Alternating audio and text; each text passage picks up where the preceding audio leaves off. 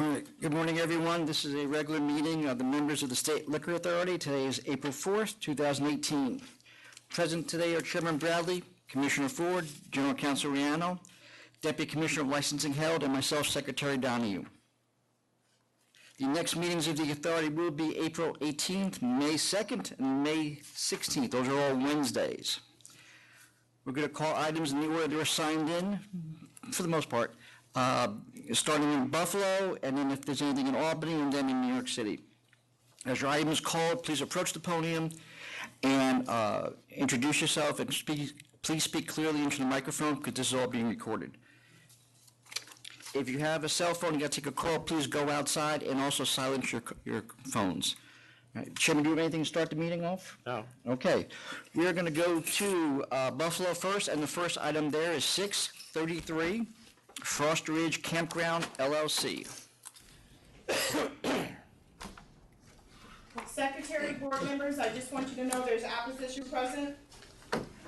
We'll hear from them. We'll hear from them first. We'll let them announce their names.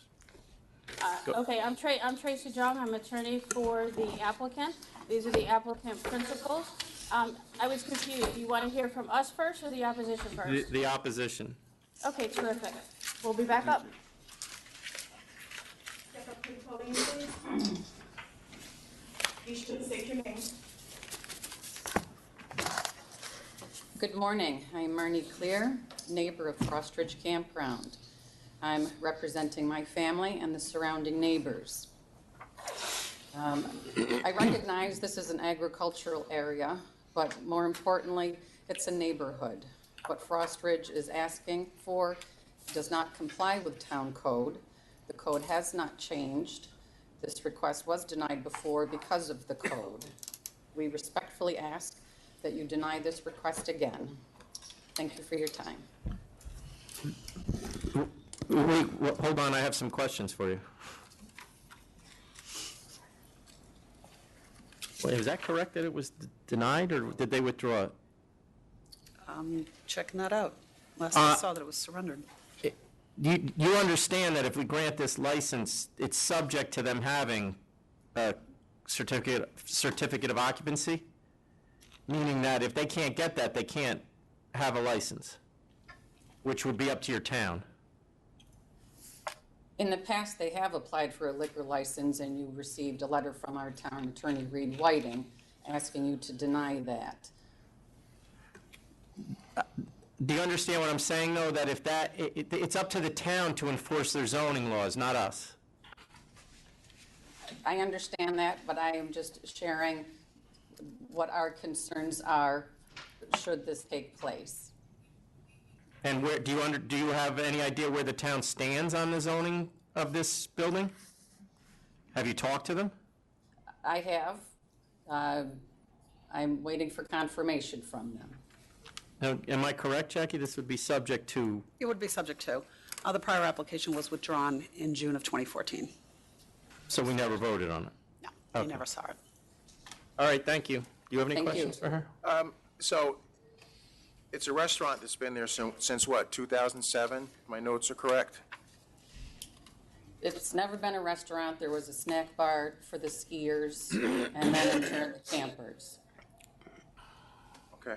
And just for the record, according to Commissioner Edmonds, there was a letter from the town attorney in 2014 opposing an application at this premise. That application was withdrawn, and according to the town attorney in this particular instance, they're not taking a position on this application. I just saw an email I have from Commissioner Edmonds.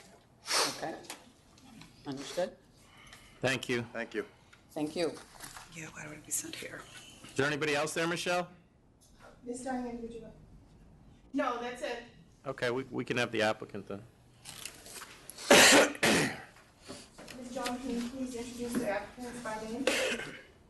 Yes, 100.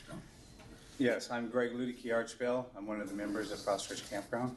And David Ludicky Archbell, another member of the campground.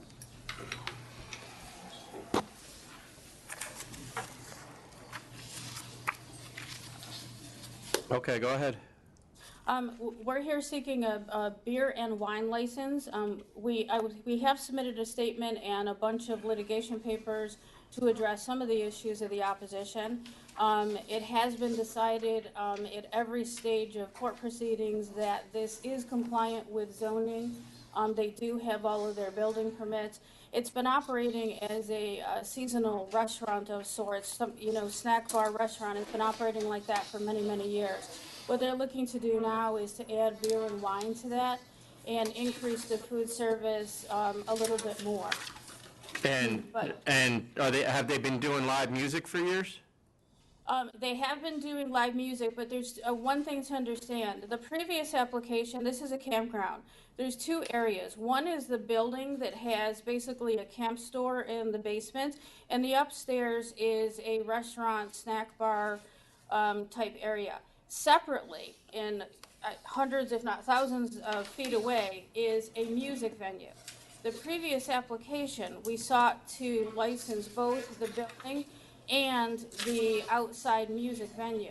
This application does not seek to license the music venue. The music venue has been operated for at least the past season, if not the past two, with temporary permits. They've got special event permits. They've operated 4 events per year without any incident from the town. Why don't we talk, well, let's talk about the area we are licensing. I'm not really worried about that if we're not licensing it.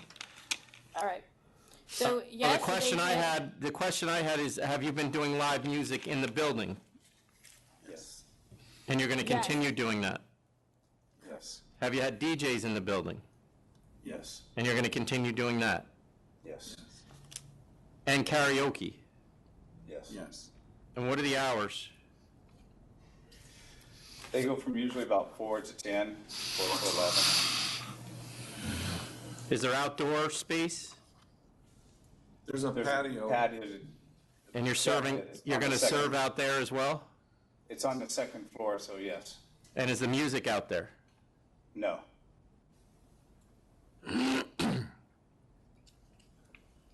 Can it be heard out there reasonably well? I'm not saying. Not from the inside. On that deck, it would be possible to hear it. I wouldn't say it's, I understand. yeah. Well, what is you it, wouldn't go onto the deck to listen to the music. That wouldn't be, Well, they open doors? How do you get to the deck? It's a side door that just goes out to the deck, and that's the only door, and that's the only way to get in, on and off the deck is the door that is in the restaurant itself.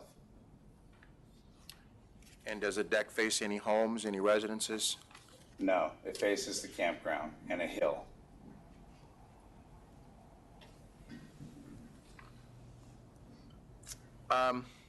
What are your hours now?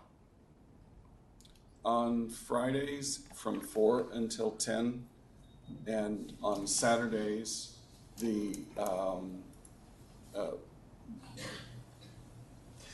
We'd be doing lunches on Saturday, so it'd be Lunches. about from noon until 10, and then we do Sunday breakfast.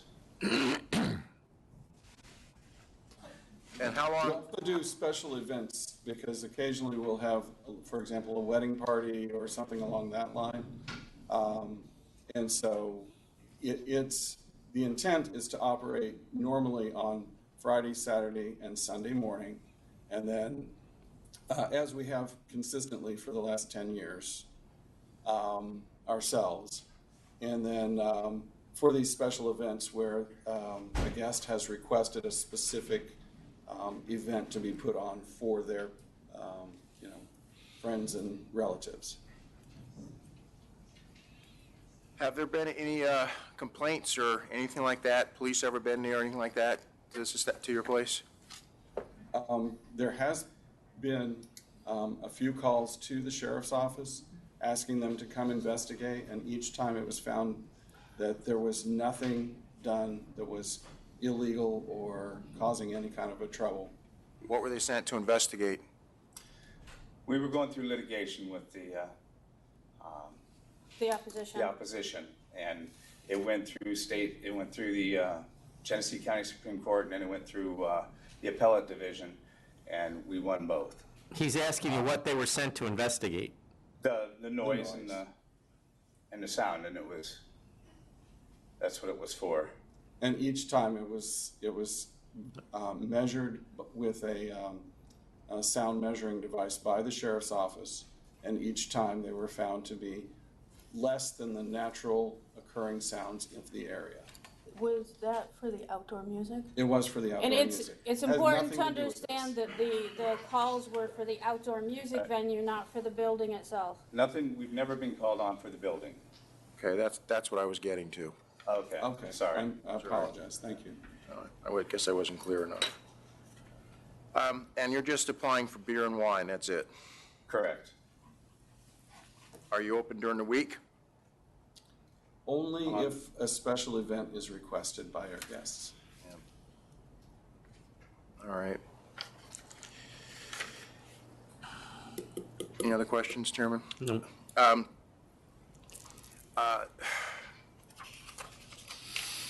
I've looked through this, and I understand his opposition. I can't see a reason to deny a simple beer and wine license to especially if it's just going to be to the restaurant and not outside to the larger venue.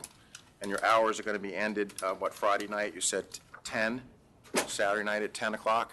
Yes, Correct. So you'll stop serving alcohol at 10 o'clock on those nights? Is that what you're Yes. telling me? correct. The town has not taken a position for or against, so I'm going to vote to approve, pending, of course, you obtaining all the other necessary permits and everything that you need to get from the town. Thank you. I'm going to vote to approve as well on the same grounds, except everybody's out by 10. Yes, Not we're stopping serving by 10. The place is shut by 10. yes. All right. That's a condition. So if that doesn't happen, you're facing charges. But on that ground, and it's subject to the C of O or whatever they need, the permit, I'll approve. Commissioner Ford, you good with the 10 PM? Yes, yes, sir. All right, the next item, 557, N. Kendall Wines LLC.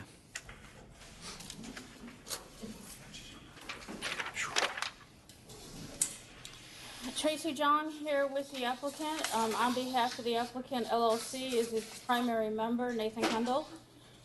This location was formerly a wine store. It was sold. It then became a branch office of a New York farm winery. That farm winery used to be on an alternating proprietorship, an alternating premise arrangement. It has grown. It relocated. It's not on a farm. So it converted its winery license from farm winery to commercial winery, and we are converting the branch office over to a satellite wine office. This has been operated for more than a decade as a small little establishment that just sells New York wines and primarily the wines made by the winery itself. It has a couple different brand lines, but primarily that's what's sold there. And occasionally, some of the other area wineries sell their wine here at retail. Is there any opposition there? No, There's no opposition present. And are you familiar with these stores? The branch wineries? Can they sell anything but New York State wine? Just New York State, no. Are you aware he can only sell New York State labeled wine in this, what you're asking for? that's all they've ever sold for the past decade. But is he still making New York State labeled wine? Correct. He's making New York State labeled wine. However, the winery is not on a farm, so it is a commercial winery license, even though he is making only New York State labeled wine. Okay. All right, we do have a opposition from a liquor store, but I don't even see that your business is going to change at all, so I'll vote to approve. I vote to approve as well. I don't have a problem with it. Thank you. All right, Michelle, I have nothing else in Buffalo, There's nothing else signed in Buffalo. and I have nothing in Albany. That's correct, sir. Jonathan, we're good to go with those. All right, the first item in New York City. 642 is Vin Family, Inc. Chairman, there's another application that's also signed in later, which is 639. There's a note in the memo that they should be considered at the same time, which is Seward Family. Are they here? Yes. Yes. So Want that one called too? Yeah. All right, 639, Oh, wait a minute, it's in here, you said. which is Seward Park Liquors, Inc.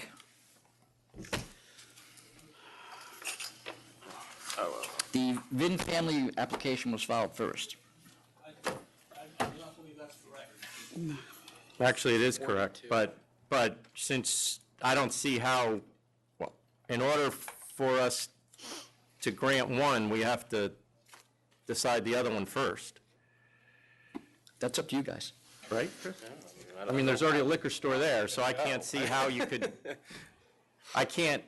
if I don't grant the removal, I'm certainly not putting another liquor store there.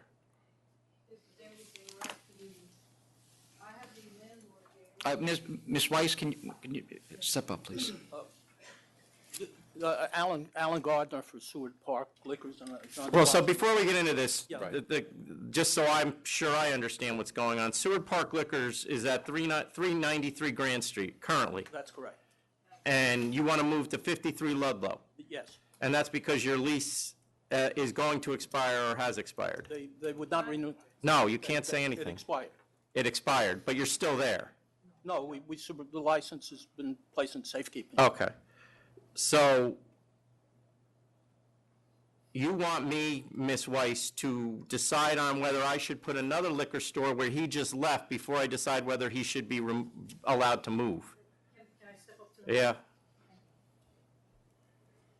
Actually, they've been out of the space for a couple of months, and they were on a month-to-month since when? Since February of last year. They've been on a month-to-month, and, But they already have a license right, and, in that area. yes, but they actually were removed from the store because they refused to pay the rent. All right, but they still have a license in that area. It was in safekeeping. But my point being that they're asking now to move to a store nearby. Which. So we're dealing with this, Right. we're dealing with their store first, is what I'm telling you. I don't care when you applied. Because what's going to happen is I'm going to look at their store, when I look at whether we should grant your license or not, as being in that area. Okay. So whether I grant this removal or not is going to be detrimental to whether you get a license or not. We had put our license in, even though we put the license in prior to. Yeah. And they had violations. And that's what Well, held it I'm up. not going to get into their violations until I start talking to them, but I'm not, we're going to deal with theirs first. Do you agree or no? Yes. Okay. Do you Just- agree? Yes. Okay. Okay, so, go ahead. Wait, who's here to oppose Seward moving? Okay. I would defer to, like, to hear any opposition. Okay, let's hear from the opposition. My name is Dong Huang. I'm the owner of Ocean One The Spirit at 273 Grand Street. And we have. Wait, where are you? 273. Okay, I got you. Ocean One. Yep. And we have other applications here on 49 Christie for a new application for the new We're license. dealing with this application right now. We're going to be, this is like all, so like 800, within 850 Okay. feet from me. So I brought my attorneys here. Okay, go ahead. Good afternoon, sir. Good morning, sirs. Board. My name is Edward Vitale. I'm here representing, I was actually retained with regards to 00641. It's another application for 49 Christie Street, which is all in the vicinity. I guess there's multiple. You're representing an applicant? No, I'm representing objectants. Okay. I'm representing Ocean Wine and Spirit, RNS 49 Liquor Corp., Delancey Wine Inc., Salgria Corp., Chin Kong Inc., EL Partners LLC, Walker Liquor Corp. Okay, so go ahead. All of these individuals, all of these companies are very close to not only with regards to this application, I think it's 00642, but also another one. And I have a more substantive application for the objection with regards to 006. We're not talking about that. Yeah, I We're understand. talking So- about this one. Understood, so I'll just note our objection, Your Honor. You're the third, your guys are the third and fourth closest store to this one? That's correct. Okay, are you all with him? Okay, all right, go ahead. Who are you? Oh, well, I'm sorry. representing the landlord for Seward Park Housing Corp. Yeah. I didn't expect to oppose his application, but if it affects our tenant coming in, I would like to say a couple of things to oppose the removal of the application from our. Are you, what, would he even have standing? He's a landlord. Go ahead. Can you just note your name, please, first? Full name Gelson Frank Durant. I'm You're the landlord for 393 Grand Street? Yes, sir. Okay. And you're opposing them leaving? I'm not opposing them leaving. I'm opposing the license from being pulled from our property. There's been a liquor store. The license is not with your property. That's what you don't understand, I don't think, or Ms. Weiss doesn't understand. The license doesn't go with your property, it goes with them. Okay. So I don't know what, you could have bought the store, but if he moves, he moves. Okay. Then I'll speak in favor of our licensee. There you go. Go ahead. Wait, Ms. Weiss, do you want to raise your issue?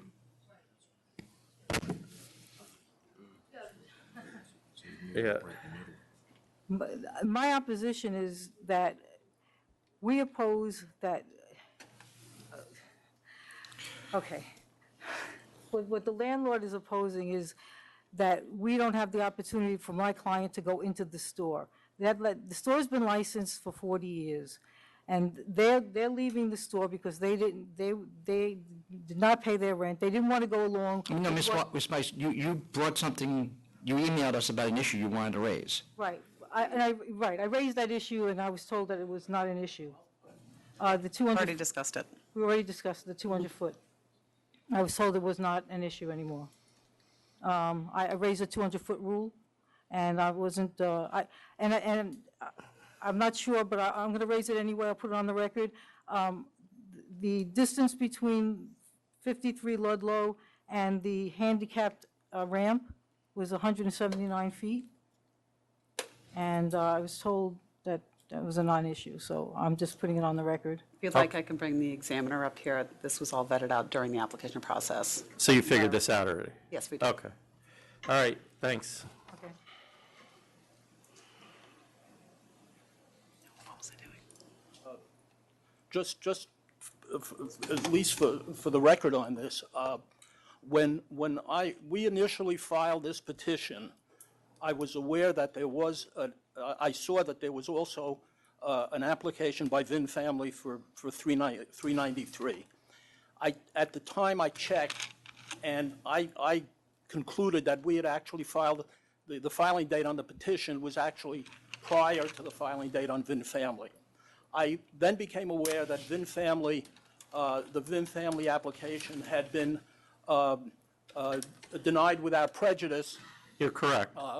And I was unaware that it had apparently reactivated or a request for reconsideration. So I was unaware that it was going to be on the agenda today. Okay. To the extent it's. So why are they leaving? Why did they leave? Obviously, they're not. They wouldn't renew the lease. Mr. de Blasio has been there for 44 years, never missed a rent check, was a good tenant, was given no reasons for regarding behavior. All right, so they wouldn't renew the lease. And how far is he going? He's going several blocks. I think it's 3 blocks. It's a little closer to some stores, further away than other stores. But he's really staying in the neighborhood with his clientele. There isn't going to be any major changes in the kind of business and volume of business transacted because of a move of only several blocks. Did he have storage in the basement in the old store? Yes. So it's the same size store? No, yeah, it's about the same with So storage. this store is 750 square feet, including the basement, and the old one was about the same? No, this store is 955, Upstairs? And do you have downstairs too? Upstairs is about 1,000 to 900 feet. Okay. And that's all storage. Now, Are the four closest the same or just shuffled? two of the four are the same, and there's some shuffling. I can look at this I think other, the I first can look and at this third, other yeah. application, actually.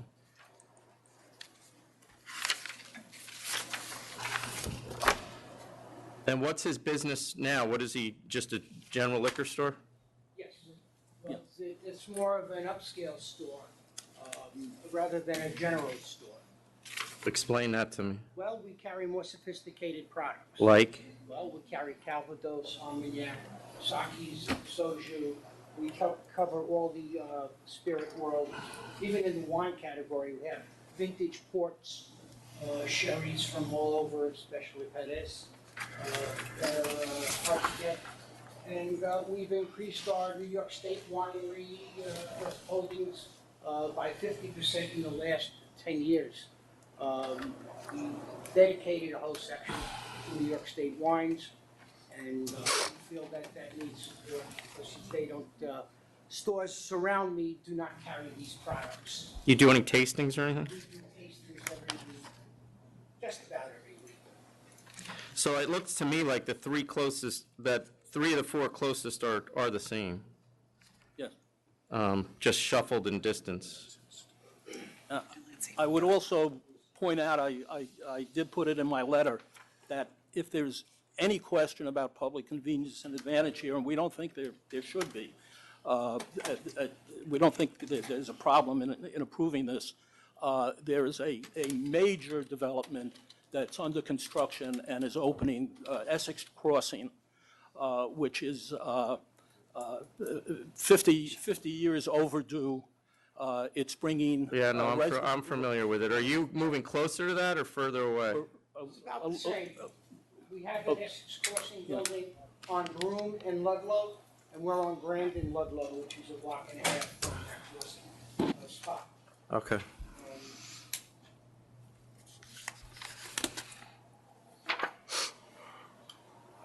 I did want to mention one other thing, if I may, concerning the type of store that I have. Mm-hmm. Okay, I've been in business for 44 years at that location, and in 2006, we expanded. The landlord was gracious enough to give us some more space because of our success, and we expanded our shop from 420 to about 1,055 square feet. Before that happened, we were rated in Zagat under the marketplace as a 26 rating. I didn't even know they rated liquor stores. Well, they did market they did market survey. And we got a 26, which is excellent for service. We were touted on our selection of wines, and we do carry, which is mentioned here, kosher wines, which we do have a large kosher area on the Lower East Side that we have serviced for 44 years. And none of my competitors at all carry kosher wines. And this is what was touted in the Zagat survey. Okay. I'd like to just continue servicing the neighborhood. It's a family store run by myself and my sons. We've been there forever.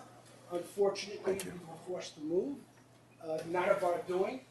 And there'll be more said about that in the future. But at this point, we had no choice but to move further west due to the area having many different synagogues, churches, and schools. The retail space was very limited, and we did find one that would suit our needs, and I just hope you grant us this opportunity to continue servicing the neighborhood, which we have for so many years. Okay. Is Mr. Liu here as a protester? Sean Liu? No? No stories, a resident.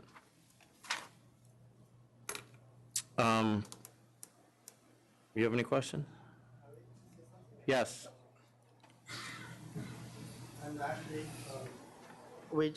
as he said, we all carry kosher wines, and we all have like New York items. Like we carry like New York wines. We have this. I'm not following your objection though for him moving, because he's not really moving. You're already in competition, or you were up until 2 months ago. You're already in competition with him. No, I mean, am I wrong or? That's like a move which is only half block from the SS Street stores. It's called Delancey But Wine. he's not a new store, is what I'm telling you. He's gone from like 3 blocks away from you to like around the corner, around the other side of the block, correct? So, He moved a little closer, but he was still competing with you. Up until 2 months ago, right? I'm not sure when did that. Well, he's not there now, but he has been. When did you leave? January 8th. Okay. Can I get 2 minutes? yeah.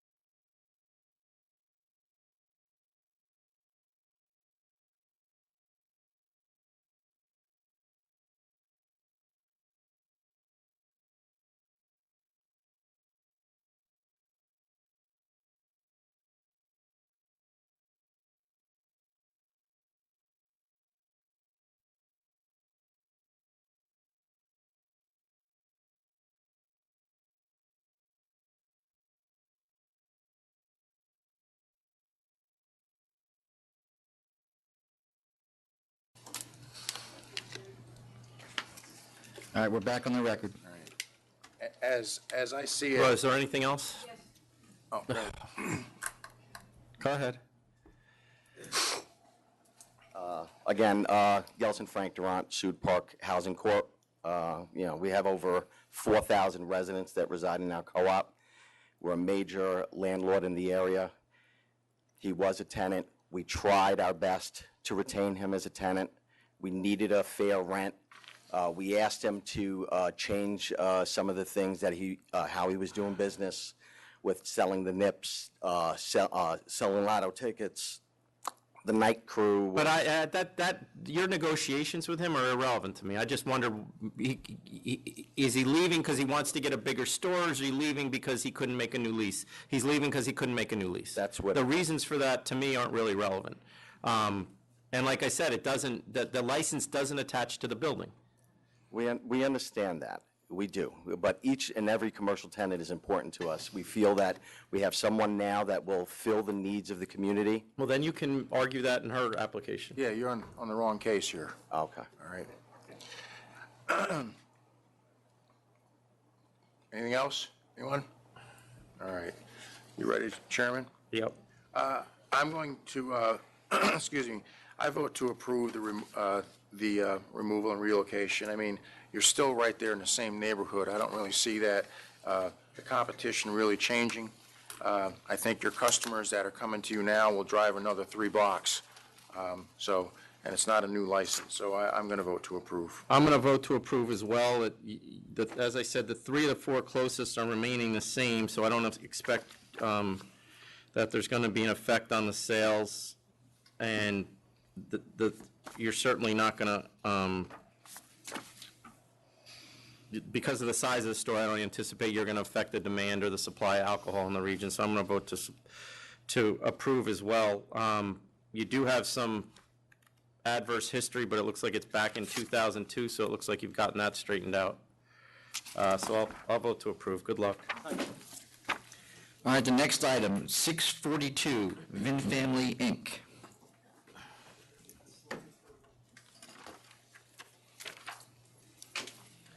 You guys object, now you have to come back again. You are, and you're going to object to this as well. Okay, let them, you put your name on the record, go ahead. Stacy Weiss for the applicant. Can I just ask you a question about the adverse history on, Yeah, well, no, we already voted, that's over. So you can ask me after the hearings today, but other than that, no. We already voted, he's got his license. okay. So let's hear from the opposition.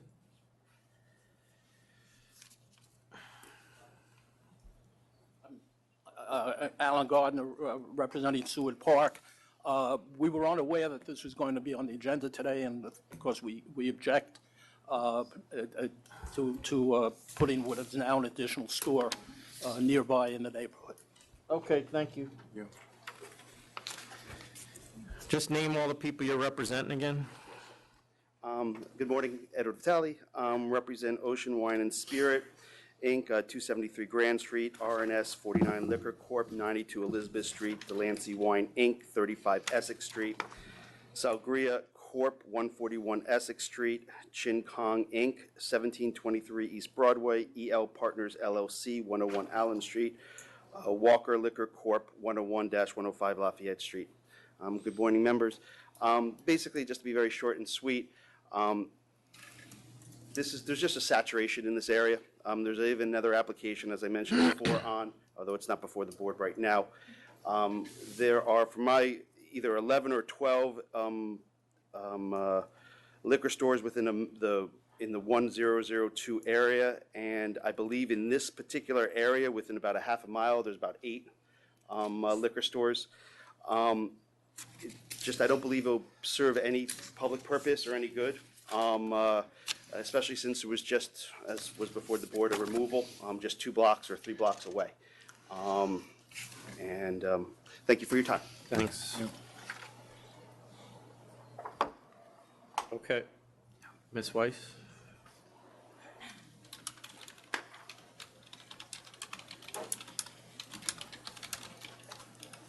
Okay, the applicant would like to go into the now vacated 393 Grand Street location.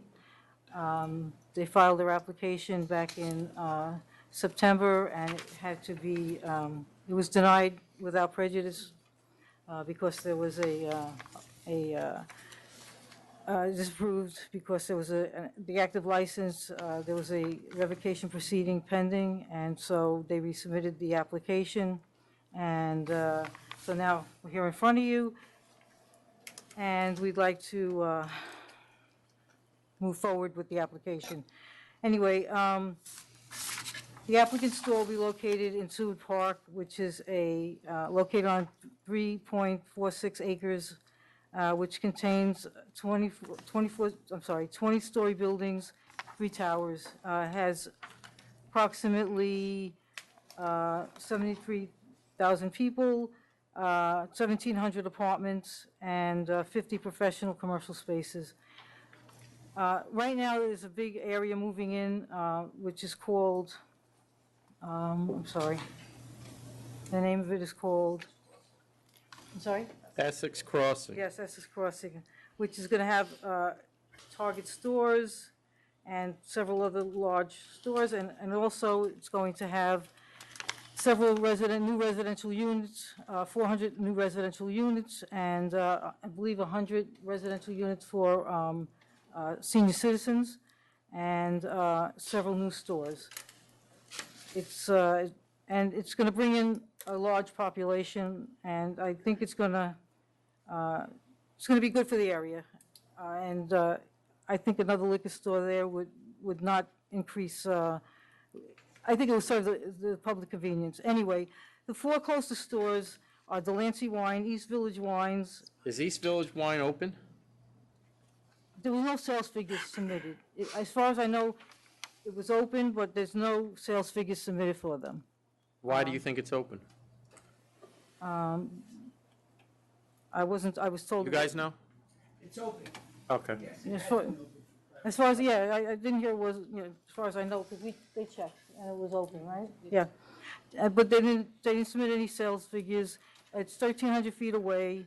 They have no delivery, they have no media outlets, they have no wine tasting. So, and it's 1,300 feet away. Delancey, which is an 800-foot store, over 700 feet away. They've been there for about 10 years. They've showed increasing sales for the past several years, since 2013. And as a matter of fact, they've had a 15% increase since 2016. Yifeng, that's the only. They've had a 15% increase since 2016? They had- Because I only got half a year for 17, so how are you doing that I said in math? 2016, they had a 15% increase. Between 15 and 16? Yeah, yeah. Okay. Yeah, sorry, I misspoke. But they've had a 5% increase since since 2013 to 2015. Yifeng, which is a store that's about 1,700 feet away, they've only opened Monday through Friday, from 10:30 to 5:30. They're closed on the weekends, and they carry a lot of Asian alcohol only. And they cater to Asian weddings. They show a decrease, but they're only open Monday to Friday. Which two stores are bulletproof, Ms. Weiss? Yes, two bulletproof stores. One is Loon Chun, which is 1774 feet away. And the other bulletproof store is, I have it here, is Yifeng. The two further stores away are bulletproof. Yifeng, what was the first one? I'm sorry. Yifeng and Loon Chun. Chun, yeah.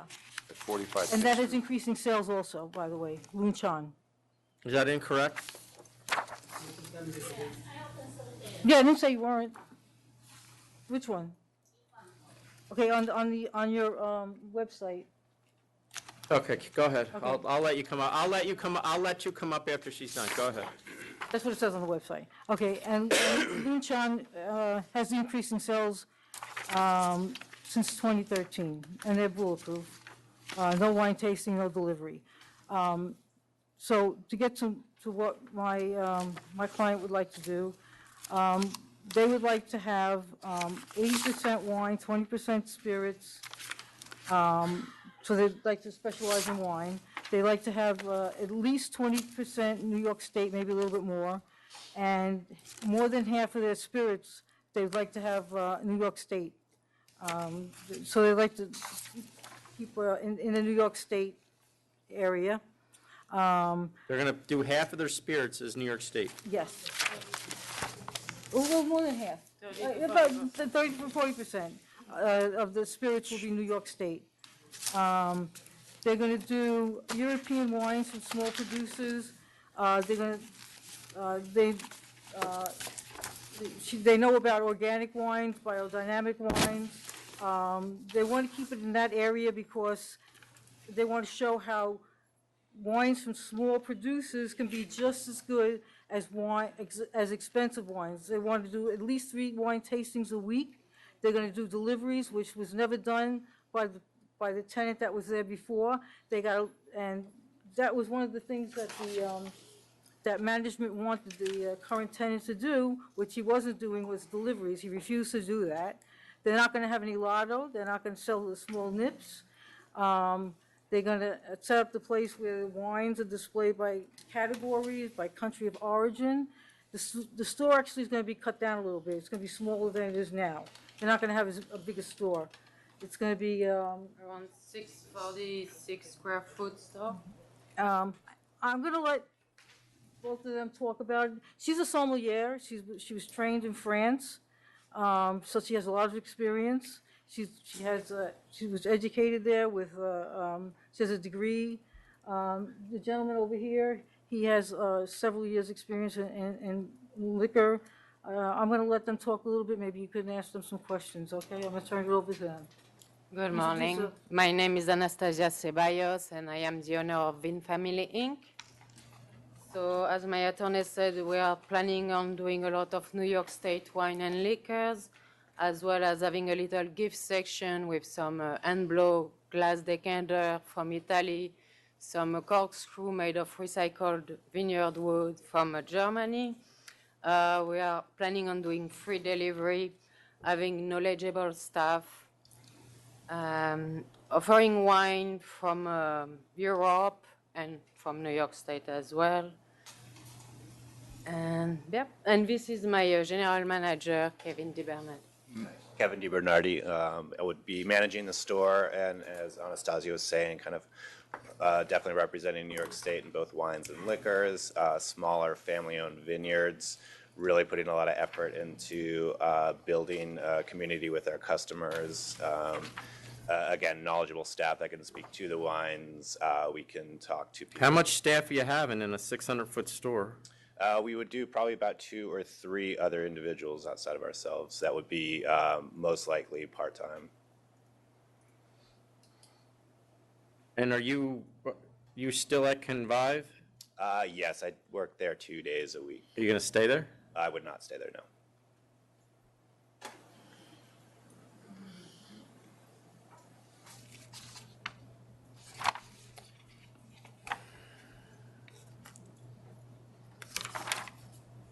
So are you, I'm sorry, are you essentially keeping the same footprint of the store that's leaving? No, it's been cut in half, I think. A little less than half. Yeah. It was around 1,000 square feet, I believe, and it will be 676 square feet upstairs. Upstairs, and then there's a downstairs storage area.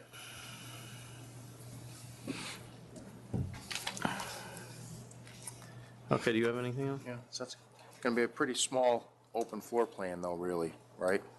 Only 600 square feet? Yeah, yeah.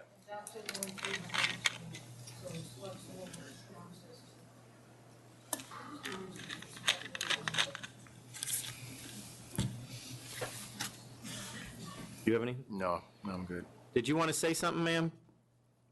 About your hours? Yeah, come on up to the microphone.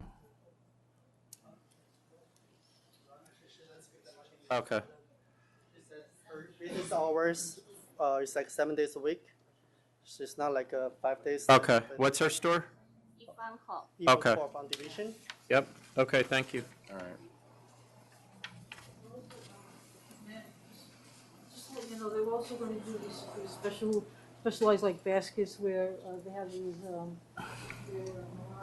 Yes, wine decanter from Italy, corkscrew from Germany, some wine glasses. specialized, yeah. Yeah, she mentioned that. Yep.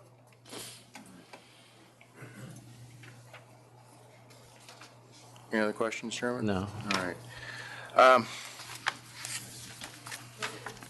I'd like to speak, please, in support of Vin Family application. Sure. State Who your are name, you? please. My name's Robin Goldberg. Hello, Chairman Bradley. I'm a member of the Community Board 2 SLA Committee. I've generally... Are you speaking for the community board? I am speaking in... No, I am not speaking as a representative of the Community Board. I'm speaking as a longtime friend of the Sabalas family and also as a native New Yorker, someone who spent a lot of time as a child on the Lower East Side. And just to not be redundant about anybody else's take on the Lower East Side, Seward Park, as well as Hillman Housing, East River Housing, Amalgamated Dwelling, were all built by the Garment Workers Union in the early 20th century. In the 90s, the co-op decided that tenants could sell their apartments at market rate, which really changed the dynamics of the neighborhood. So although there are roughly 50% of original tenants in the neighborhood, and it does still remain authentically New York, there really is an influx of many young, professional, vibrant people who still seek affordable housing, want to be part of our community of New York. And so the landscape, there's a give and take of what's needed, what, maybe is old and different. I don't think that this shop is the concept is in competition with your typical wine and spirits store. It's what the neighborhood is evolving toward. Young professional career people with families who like to go to a neighborhood, small, family-owned business shop to buy fine wines and understand wines with classes, with tastings. So I'd like to just talk a second about Anastasia and who she really is, because she's worked her entire life, and she still continues to work. I think that that is her biggest DNA. She's a mother, she's a wife, but she's also an accomplished professional in the hospitality industry, from service to management. She really is hospitality. When you go into a restaurant or you go into a shop, you really want to see someone like Anastasia who understands how to deal with people, but also understands the material that she's working with. So is it fine wines? Is it curated, small batch distilled spirits? Is it bric-a-brac from other countries, from New York, from wherever? She really, I think, is the one to promote that. Her exposure in working with some of the most successful restaurateurs, directors of private clubs, meaning leisure work venues, really qualify her as a connoisseur of what's trending today. She has the acute knowledge of blending approachable, affordable, exciting wines to her shop, and also offering tastings, classes, and curated selections of bric-a-brac, as was mentioned. The shop will represent family estate wines from small producers, from boutique wineries, and also the trend of organic wines. Basically, 20% of the shop will be dedicated to spirits. Now you're starting to be redundant. We've heard this. She's curated. And just so you know, this isn't going to come down. She clearly is qualified to own a liquor store. I don't think anyone's going to argue that. That's not really what this is going to come down to. But from my point of view, this is very different, again, from a typical wine and spirits, your big box brand of liquors that are there. This is really not that type of store. And I think that it really services this community. And I think that it also, supports small business, new and innovative, something that our Manhattan Borough President, Gail Brewer, has really been on the docket about, something that our governor believes in. He's interested in promoting craft distilleries. He's interested in, and as Gail Brewer, not having empty storefronts, and really being a collaborative business that draws in the community. Okay. Thank you. Thank you.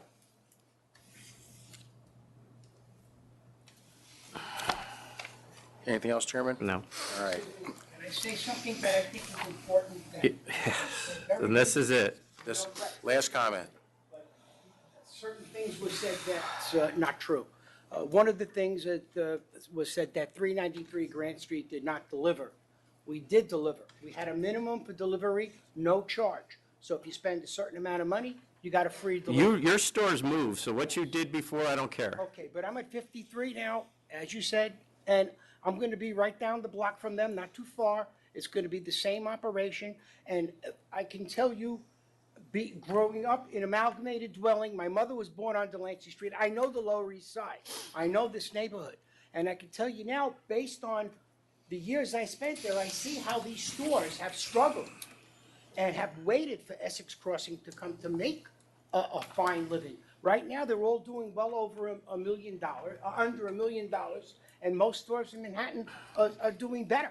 And if you add another store to the mix, where's it going to put everybody else? And they're trying to say it's so unique. There's nothing unique at all about this. Okay, all right, thanks. All right. All right. I'm ready to vote.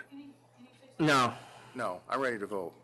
I think the applicants here are just excellent candidates here, but I'm still going to vote to deny based on the location, the fact that Another store that we just moved is still right there in the neighborhood. And there's another store that we just licensed, actually a little further away, but it was like just a year ago, EL Partners. That's a little further away, but nonetheless, a new license. I just don't see. Actually, that's not a new license, but we did license one 2 years ago, you're right. Okay, all right. Ocean Wine and Spirits. Ocean. I'm sorry. Okay. So anyway, I'm just not seeing a public advantage, convenience and advantage being met by granting another license right there in the same location. So I vote to deny. I'm going to vote on the same grounds to deny it. Like he said, they're both great candidates, but I don't see that the numbers support that there's an uprise in demand. Maybe when those buildings go in there, which I know they're being built, but there's nobody in them yet. Maybe there will be an increased demand, maybe there won't. But right now, I don't see one, and particularly because the second closest store, which is open, we don't have any numbers on. They didn't respond. And then the third closest store, while it's not a new license, or the fourth closest store, while it's not a new license, it did just get purchased, so we don't have numbers on that store either. So it's tough for us to figure out where the sales are going and what the demand is. But as he pointed out, most of the stores here are not even making $1 million, which is in Manhattan a very low amount. So I just don't see the demand for the alcohol at this point. All right, next item, 629, Jenkins Rest Corp.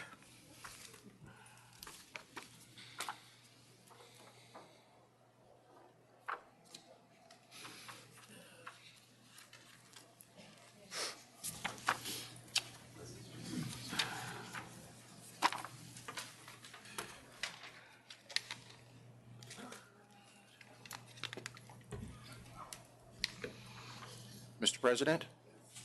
I just wanted to say that, Mr. President. Thank you. All right. All right. Gerald, President. We're back. Round two. Yeah. We submitted the application, Stacy Weiss for the applicant, Gerald, President. We submitted the application, and we submitted additional documents as requested. Was he part of this place No. before, when it got No, canceled? No, there was his nephew was Andrew, President. And, Your nephew ran it when it got canceled? Yes. Is he going to be working for you here? No, But you did apply jointly at one point. right, that was the last application. We Okay. withdrew that one, and he was a part owner. Anyway, Andrew has no ownership at all. You own the building? He lives there too. He lives on the second floor. Oh, you do? Yeah, he lives upstairs. Well, what's he going to do different? Because it seems, no, I'm not going to attribute his nephew, would you say your nephew ran it before? Yes. Okay, But what's he doing different? It looks like it's the same Oh, no, no. method of operation. No, it's completely different now. Right now, before he was gonna have the DJ and that's all out now, the dancing, all that's out. It's just gonna be a lounge, a bar lounge in the front of the place. The back is all closed off. It's locked. It's a storage area. It's just the front bar area. And it's just gonna be a bar. What are the hours? I think it's 8 to 2 during the week, and Thursday, Friday, and Saturday, 8 to 4. I got 8 to 12 in the application.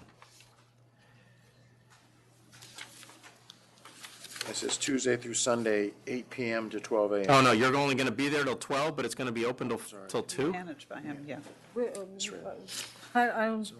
He went to the community board. The community board gave him, But I'm asking him, you're going to manage the place, but you're going to leave at 12 every night? well, he lives upstairs. I live upstairs. Then why'd you put in here that you're going to leave it at 12? He doesn't, I don't know. There's a question that says, the nature of activities and hours you will devote to the business. Did you fill this out? It says Tuesday to Sunday, 8 p.m. to 12 a.m., manage and oversee operations. Well, he's gonna have a manager there. He's gonna have a separate manager. How long is he going to be there? What hours are you gonna be there? I put that he will be there during the week because I work. He has another job. He's gonna be there from 8 to 12 from Tuesday to what So day? he is not going to be there every night past 12. He's not going to be there anytime. What do you do when you're not doing this? When I'm not Yeah. Because I'm working. That's what do you do? What do you do? I do construction. What about Saturday and Sunday? Saturday and Sunday, I don't work Saturday. So he's gonna be there I'll Saturday and Sunday? Sunday the whole time. The whole time, Saturday and Sunday, just during the week? He's Just not gonna during the be- week. So Tuesday through Friday, he'll be there from 8 to 12, and then Saturday and Sunday, he'll be there from But 8 I'm to 4. upstairs anyway. He'll be there from 8 to 4, Saturday and Sunday. He's off, the place is closed Mondays. Community Board had no issues with the hours of being the 4 AM hours?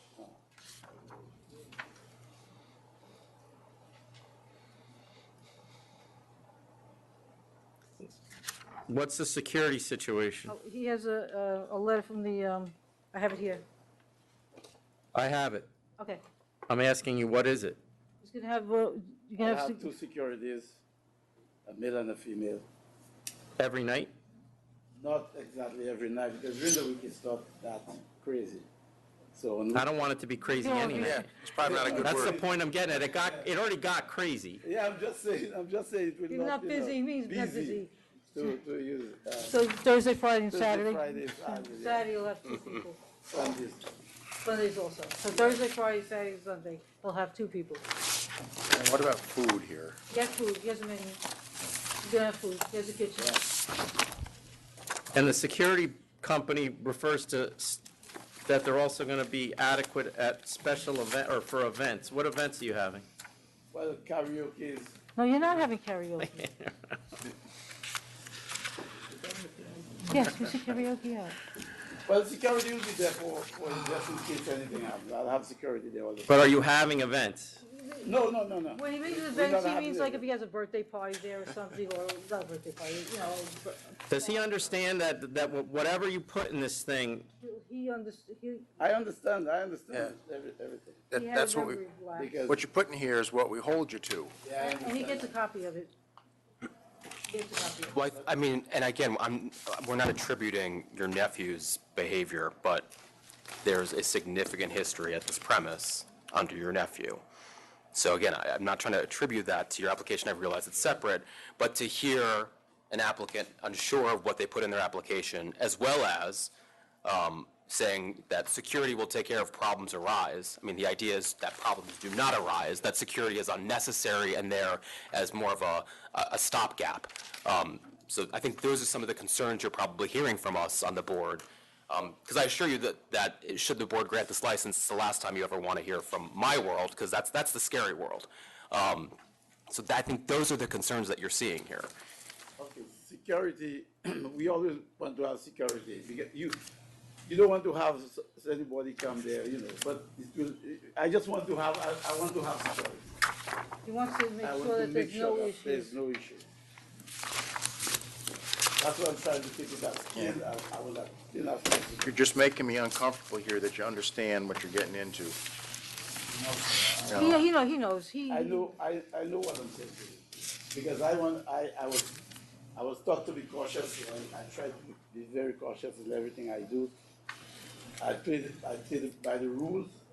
This is what you ask for, this is what I do. I'm not I don't do it in the end. All right. I tell you what, Mr. President, I'm willing to give you a shot here, but I'm going to put, only because the community board actually recommends approval, and they never do that. So the fact that they did go that far, I'm going to vote to approve, but the hours, I'm going to kick it back till 2 a.m., at least for a year. And then you come back with no violations and show us that you understand how to run the business, and feel free to reapply. You understand? yeah, I'll vote to approve on those grounds, but I am going to reiterate, and it should be on the license, no DJs, no karaoke, no live music, no promotion or promoters, inside or outside promotion, no dancing, and security every night. Ms. Weiss, we will depend on you to Licensed security do every all night. this with Mr. President. Yes. All right? Got it? Security. And what did we say, 2 o'clock every night? 2 a.m. on, Yeah, 2 a.m. yes, Across the board. across the board, 2 a.m. And I don't, I mean, as Commissioner Ford pointed out, the community board recommended approval. Had they not, I would not be approving this. Right, that's pretty much the only given reason why. Could he have? some of the answers we got here, but Could he have, you better quit while you're ahead, actually. No, he said, I'm not asking for time, I'm asking about. You're the asking security. for something. No, he said security every night. Yeah. Did he have one security Monday through Wednesday, Tuesday? I don't care how many, he at least one security guard every night. That's not. Yeah, licensed. Oh, of course. Because what's going to happen is, as he's pointed out, if something goes wrong here, like it has in the past, oh, and your nephew's not allowed in the place. And if something goes wrong here, as it has in the past, this is going to go straight to revocation. So I wouldn't even bother coming in and asking for a plea or anything, Okay? given what went on. All right. Commissioner, Thank you're you very okay with much. the nephew rule? Yes, sir. Okay. All right, next item, 614. This is a request for declaratory ruling regarding the tied house laws and a trademark and ownership agreement. Robert Romano, and I'm with, I'm Jeffrey Smith. So I know who you are. Who are you? Jeffrey, I'm sorry, we both represent Oh, okay. Greenville Enterprises. Okay. LLC. And just to give a little bit of background, Bob and Jeff, as the members are aware, you and I and members of my office and the secretary have been having pretty extensive discussions on this question. I just wanted to say thank you for both the candor and obviously the time that's been spent on this. And I would like to take this opportunity to thank the authority for all their cooperation over the last several months. It's been a pleasure to work with everyone. Thank you, the council's office. So this is asking us to answer one specific narrow question, correct? Correct, that the facts as presented do not, will not be a tied house violation. We're not asking at this time for anything with regard to the applicant. Okay. All right.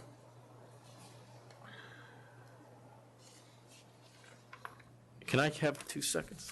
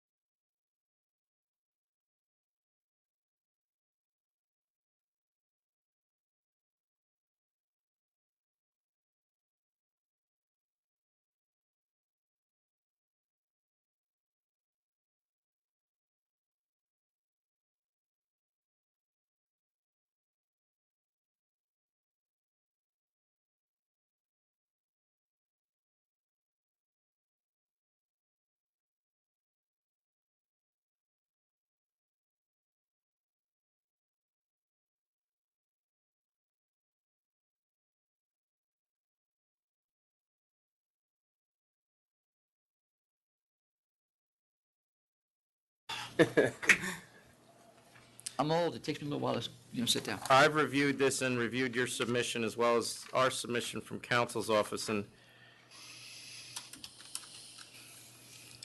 the only question we're asked to determine is whether Margarita's proposed grant into an irrevocable trust of its interest in manufacture and wholesale trademarks, naming of a completely independent trustee who has no affiliation whatsoever with Margaritaville Holdings, does not violate the ABC's tied house prescriptions, and I find that it does not. So I'll grant the declaratory ruling on that narrow question. I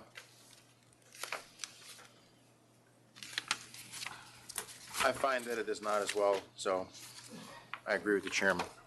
Thanks. Very, very much. And again, thank you. Thank you both. Counsel's office. Thank you. The next item, 656, Pembroke Hospitality, Inc. Robert Romano here. I'm representing Pembroke Hospitality, Inc. I'm here with, I brought today Sana Ahmad. Mr. Ahmad was the individual who was accused of being the availer in the charge at hand. And we have, on Pembroke's behalf, I have submitted an offer to withdraw the original $6,000 offer, to withdraw that and offer a cancellation in bond. However, we are open to going back to the $6,000 penalty in the event Pembroke is allowed to remain open and Mr. Ahmad, who will explain why the events occurred, and allow Mr. Ahmad to file for a corporate change and become the sole shareholder of Pembroke. You want to explain what actually occurred and why it occurred? Yeah, my name is Sana Ahmad from Pembroke Hospitality. I actually started working at Pembroke Hospitality as a manager in June of 2016. And on January 1st, 2017, I decided to purchase a stock, and the previous owners decided to transfer the stock in my name. And so I became the owner and the president of Pembroke Hospitality on June 1st, 2017. It was never my intent to avail the license. It's just that I was not aware of the rule and the process. So, and if it wasn't for a mishap that occurred in March of 2017, when one of my employees actually sold the beer to a minor, and as a result, I was penalized, and my license was suspended actually in, I believe, in September of 2017 for 13 days. And at which time, when the investigator came to take the license, I gave a state testimony and then signed that testimony. And in that. But do you know that our investigator talked to Mr. Piyush as well after that? That I don't know. Well, he talked to him in October. He talked to him in October. Piyush Parikh. And he said that you were not the owner. On October 3rd, which is after we picked up the license, our investigator spoke to him and said you were the manager. I was the owner because I had the transfer of stock in January of 2017. He was asked the question and answered directly to the investigator. I get that, but the other guy's saying he doesn't own it, and then you came to pick the license up after we suspended it, right? That is correct. Yet, you had a notarized letter from the former owner. Piyush Parikh, right. But the point I'm trying to make is that the investigator or Piyush Parikh, or nobody ever told me that I had to do something in order to get the. You never wondered why you needed a letter from the guy you bought the business from to get your license back? Again, I was not aware of that. Is this the first time you've owned anything? That's correct. You've never owned another convenience store, deli, or anything? Never. You have this already filed? This corporate change? Excuse me, I believe it was denied, or was it? We have a new application that was denied based on the charges. Right. So he filed his own application. Oh, well. So we'd like the opportunity to. All right, I'll give you $6,000. And allow him to. Yes, but. Well, that will be subject to the application and the process, not guaranteeing anything. Subject to the check, too. Details. Caching, yeah. Okay. I'll go with the 6,000 as well. Corporate change, yeah. No. You might need to remind me when it comes to you. Well, actually, I don't even care. No, it doesn't need to come. Mr. Romano, you'll steer him through this, I'm sure. Thank you very much. All right.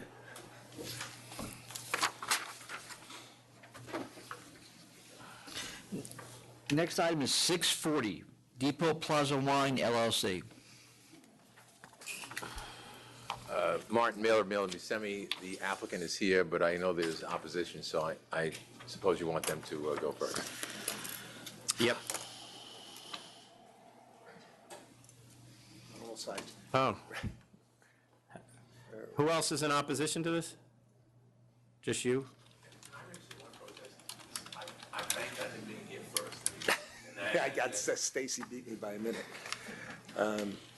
Okay. How do you think Mr. Dano feels? I think he thought he was first. He still does. He was, I moved him down to the bottom of the list. Okay, Robert Romano, I represent Cask Fine and Rare Wines LLC, which is the second closest store.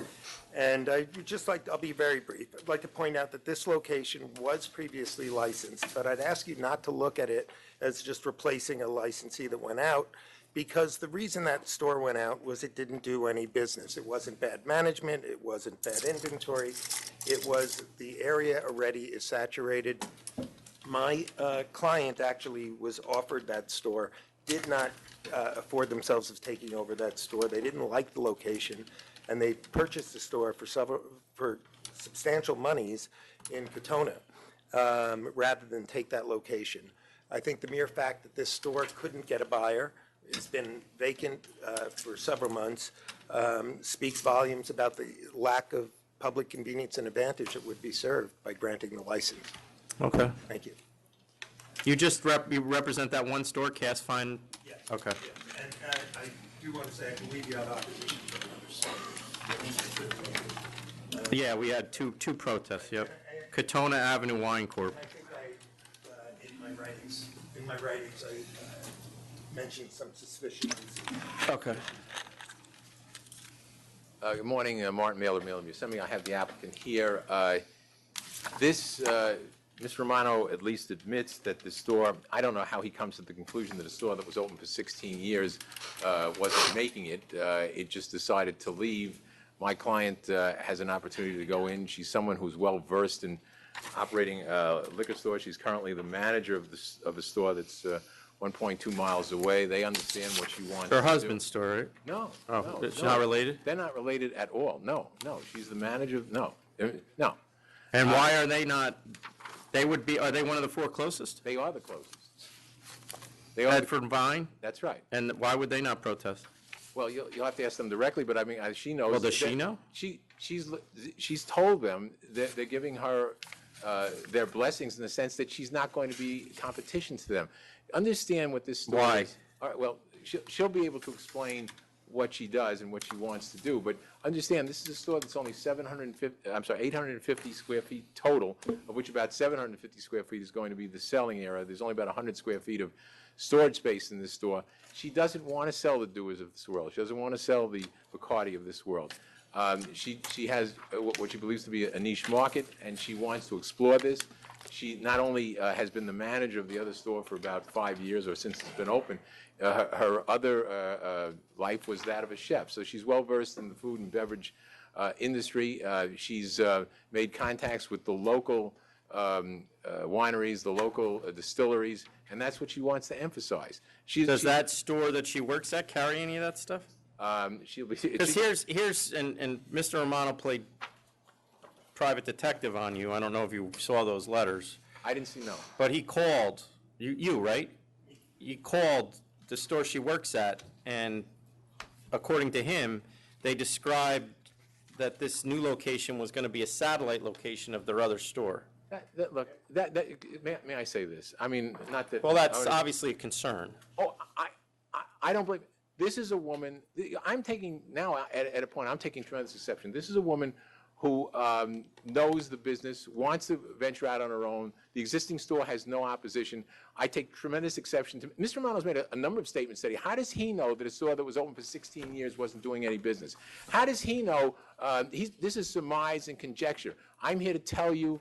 Well, the telephone call isn't unless he's lying to me, which that would be a first. You know what? I don't want to cast aspersions, but where is his? Well, I'm not going to get into a fight between you two. I'm just asking. This is not going to have any affiliation with this other store. You're aware that you can't. What? Let her tell you, please. I mean, this was made very clear by me when I first took up this application. No, there's absolutely no affiliation between the stores. They probably won't even be selling the same product to a great degree. She just wants to venture out on her own. This is an opportunity, and that's all this is. This is a store that was open for 16 years.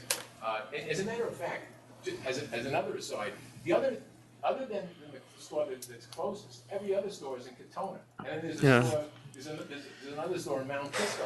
It isn't even in the same town. Hamlet, right? So, and in terms of though parking, there's a railroad station directly across the street that has more than adequate parking for everyone. The people that come off the train were used to purchasing alcohol. She wants to go more high end. Bedford Park is an area, as I've shown you by the demographics. It's a very affluent area. She knows the market in the area, and she just wants to explore it. And again, I mean, she'll say whatever she wants to say, but I take tremendous exception to any inference being made that this is merely a satellite of another state. No, I think his concerns were obvious, given how close the other store is, and most stores would protest. And so he called to find out. I don't begrudge him that. I actually went to the store, bought a Brunello. Well, that was big of you. It was a good Brunello, too. And at that time, I was told, I asked the salesperson, this was on March 19th at 3:30. There was a young gentleman there, and I asked for you, and he said, Margaret is not here today, and I asked him if they're opening it. I heard rumor you're opening another store, and he quote unquote, we're working on it. All right, well, I mean, she's aware of her obligations, and she's represented, or through her attorney has represented to us that she's fully aware of it, and there's, if that happens, there's gonna be big ramifications. Okay, thank you. You want to hear? Yeah. Please. Hi, I'm Margaret Burdick. I'm the applicant.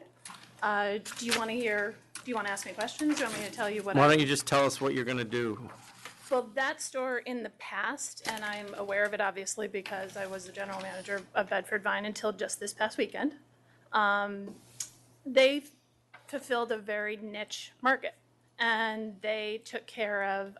So you're pretty confident? I'm pretty confident that, yeah, I'm pretty confident I'm that just they, kidding. yeah, no. You quit your job before you got the license? Yes. Well, essentially, They take yes. you back or no? I think so, probably, yes, if need be. But I understand what is necessary in this area to take care of upper echelon client. We, right now, at Vine & Company, we take care of people that are going to a grocery store. And it's a very different mass market, big box kind of store. And the store where I would like to go into, that previously had a license, was taking care of people. They were filling their wine cellars. They were doing much more boutique, much smaller. And that's what, as Martin said, I have a background as a chef. Customer service is really my background also. I also have been the general manager for 5 years at Vine, and I have a lot of experience working with local customers. And it's really, our grocery store area is not conducive to the high-end. And you're right in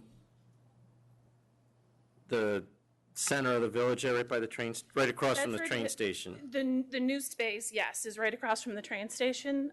Vine & Company is about 1.5 miles down the road in a strip plaza, so two very different animals. And is that public parking all in front of you now? It's public parking in front. There's also. Oh, I got it, forget it. I can look Yeah, right there's here. also a parking lot for the train station. There's parking on the street, and then there's a large parking lot behind the train station also. Okay.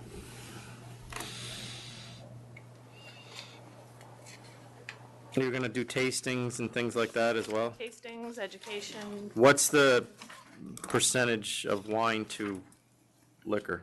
I don't know exactly yet, but I'm going to say I would anticipate probably 70-30. I have a feeling we're going to do far more wine. I mean, obviously, I would have to see what people buy. Okay. I don't have any questions. I'm going to vote to approve. I mean, there were 2 other licenses recently issued, but both of them before this one closed. So I'm going to vote to approve basically, well, completely and solely on the fact that it was previously licensed through October of last year. I'm going to vote to approve as well. Just the location, I think, is a clear public convenience and advantage. He obviously knows the business, and the store was recently licensed, and it's a very small store. I think it's actually good for right where it is, so good luck. And for all the reasons he said, too. I appreciate it. Yes. Next item is 631, Add Restaurants Group, Inc. We're going right down the pile today, Mr. Donahue. I mean, no last-minute substitutions. Not yet. Not yet, anyway, we got a ways to go. All right, Mr. DeLuca, the first thing I'm going to ask you is Hempstead. They okay with this? Let him put his name on the... Oh, yes, Patrick DeLuca, I'm here to represent Mr. DiMaggio for his application. And yes, they also requested that he close at 2 o'clock, which is part of their application. And they're in support of him. He's met with them twice. He got all the permits. Do we have any letter or anything? That's what I was looking for. You should have something that says that they're not in opposition. We don't. I didn't see it. Hold on. He's met with them several times.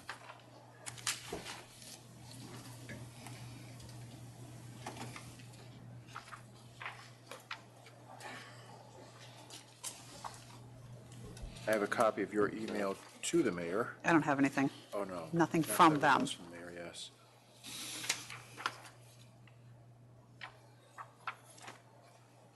We could step back and I'll try to have my office fax it to us or email it to us. Fax, yeah, I'm old. You said such a letter does exist? Yeah, it does. It was their suggestion for the 2 o'clock, and they've been, actively supportive because this premise will add to the village because of the nature of it. It's going to be a high-end restaurant, not a bar. I know that. Well, it really added to the village last time it was open. No, it did not. That was a bar. Well, I don't see anything different that he's proposing that they weren't doing. They focus more on being a tavern, and he's a high-end Italian restaurant. All his experience in restaurants. With karaoke? We put it in there, but just to have the availability, but there's no live bands or anything like that. And all of his background is basically high-end Italian restaurants. He's been working for his uncle since he was a kid, although his true job is that as a landscaping and construction with his dad. His father's selling the business, and this is he wants to do something And else. that's where the money's coming from too, right? It's a loan from the family. But once that's sold, he doesn't want to work for somebody else. So this is what he's done his whole life. This is actually a brief list. There's more like 10 or 11 that he's worked at during the course of his. They're all restaurants. None of them are bars. Yeah, you didn't put one of them on the application. No, because they're not really his employment. That's. But did he get paid? Off-season, he's working for uncles. It's like. Well, work for my the boss. point of putting it on there is that there's experience. I read this the first time I read it, and I said he has no experience. And then you luckily sent a letter in indicating that, yes, he has worked in restaurants before, but don't you think it would be relevant to tell us a place that was I felt canceled? that it would be like misleading because it's not his real job. He's a construction. Well, you put them and both on landscaping there. guy. That's why when I met with him to discuss this presentation, that's when it became clear that that's where his chops come from. That's where his experience comes from. Why does he need security if this is going to be, I don't, see, this is what and I'm looking at a picture that I'm painting in my head, and he's got recorded jukebox, karaoke, and security. That to me does not say high-end Italian restaurant. It's only if necessary. We don't know who's. Why coming would it in. be necessary? You got people coming in from the Coliseum. You want to keep them calm. They're emptying out of concerts or whatever. That's the 2 o'clock thing where they're coming in after 11, 11:30, 12 o'clock after they leave the concert. I think to not have it could be potentially dangerous. I don't think he's going to have a large presence, but I think to have none. You could always shut earlier. But then the people are only getting out at that time of night. So that's who you're catering to, though. The people leaving the concerts, they have People no place- leaving the concert looking for high-end Italian looking for food in a restaurant. At 2 a.m. at 2 in the morning. looking for something other than Chipotle's, looking for something other than fast food. They can have something decent and sit down, whereas they can't really do that. If you go to the east towards East Meadow, you're gonna get Borelli's, it's closed. There's a Burger King, it's a different thing. This was to give them a sit-down option. At 2 in the morning. No, at probably closer to 11, but by the time they finish, it would, you don't want to throw them out. But yeah, that's the closing time, not people still coming in. The back of the premise, you indicate there's emergency exit. The prior location had a very large outside area. Are you using any of that at all? Does this actually go to an outside area? No, it's not on here. We don't intend to use it. It's basically for smoking. Don't worry about it. There's like a little spot to just, for them to smoke, but it's not a, Are they going to use that let me see if I for put it. places to smoke?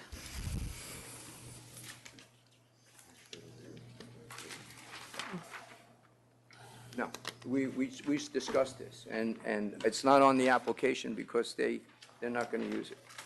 Is that your parking lot behind the place? Is that where your patrons would park? Yes. Looks like it's not just your sole parking lot, though, like some other businesses would use it too. He also managed to get space from the other next-door restaurant, Place on the corner? pizza. No, Gardens, Coliseum Pizza, it's right next door to Jason, my building. And that went, yeah, East of me. that went through the Campus village Pizza? board also. And the menu you submitted, is that the menu you still plan on using?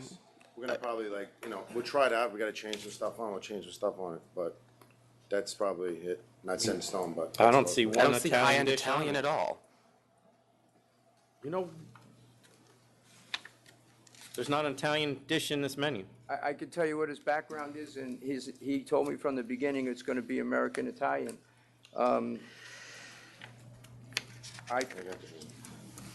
New one? Maybe not the new one. Yeah, me too. I gave it to him. I see Sunday brunch with one complimentary drink included on holidays or occasion days. I take it back, there is a penne alla vodka. Okay, there we go. All right. The objective was non-fast food. I think that was pretty much his primary. Okay. How much time is he spending there? All, Every extra time I have, sir. What do you mean extra time? Well, right now, my dad's technically selling his construction company, so I put everything into this now, like all my savings. That's what I'm asking you, so this is all you're doing? Yes, now this is all I'm doing. Put all my eggs in a basket. Could we just table this if we get that letter to us? yeah. I can call them up right now, they're open, before they Yeah. go to lunch. I know it exists, so yeah, we can do that. That Have it makes sense. emailed to me, okay? Yeah. I'll see if Dustin has a copy of it. I don't think you sent us. All right, next. We'll just second call this. All right. Thank you. Next item, 559, Rajavan Inc.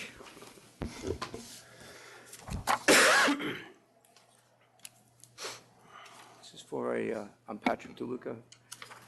This is for a liquor store replacing a liquor store that was closed. What was canceled? Disciplinary reason. Canceled? Does he know the former owners? No.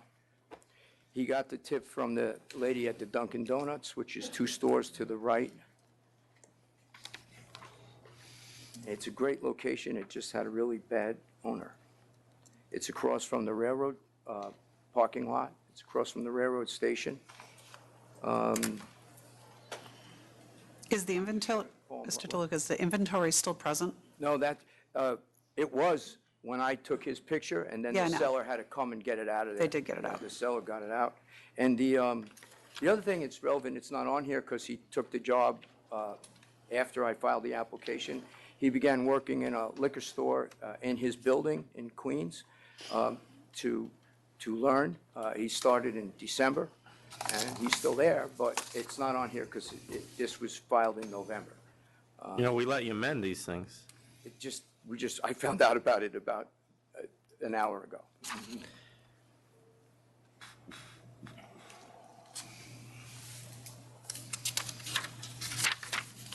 Never issued a liquidators for their inventory, so I'm not sure what they did with it.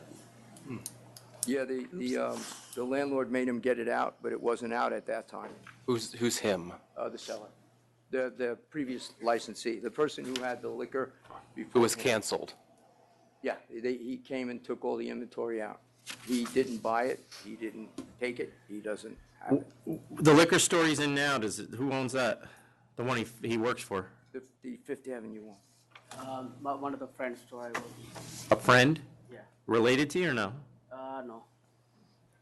It's in the same building that he lives in on 13537 Lefferts Boulevard in South Ozone Park. He lives upstairs and the store is downstairs. He started in December.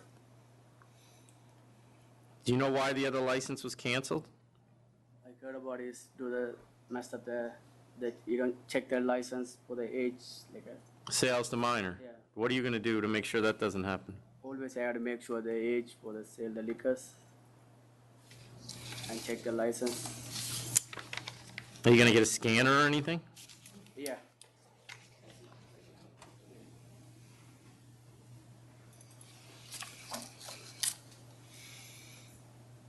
Are you going to stop working in the liquor store you're at if this gets granted? Yeah. And your open floor plan, right? Open floor plan? Yeah, no, not a bulletproof. It's not bulletproof. All right. Great location, just a jerk that had it before. Okay, I'm ready.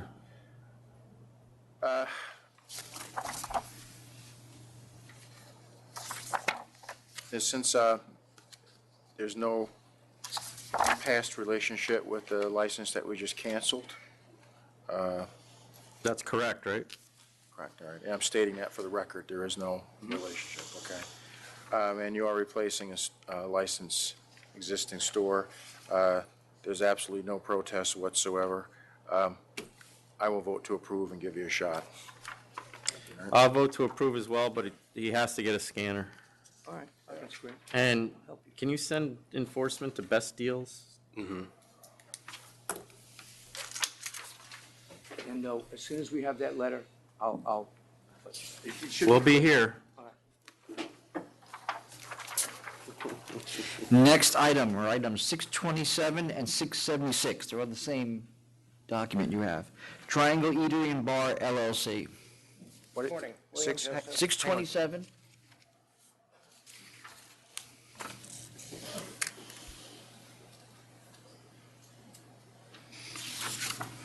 What the hell?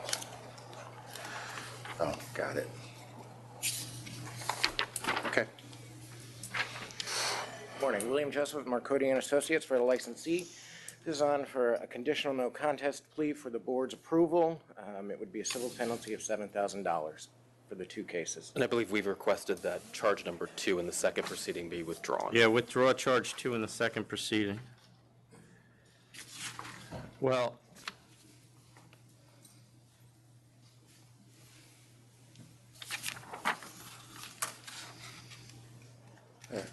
Let me. go ahead. Yeah. This is one that I've been here to have had the pleasure of licensing, approving, so. Really? Yes. License, issued 1/6/17, so that's a strike against you. I don't like that. This is a horrendous direction this business has taken, you know, and it appears to be a nuisance to the community.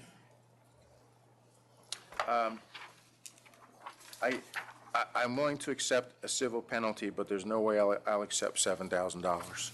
I understand. I apologize. We weren't present at the time of the licensing application. I did appear at the time of hearing and did speak at length with Ms. Marsica regarding the matter, and our client has met with the precinct regularly to try to come up with ways to solve these issues that had arisen, and we had provided some additional material to Ms. Marsica. Well, the issues that have arisen,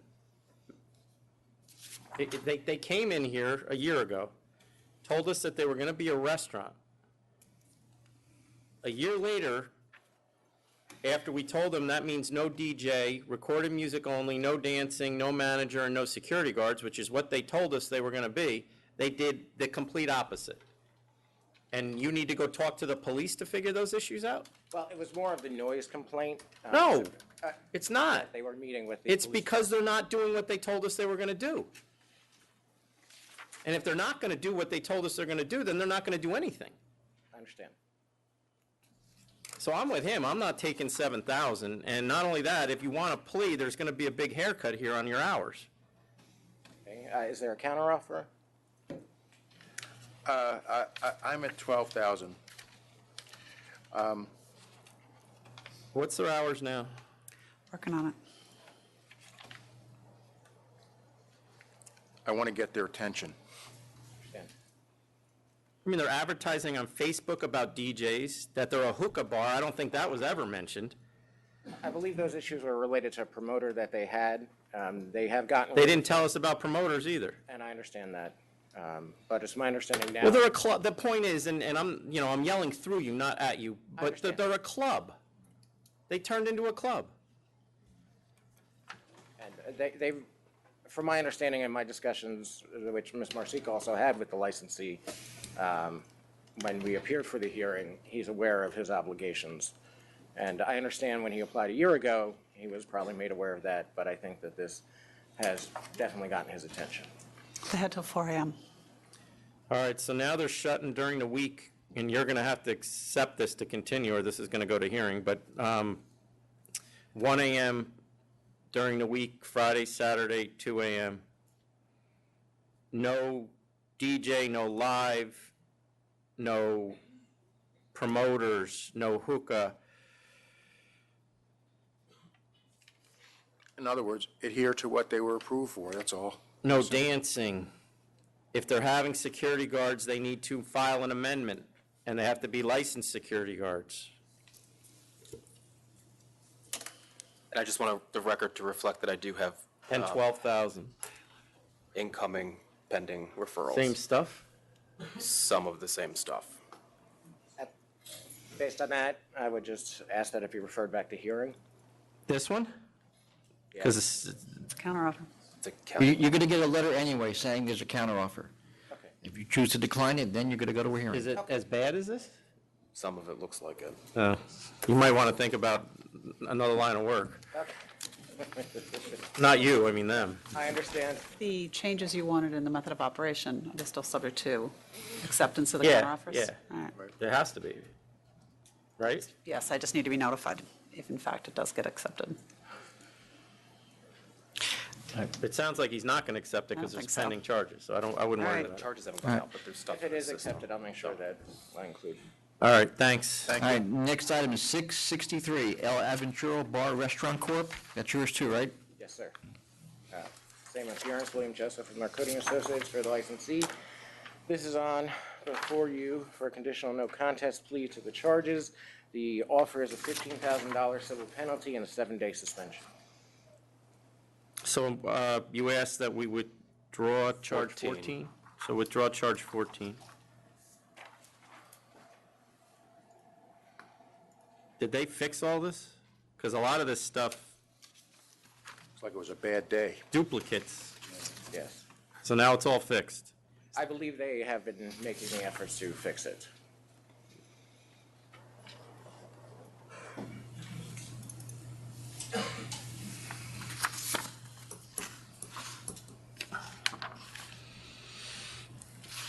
I'll take 20 and 7.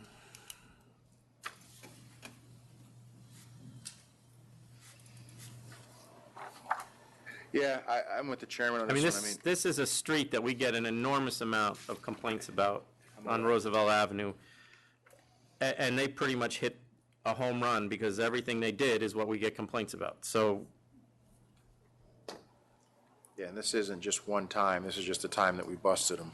So, yeah, 20 and 7 days. They are in a position, I'm in a position to accept that. Okay. Counteroffer. Sure. Okay. The next item, 677. Take care. This is a request by Empire Merchants regarding a price posting issue. What time did you get here? 7:15. You're right. Good morning, Mr. Chairman. Morning, Commissioner. Good morning. Morning, ladies and gentlemen. Kevin Dano, Dano McMullen and Pano for Empire Merchants, and with me is Mark Kozlow from Buckman Law Firm.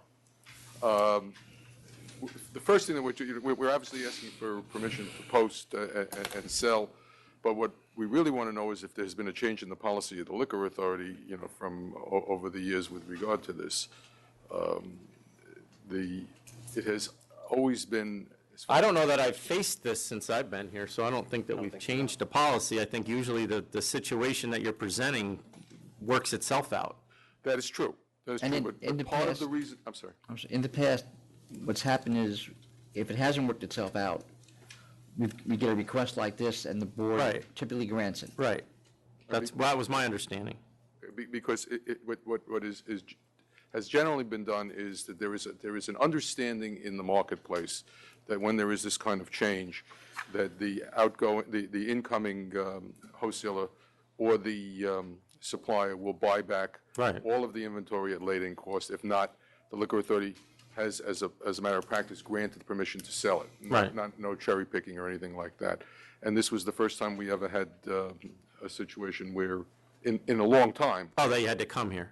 Yeah. But that's the, I'm sorry, I didn't mean to Go ahead. They have come before the members. I don't have a problem coming No. before the members. I don't mean to. And that may be changed, but if apparently some requests weren't coming to the members, and that was the problem. I mean, this is driven by Chris obviously feels more comfortable bringing it here, which is fine. Yeah, but So the policy hasn't changed, I don't think. I think perhaps he just wants everything transparent. And I have no problem coming before the board. That's not, Okay. But if there was a change in policy. No. Then I ask that you grant this and let us go home. Okay. And you want to say anything? No, if there's been no change in policy, there's nothing to. So you just came to yell at me if there was a change in policy? Mark never yells. Yeah, no, he doesn't. Yeah, no, there's no change in policy, and I'll grant it. I don't know why they wouldn't do what they should have done, but Yeah. I'm sure they have reasons, I just don't understand them. Yeah, seems only fair. I'm good with it as well. Thank you very much. Take care. All right, next item are items 661 and 662, 10th Ward LLC.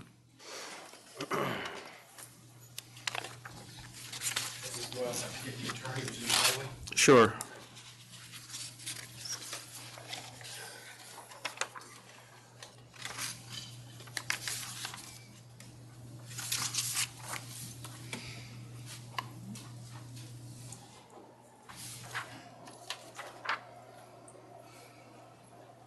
These are.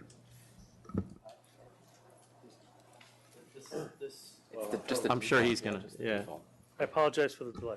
My name is Frank Palillo. Good morning. Good morning. You have before you, I know you are, thank you. You have before you a defaulted hearing. I apologize. Mr. Doyle is the principal of these premises. And I'd like to say a breakdown in communication, but I don't think that's really what it was. Mr. Doyle was going through a very, very bad divorce that's just recently concluded and was incommunicado for quite a period of time. He was not returning my calls, and I apologize because I was here at the authority and I did not try the case because I didn't know what his request was, what I was supposed to be doing. He also was being, ridiculously enough, being followed by a private detective hired by his wife. So every move that he was making was being watched, and it was an issue. So you didn't want to be seen by the private So I detective? did not want him putting me anywhere close to this, yes, sir. So what are you asking? We're asking them to be returned to council. I do understand Chris is going to jump in here and say there's another matter which we're prepared to try. I'm glad, but it's been in safekeeping since when? September. The licenses? Yes. Why? We had an Because of the incident, we had an divorce? incident at the premises. Oh, okay. That's the other case. Yeah, but I can tell you exactly what happened. We had management in there, we had our managers, and there was a certain element in a crowd that was frequenting it, and there was a certain incident that occurred that was reported in certain newspapers, and in response to that, the premises were closed. Do I have the right, this is a service station? No. What number are we on? 662, 662, 61. I got it. Could have gotten a cabaret. All right, I see.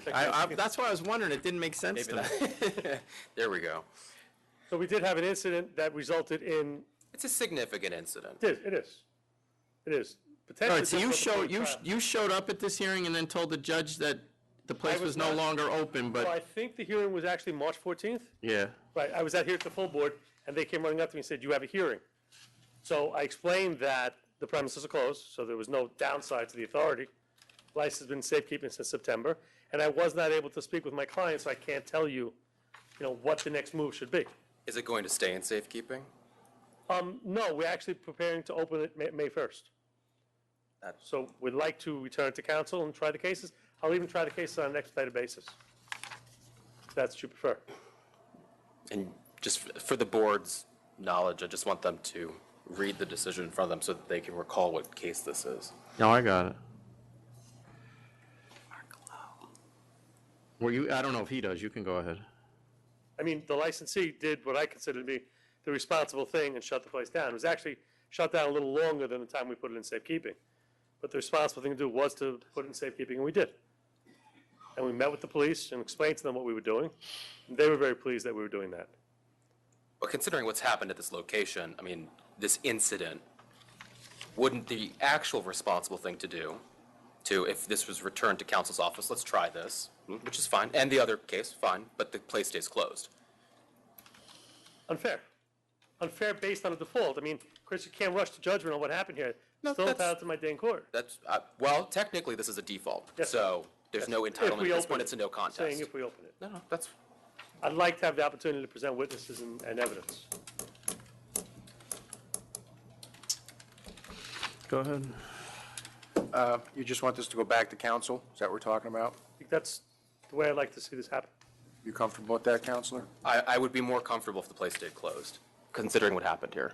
In light, if I just can respond to Mr. Rano, I understand your point, keeping the place closed for 8 months. Well, this would have been a summary, so it would have been closed, we would have imposed. What do you mean it would have been a summary? It wasn't a summary.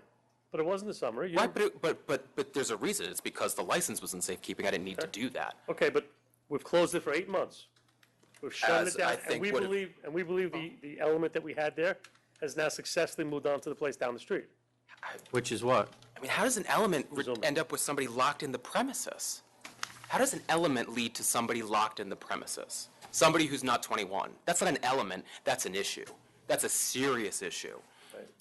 I'm just countering. I mean, I don't think that's an element. I don't dispute what you're saying. I just wonder, are we now saying that people who are under 21 cannot be in licensed premises?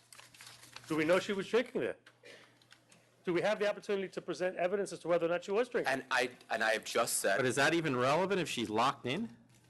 She was guess if locked you're- in after I they guess if you- closed? Yeah, I guess if you're 40 years old and locked in, it's not a good thing. Right.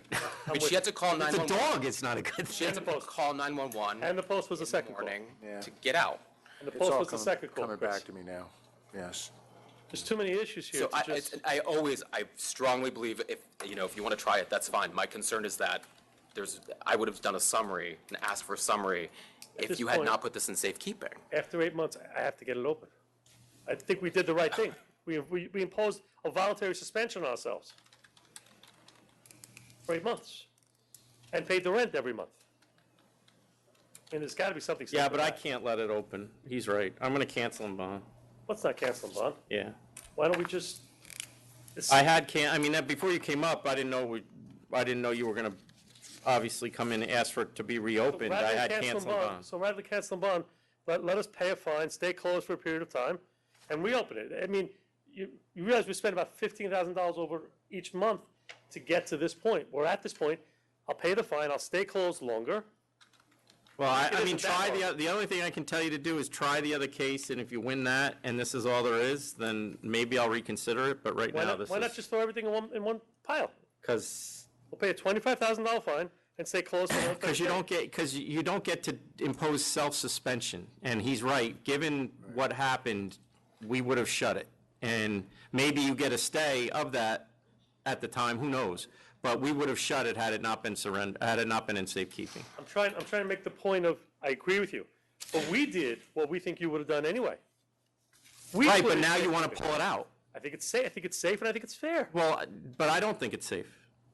25,000. And if it's not safe, then it isn't fair. Is 25,000 in 30 days something you consider? No, not if you're going to open it. You want to stay closed until these are resolved, then I'll be Say fine. 25,000 and a 30-day suspension. No, stay closed until the other cases are Say resolved. 25,000 and a 60-day suspension. No. Stay in safekeeping until the other case is resolved. I don't understand. Is that a cancel? No, I'll take the 20,000 and shut you until the other case is resolved. Meaning you stay in safekeeping. Absolutely. Absolutely. But you're not. In fact, I'll take 15 and keep you shut until the other case is resolved. Okay, resolved. Resolved. You either try it or you work out a deal. Which is what I'm trying to do right now. I know, but I The other can't have you case is open while before you're us, doing yeah. it. All right. I'll live with that. Expedition? Absolutely. So 15 and he stays in safekeeping. Essentially, it's an indefinite suspension until the other matter's resolved. Yes. Yeah, I should I'll think go of with a that. different line of work. Thank you. I'll go with I that. thought you did well. Yeah. Next item is 648, Go Brands, That Inc. worked out better. Can we take just Yes. like a Yeah. quick 5 We're minute? going to take a brief recess.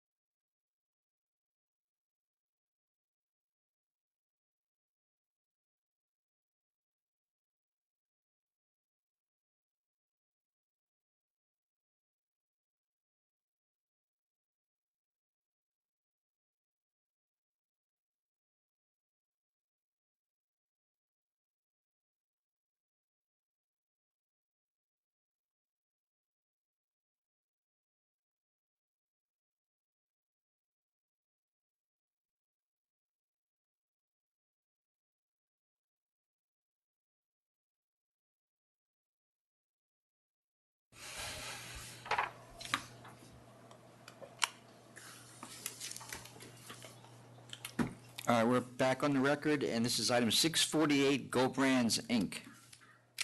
Mr. Chairman, Commissioner Ford, Donald Bernstein, on behalf of the applicant, this is a request for reconsideration of a denial of a new liquor store in Syracuse. When the matter initially came before you, Mr. Chairman, you had indicated that you were inclined to vote, you would have voted to approve it. Commissioner Ford, your vote was to deny based upon the proximity of one liquor store, Brighton Discount. I would note there was no opposition to this application. No letters had been submitted in opposition. No one appeared in opposition to the application. There are a number of factors that go into the public interest and convenience and advantage, and all of the factors seem to point towards demonstrating that that standard was met. Sales of 3 of the 4 of the closest stores were on an increase. The population had increased, and there were a number of other factors. The only issue was the concern about the proximity of one store, and I think that at the last hearing, I'm not sure a sufficient distinction was made between our model and the Brighton Discount, which is the only problematic issue. And I'd like to... Which actually, they did protest, Brighton. Did not receive any letter I mean, in opposition. I don't know. I think they wrote on their, Yeah. next to their numbers, they said the store too close. Yes. Yes, okay. That's, We I can mean, count that. it might not be the That was the broadest extent protest, of- but it is a protest. Yeah, understood. So I want to explain a little more, and my clients who are with me can add to it if necessary, the business model and why it's different and how we can compare ourselves to Brighton Discount and the differences between the two stores, because we don't think that we are going to have any significant impact on that store, and we have a different business model. This was alluded to at the last meeting, but I want to elaborate on it. Go Brands has been around for 4 years and has about 15 stores in a number of states. And their unique model is a proprietary platform that they have developed for a smartphone and for a computer. They have an app that can be, that you can get on the phone or on their computer. It allows customers to review all of their products, to research those products, to determine what to purchase, to actually place an order and arrange for delivery. Delivery is within an area of approximately 4 miles. It is to arrive within 30 minutes, and there is a flat fee charge of $1.95 for delivery. Brighton Discount has nothing like that. The other 4 stores have no delivery at all. As a result, we reach a greater area, and it dilutes the impact that we have certainly on Brighton Discount as well as on the other stores, because our reach is now spread over a much greater area of up to 4 miles. Well, if that is the business model, why is this location so important? Well, they have a lease Because sign obviously for the this. problem I think Commissioner Ford had was the location. Its centralized location and the area that it reaches was important, and perhaps speak to that, because we're looking at that 4-mile radius, and the demographics of that area are conducive to the business model that we want. Do they own the grocery store next door? Yes, they own the grocery store, and they have a Well, then beer that's the- license there. Yeah, that's the attachment to it. Right. There you go. They've been in business for 4 years in other states. They've had no violations. They've had no problems. The selling space in our store is only about 686 feet. And let me just address Brighton Discount a little How bit. big? Only 686 feet of actual selling space. It's office and it's storage space. 1,020 Brighton Discount, the total is about 1,000 square feet of the entire store. Brighton is a discount store. They have a sign up front that says no credit cards. They're cash only. I think you heard last time that when people went there, it wasn't even open. You had to go get the guy at the bakery that he has next door to get him to open the store.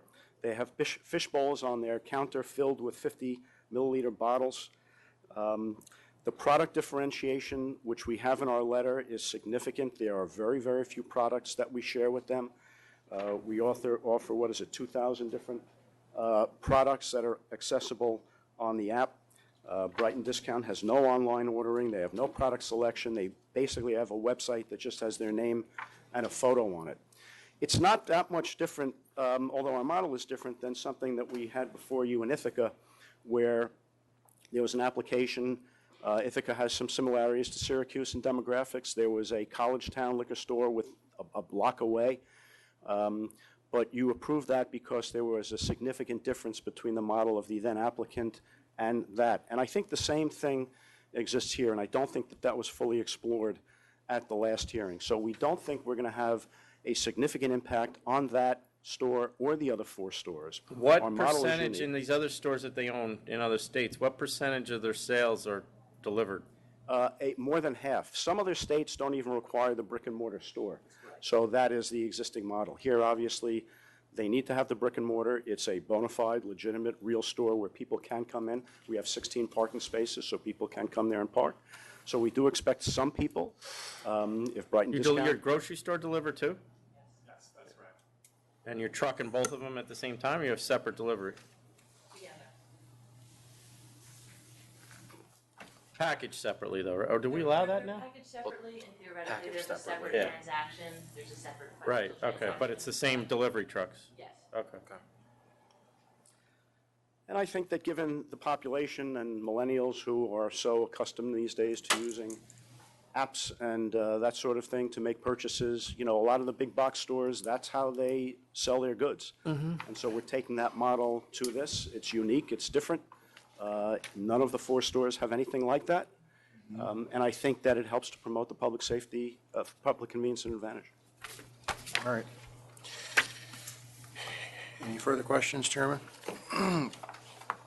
I'll vote to reconsider, and so will I.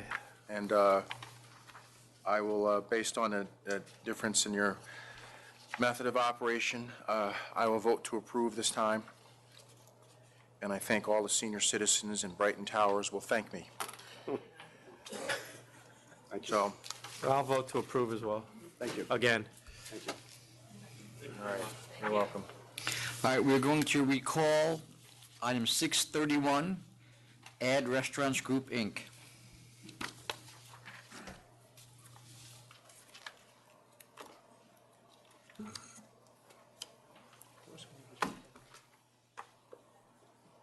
All right, go ahead, tell us what you found out or didn't.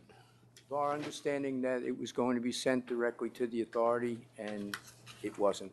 So we should be able to get it, but it won't be today. But you're representing that they have no objection to this? No, they. So if I make this conditioned on, or subject on us getting that letter that they have no objection, you don't have a problem with it? No. Yeah, he's been to the premise. He's the suggestion of the 2 a.m. He's been actively supportive of the premise. This is Deputy Mayor Pettis. Okay. Well, the village elected officials are pretty active in controlling their liquor licenses and are in regular communication with us about them. So if they're okay with 2 o'clock, I guess I'm okay with 2 o'clock. I am going to say no karaoke. Okay. No DJs, no promoters, no live music, and no dancing. You've applied for security, so you can have security, I guess. They should be licensed, as you know. This place had a bad history. And so if there is a problem, and given how active the Village of Hempstead is, I would imagine that we're going to hear about it pretty quickly if you don't. So if we do, it's going to be a short visit. So good luck, subject to that letter. Same here, subject to the letter. Thank and all you those for the conditions. consideration. Thank you. Sorry about that. No. Next item, 553, 812 Broadway, Inc. Someone here for that? Mr. Palillo? Well, okay. Good afternoon again. This is a slightly different scenario. Not that much. Slightly different. No, this still a default. This is a default, but it wasn't at the hearing, which is rough. This is a disorderly premises. I don't know, Chris, if you have other charges. There might be. There might be one. I think there is one other. It's scheduled for hearing in the end of April. I do, but yeah, I have other stuff coming. So if you're willing to return this to council, I don't mind adding that to the same date if you like. What date is that, Chris? That I'm not sure right off the top. So the problem with returning this to council, for me, is that it was delivered. No, The actually, Postal Service says that this thing was delivered on January 29th. to the premises? Yeah. It can't be because we're closed when the mail comes. Am I wrong with that? That's at least what the memo says, and that's, No, we're closed when the mail comes. They usually leave a yellow ticket. I'm presuming they left a ticket in the winter or something, and we never saw it. Ms. Allen, who's, Christine, hi, come on up here, you don't have to be afraid. Is the principal, she's moved. I just learned that, so. To where? Never went to her Or home. so she doesn't live at Horace? You live at I thought you moved. 2221-64? Oh, so you do have the right address, I Yeah. apologize. If you want to dispose of this today, I think there's a good record here. I think there's a good record if you want to do something What's the other stuff pending? operational. hold on one second. One charge, noise nuisance. Noise nuisance and failure to supervise. We're not talking about a bust But out that's what I place have. here. September of last year. No, but she's heading in that direction. Probably, I mean, I would probably suggest taking something here and then. All right. You know, we'll try the other stuff. 500? I think so. Because it does look like it was a fight. 500? 500. Thank you. Next item is 558, the DD Flatlands Wine and Liquor.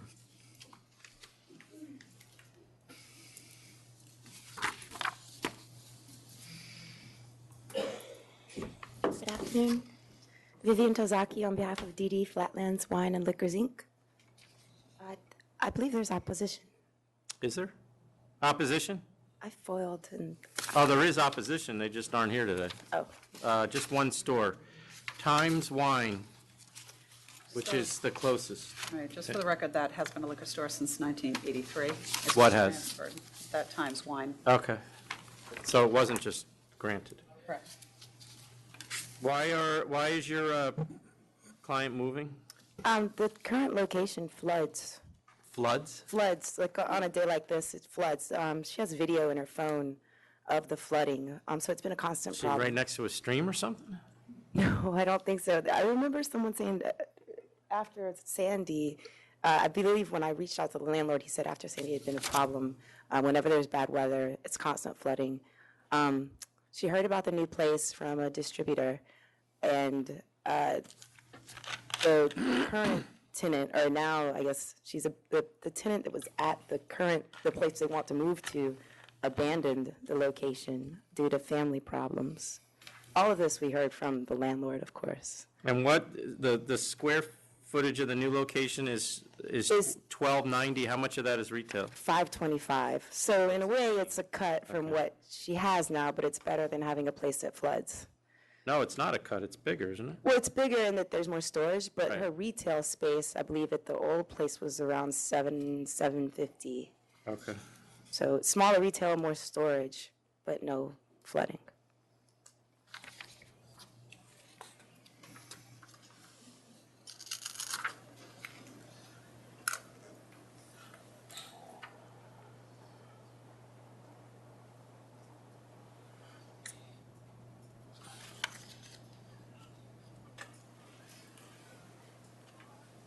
When did this one get abandoned, do you know? September, I included letters from the prior tenant as well as the landlord stating when he terminated the lease agreement. And I submitted that because I noticed that the license was still active at that location. I believe the SLA began abandonment proceedings against that licensee, is my understanding. I don't have any letters. I have, well, I didn't print, I can show, on my phone, I can show you the letter from the landlord, but it was in the application. I have here a printout of the letter. See that? From the, yes.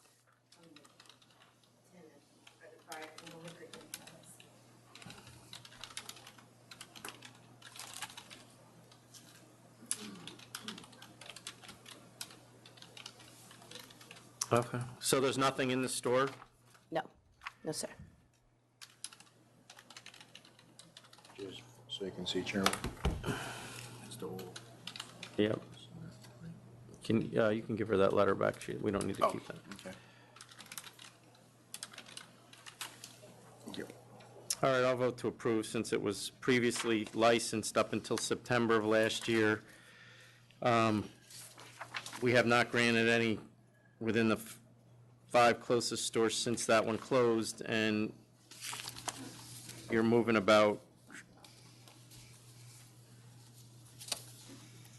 a mile, I guess. Is that correct? 1.2. 1.2 miles into the same size location. So I'll vote to approve. Thank you so much. Wait a minute. Two votes. Sorry. I would have voted to deny this, based because it looks to me like you're going right between all a bunch of other stores here, but the fact of the matter is that what changed my mind is the fact that you're replacing one that was already there anyway, so you win that one today, okay? Thank Good you luck. so much. Thank you, thank you. All right, the next item is 598, which is a request for declaratory ruling regarding the kitchen requirement for movie theaters. Good afternoon, Robert Skeen, Skeen Law Firm, representing American Multi-Cinema, Inc., better known as AMC. We had just had a declaratory ruling request put in for my client's method of operation for its proposed premises at 890 Broadway, which we have not filed yet. What's the difference between what you're asking for and our previous declaratory ruling on this subject? My client wanted the blessings of the authority with respect to its menu and its kitchen equipment. As you know, the definition of a restaurant in the ABC law is a little bit vague when it comes to exactly what qualifies. And my client wanted to be extra cautious before they invest a significant amount of. But what are they doing different that they don't think fits right into our other ruling? They're not, am I correct in that they're not going to have a chef, but they're going to have somebody in charge of the area?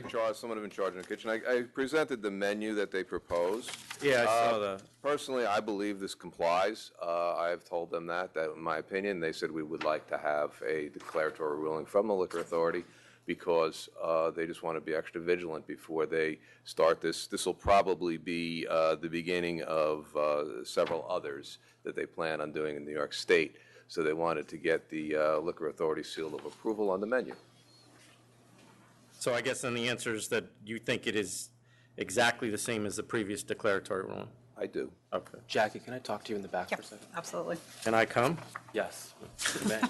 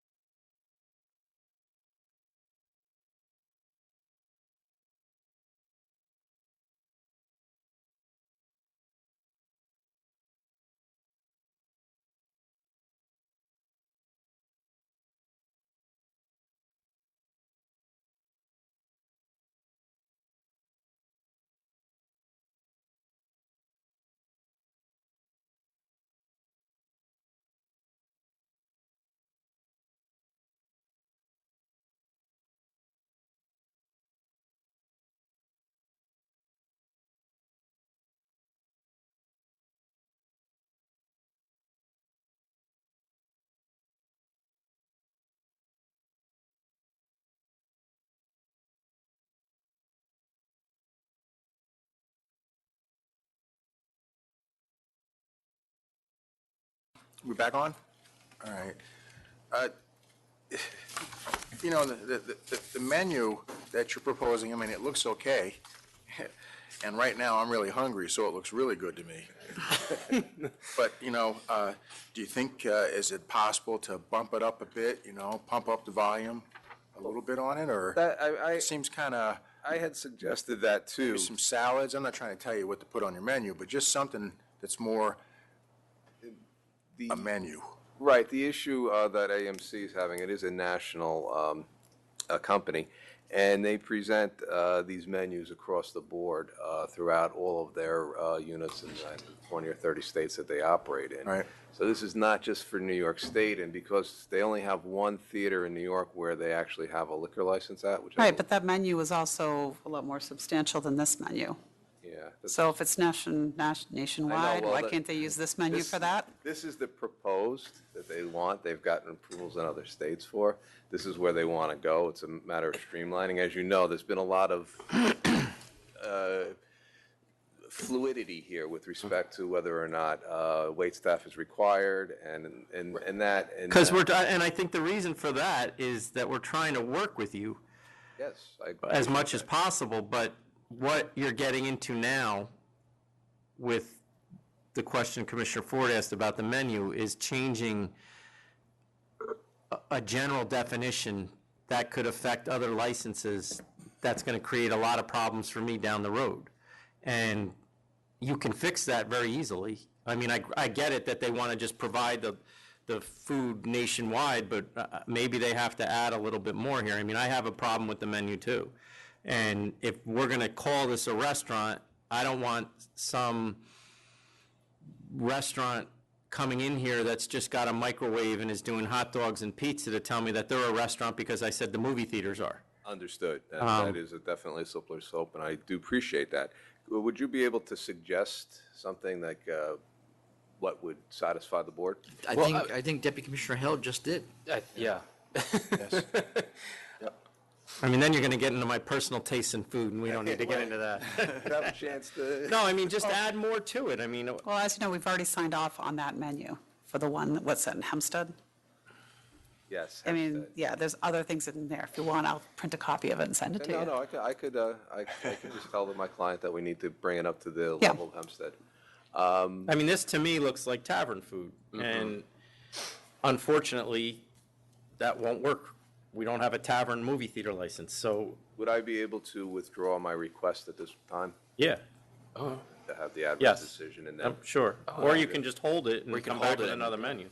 Okay, I'd prefer to put it over then. All right. How long? Next meeting is the 18th, after that, May 2nd. I would say the 18th would be fine.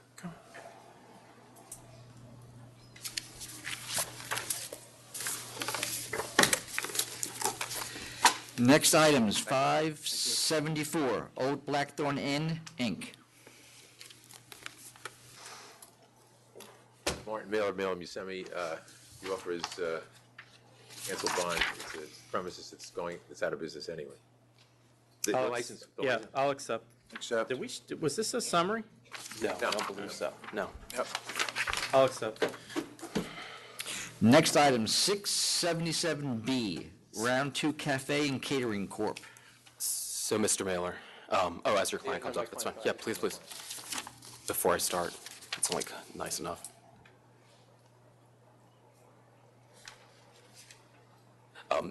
So, Mr. Mailer, as you know, it's my office that, obviously this is a summary. It's my office that, I think it's a conversation you and I had directly that said that I think we'd be willing to entertain an offer. Yes. And that's where we are today. I just wanted to reiterate to the board that I do think we should accept something if the board is willing to today, but I do think that the current number may be a little bit low. No, I understand that, but in defense of that. Please. It's the premises has been closed approximately 1 month. I mean, if I may just go back to the summary suspension, I viewed it, and Mr. Chairman, you were on the fence on this one, and this is one where my client, subsequent to the summary suspension, went to the police, and it's easy for me to say this, they told her this is not a bad place. What had happened here was a number of other places had closed in the area, and people started gravitating towards this place. They now are aware of that, and they've raised, well, the dress code and everything else has been raised. The problem, not the real problem, one of the problems related to this thing is, when the application was filed, there was no indication that there was going to be security. That was a mistake. This is an area that requires security. So what I did was, in the interim, because of what you have to do, I sent a notice to the community board that we intend to add security to the method of operation. My client has spoken to the community board. It hasn't been addressed by them as of yet, but apparently they have no problem with this either. Just security? Well, what do you mean by just Well, I security? mean, are they, If I may, this is a restaurant. that's what I'm, No, so I see what I'm not really understanding in terms of what. Yes, certain things occurred. I mean, well, somebody got pistol whipped, no, but that was- allegedly. Okay, allegedly, whether let's say it was true. First of all, the report wasn't made until the next day. But assuming it was true, it was all outside.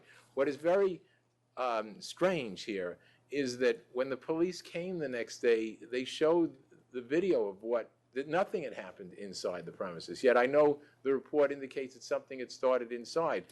Look, I'm not here to try this case. As you know, my office tries more cases than just about anyone else. But in this instance, the licensee is hurting badly. They've been closed for a month. They have many events, parties scheduled. She just told me that their biggest client is the FDNY, and they have a number of events lined up when they have retirements, et cetera. So I'm not going to tell you that we didn't do it, or allegedly, or anything like that. First of all, the events. No, I'm not looking for you to tell me anything. I'm just looking, like if this is a restaurant, how does it become a focal point for police attention? But that's just it. With all due respect, I don't believe it is. You name in the notice of pleading, you name 3 incidents. They took place. 2 took place rather close. One being on April 2nd of 2017. The other being April 22nd of 2017. Again, they were all outside. I have 9 different dates for violations. I kind of miscounted. I had 12 different dates, but anyway, still. I mean, I have the notice of pleading. I don't know where you're getting all these Well, dates. 3/6 of 18, 2/3 of 18, 2/9 of 18, 11/13 of 17, 4/22 of 17, 4/2 of 17, 2/11 of 17 again. No, that's the first time for 2/11. 5/6 of 17. And these are all either unlicensed security guards, which you've explained, but also disorderly premises. But no, 8/27. I understand. I understand all the security, but I have the bill. I thought I had the bill of particulars, and I don't. Other than the 3 dates that I know about that I've just told you, the April 2nd, the February. The April 2nd, 2017, the April 22nd, 2017, the November 13th, 2017, and the one that you referred to with the pistol whipping. That's it.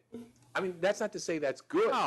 No, you're talking about just you also have a disorderly premises on 8/9/17. You have an extension of premises on 2/24/17. The extension of. I know what it is, but my point is I have 9 different dates here that violations occurred. No, I'm not saying. Oh no, I agree. Yeah, you're talking about the tint in the window, the non-posting of a CO, the books and records that were. And I guess the question I would have, and I haven't, you didn't really give any information on that, is she got charged with unlicensed security guards a while ago and did nothing to do it and got charged again. Did nothing to change it. We showed that these. I don't understand why they said unlicensed. They were all licensed. We can show. Again, I'm not here to try this case. The issue is not whether they're licensed or unlicensed. The issue is why did they have them there in the first place, pursuant to their method of operation. So I mean, Well, therein lies the next question, because she got caught with them, got charged with having them, and then kept them. And nothing got filed. Again, I don't. She relied on somebody who filed it. She had no idea that this was not in the application. Here's my problem with this, and I'm not saying that you should go to hearing on it, but she's open since December of 2015. Correct. The first charge looks like it happened in February of 17. She was open just over a year. And it looks like all hell started to break loose. That's what these charges look like to me. Okay, again, and So what's being fixed? What has changed? Because this isn't the activity of a restaurant. But it is a restaurant. It's just, the area that it's in, whether this place is open or not, is conducive to problems occurring. This place, if you will, it's been around for 2 years, 3 years, and has very few incidents, and the incidents take place outside while people are smoking. Well, that doesn't change it. I'm not, again, They're still happening. I'm not. I want them to stop, is what I'm saying. I'm with you. So I propose that we, change the method of operation with respect to the security guards. People will be posted outside at all times. Well, let me ask you this. Does she have DJs? Yeah, she has a DJ, but that was. Does she use promoters? No promoters. Do you use promoters? No. Ever? No. There are no promoters. Have you ever used them? You're outside promoters. You promote your own thing. No, I do my own. Yeah. Does she ever have live music? Outside of DJ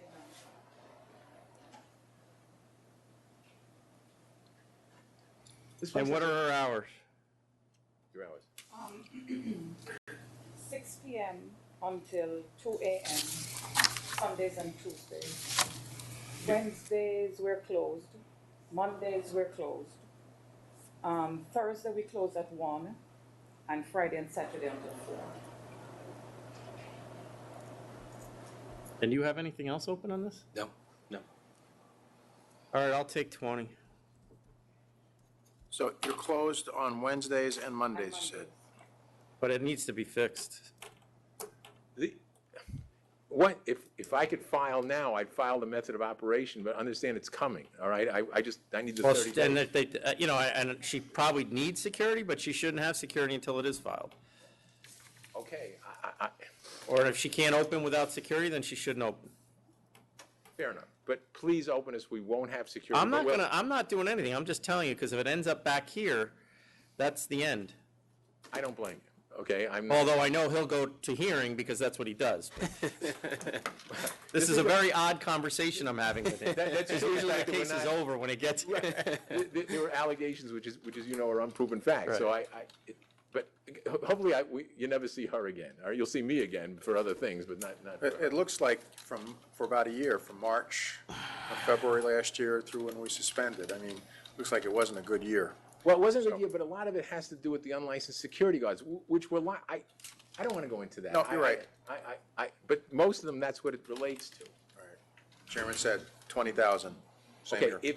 if she agrees to the 20,000, can she reopen? Because Yeah. there's some suspended. There's a summary. You understand that?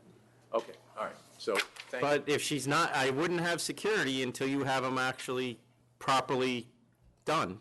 So you need to be able to control the place yourself. Assuming when the 30 days is up, we're going to submit to the License Bureau. Does it have to come before you again? That's what I was going to ask him, Yeah, but thank you. I know. It's okay. What I 30 did it days? before. Well, it's not mandatory that you notice the community board, but that's what he's. Oh, you're just adding security?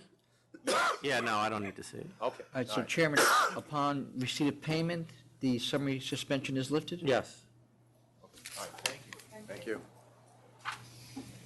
Next item, 638, Sabre Central Americano Deli.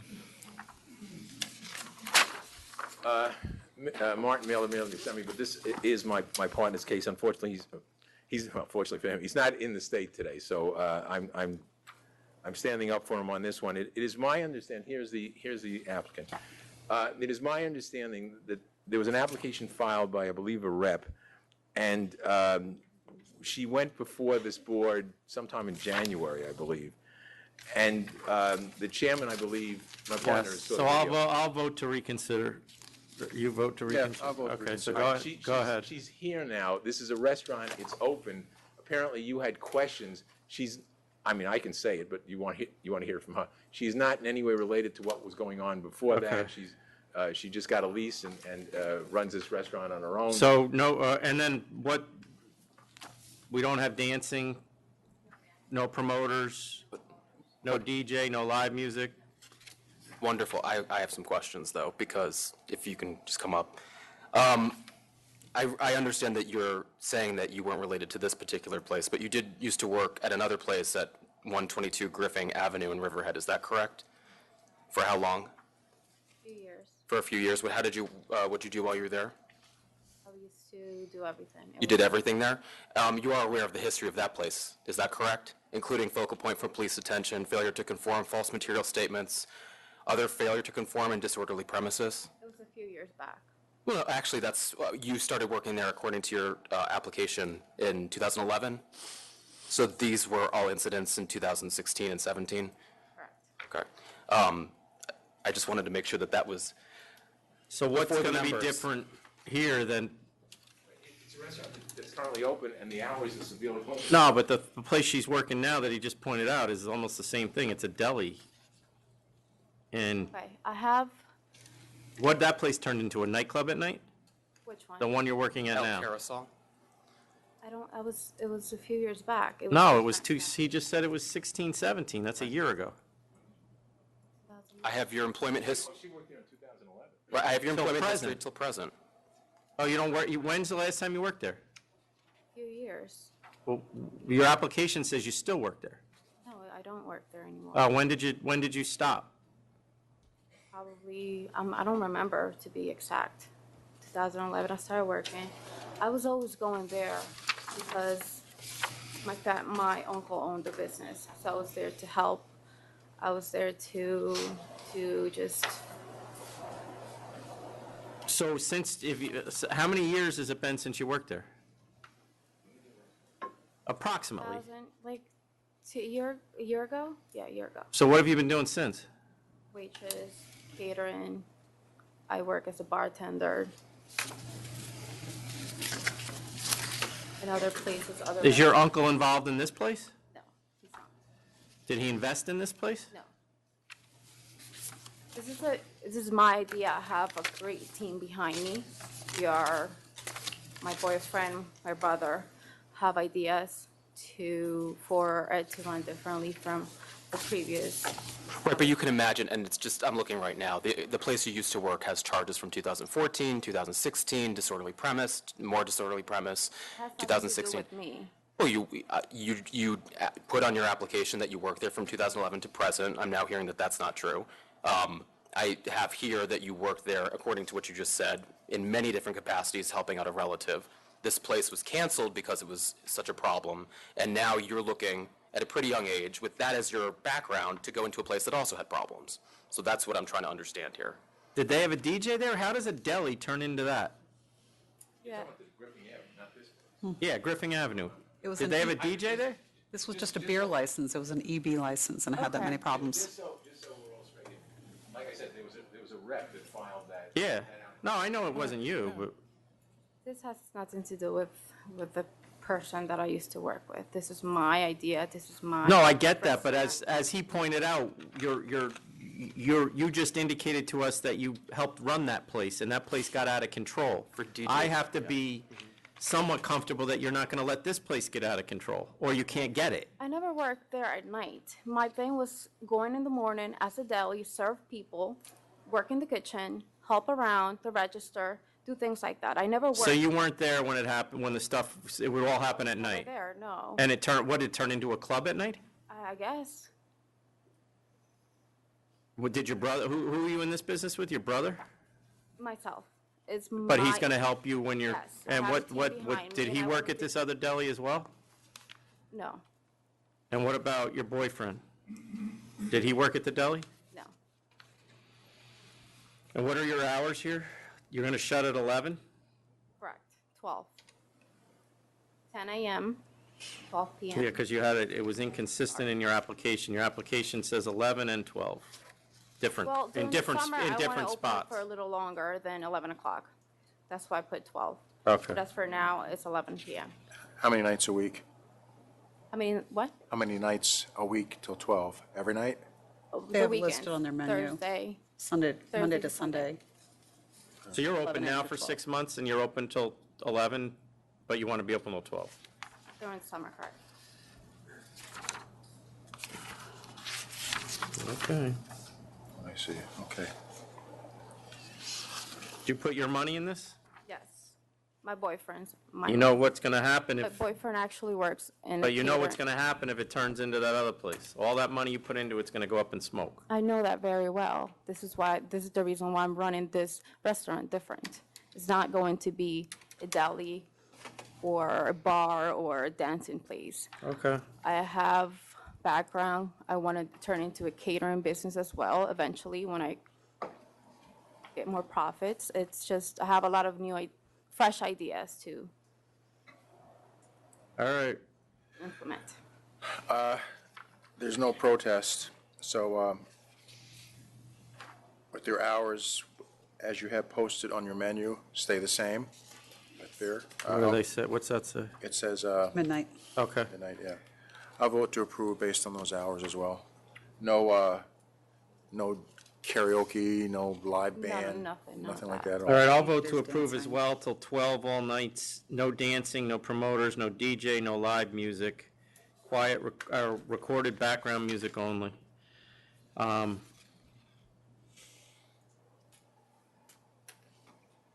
did I say no promoters? Yeah, you Yeah, got no that. promoters. Okay, good luck.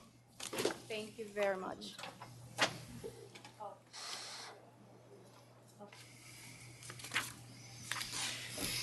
Next item is 649, Futhon Na Ltd. Let me try to explain this. Please. No, I was not here for the last board meeting. My partner was here, and at the last minute, he received a phone call from the office to the effect that my client had some sort of medical emergency. Since that time, I've been trying to get a hold of my client, and I can't. I don't know where he is, so could you please put this over one more time? Just by way of background, this place was approved by the community board. He does Yeah. have nothing to do with... 418. Oh, very good. All right, thank you. Thank you very much. 636, Iman Corp.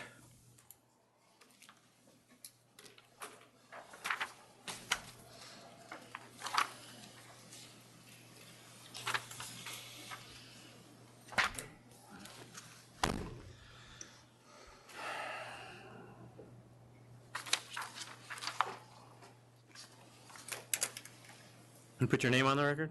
My name is Kostas Halkias. I'm from the law offices of John Halkias, and this is the applicant herself, Shaista Raj, and her husband is somewhere in the back sitting. He's here as well. So she's Shaista Siraj? Do you know the former owner of this place? How did you find it? My husband was scouting other locations, and he had an appointment at a storefront nearby, which fell through.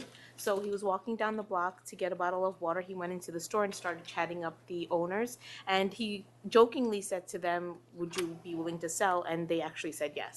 So we got a lawyer, started procedures to purchase the store. Did you know that that they didn't have a liquor license? Absolutely not. Before we actually purchased the store, we had our lawyers contact the SLA board and all the different agencies to make sure there was no lien, that the licenses were active, that there weren't any violations, and we received all positive responses, which is why we proceeded. Where do you work now? I also work for the Royal Park Hotel, which is uptown, but I work remotely, so I actually work from home. And you're going to continue doing that?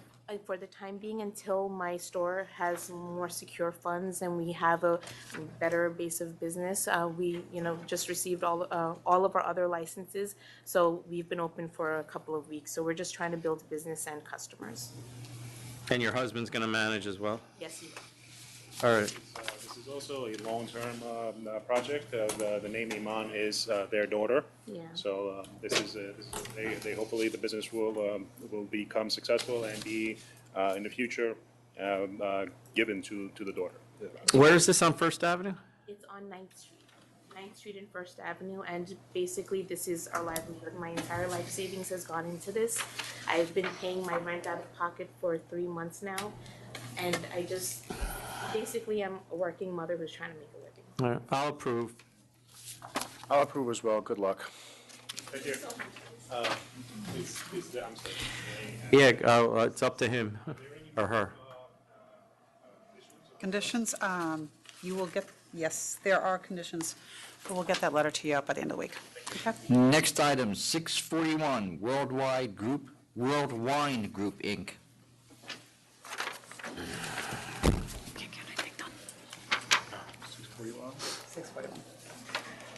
The same people that were here this morning. I've been here all day. It's another one? Same neighborhood. Is the applicant here? I believe the attorney just went to get her. Okay. Players.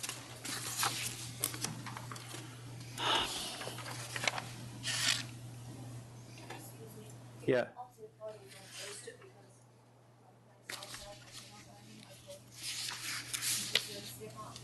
Step out of the building or out of the room? Did you go look?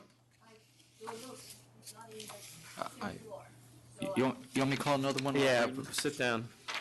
We'll call, just let us know when he's back in here. You can all sit down. Next item, All right, 595. Tommy's here. All right, that close.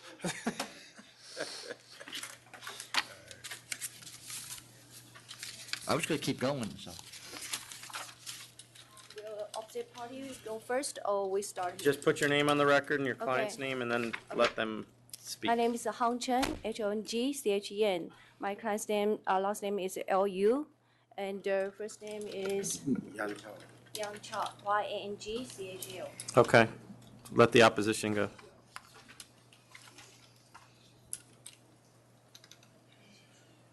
Good morning again. Again, my name is Edward Vitale. You have a submission from Howard Levine. He could not be here today as he's out of the state, so I'm here on his behalf. Basically, he set forth in his submission exactly the situation with this area, and I just would like to highlight a few points and not take much of your time. Number one, it's very clear from this submission that there's no public convenience or advantage. As you noted before, because we already had two other submissions, or there was two other applications before this board, that this area is already very, very saturated, extremely saturated. As I can tell, there are 6 other liquor stores or package stores within 1/3 of a mile of the applicant. Additionally, if you take into account the other removal application that you granted just a little bit ago, I believe that makes it now 7 within this area. So there's 7 stores from what I can tell within this area, and there's even more, about 11 or 12, I believe, within the same zip code, which is about 1 square mile. Even besides that, one of my clients, let me just put for the record also that I represent Ocean Wine and Spirit, RNS 49 Liquor Corp., Delancey Wine Inc., Salgria Corp., Chin Kong Inc., EL Partners LLC, and Walker Liquor Corp. RNS 49 used to be at 49 Christie Street, where the applicant is looking to have its store. About a year ago, year and a half, in 2016, RNS brought a removal application, which this board granted, and it only moved approximately 2 blocks away. One of the reasons why it moved was because it was losing money. Now, it's sort of stated off, but it's still, from my understanding, what documentation I've seen, it's still below what it was at the height at this 49 Christie Street. So they're looking to move right back into the same neighborhood, the same area, and just basically add more. Just a few more points, and then I'll leave with the board. All of my clients offer everything. They offer wine tasting. They offer local, state, international, United States products. They offer kosher products. They offer Chinese, Asian products. They supply a demand to the community. They have wine tasting. There's nothing new that this applicant is going to bring to the area that's not already there. And, you know, and considering, again, the saturation, we ask that the application be denied. Thank you. Thank you.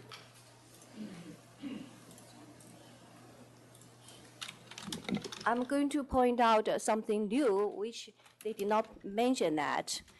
Yes, it is a previous licensed location, that's not because they're losing money. That's because landlord want to sell the property.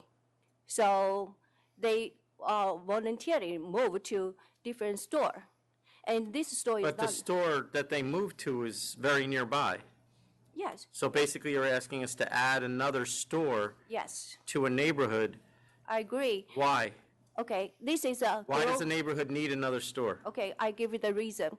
It's a growing area because as a closing attorney, I signed up a few new like a transaction, like buying at 1 Manhattan square, which is like down few blocks away along the river. The lower East Manhattan is growing. That's a luxury condominium is 800 foot tall. And plus, his friend just built up a new But were you construction. here this morning? We disapproved an application right in this neighborhood. I understand you, but I give you more details. His friend, as builder, just built out a 100 canal, a hotel, as well as a apartment building. And we aim at all our neighbors, which is hotel tourists. And New York City is famous for tourists.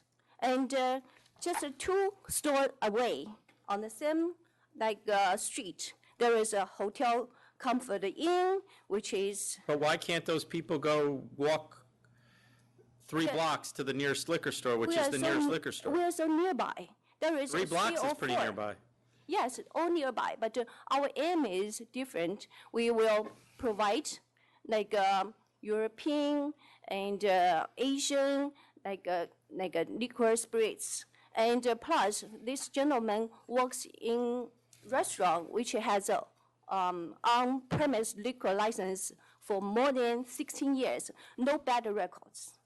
And he knows all these wholesaler salesperson very well, and they offer him to provide more New York State liquor or wine products. And he promised to sell 50% of New York State products. 50%. Yes, 50. And if you want I don't to think you want me to take that number.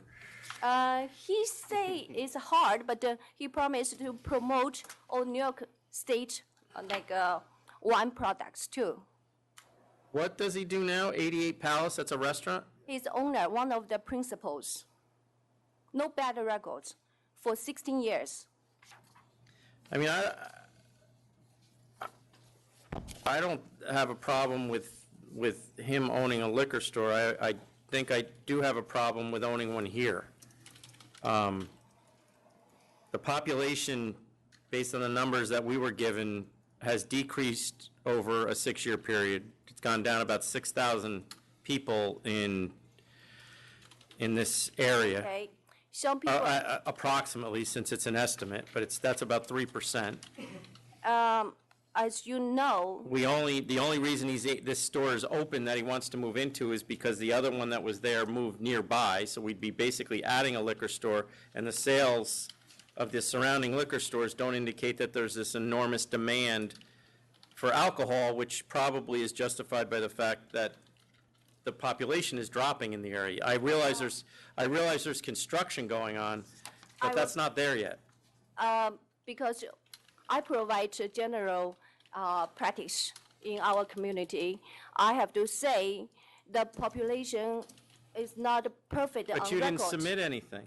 I did not submit anything, but I have to Well, somebody sell. else did, and they've given me numbers that I'm relying on. Okay, I could give you numbers too. But you didn't. I did not do now because I believe this is not real number. Because the real number, some people are not on record. That asylum people, they may not give you their record to a government. And the New York City is protecting us. I don't think I understood what you just said. I said, some people are not on local government record. The number is incorrect. All or right, but just an that still estimate. doesn't, whether that's true or not, it still doesn't Okay. change the fact that you do have 6 stores within 1,400 square feet, which is about less than a quarter mile. It's like 800 close by. I check on So the that, website. that to me is enough, so I'm gonna vote to deny. I Yeah. don't see any public convenience and advantage to adding another one. We've already rejected one at a location very near this one today. We are, And we moved a store into this general vicinity today as well, so we're a little I don't see any far from public there. convenience and advantage. Yeah, this is like, Do you have anything? as to Yogi say? Berra would say, deja vu all over again. I'm going to vote to deny as well. I have to say, there is a reason why so many Okay, people the try members, to the get members have voted. approved, if- because there is a reason why we spend money or time to come over, because there is a, people need it. It's for local resident. He's here for Chinatown for more than 30 years. This isn't about him, we not told about you. He I can have a know. liquor store, he needs to find another place. I Thank know. you. He needs area, knows area very well. Thank There you. are people waiting, please. Next item, 595, La Rosita Restaurant Corp.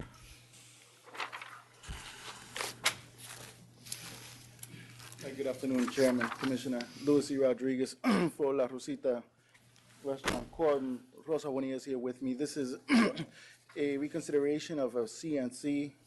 Wait, so you made an offer to us, And it was. and we accepted it, and now you want us to take it back? No, was not accepted. There was a counter offer. Oh, we denied it, okay.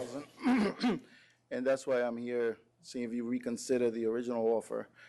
She has been licensed at a different location since 2004, and this location for about 5 or 6 years. Never had a problem. This was a spontaneous act that occurred this evening. Yeah, but see, the reason that I didn't accept it,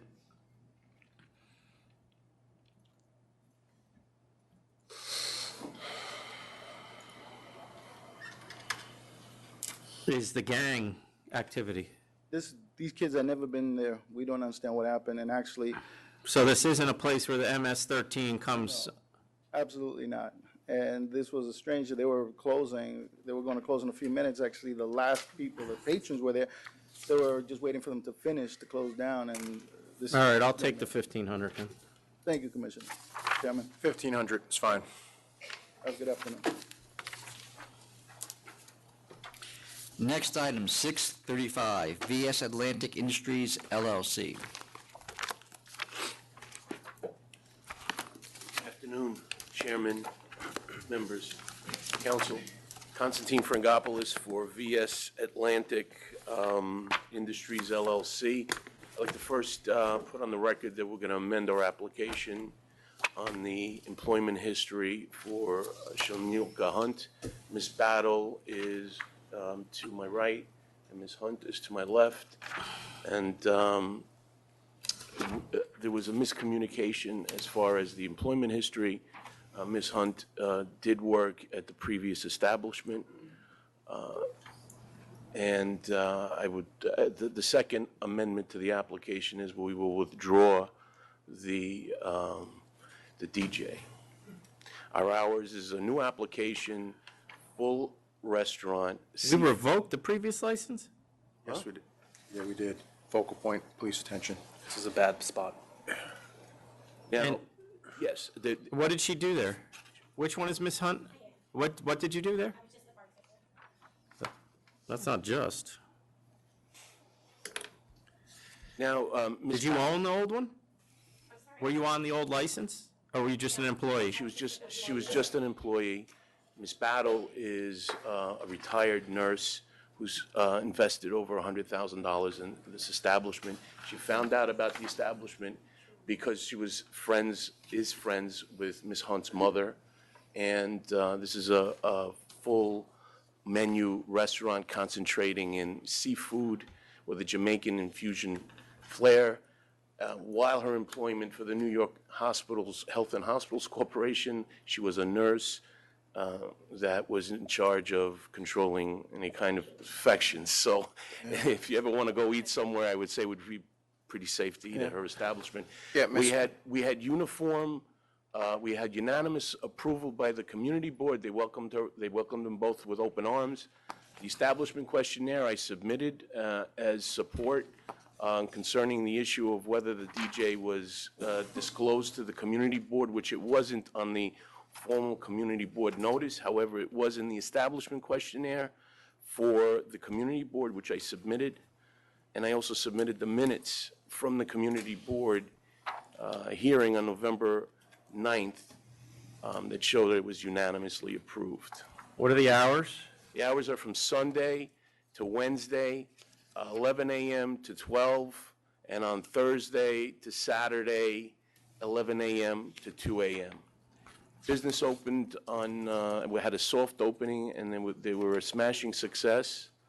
The community board, I'm being told, visits them routinely since then. Yeah, they've offered no protest. Actually, we hear anything from them, so. Ms. Battle, you're sinking like about $100,000 of your. Her retirement money. Yeah, I'm looking at the history of this place, you know, it would break my heart to see, you know, that go down the tubes for you. So it's really important, it's imperative that the place is operated properly, so that doesn't happen. I promise you, as a registered nurse that have saved so many lives, Yes. I will take this responsibility very, very seriously.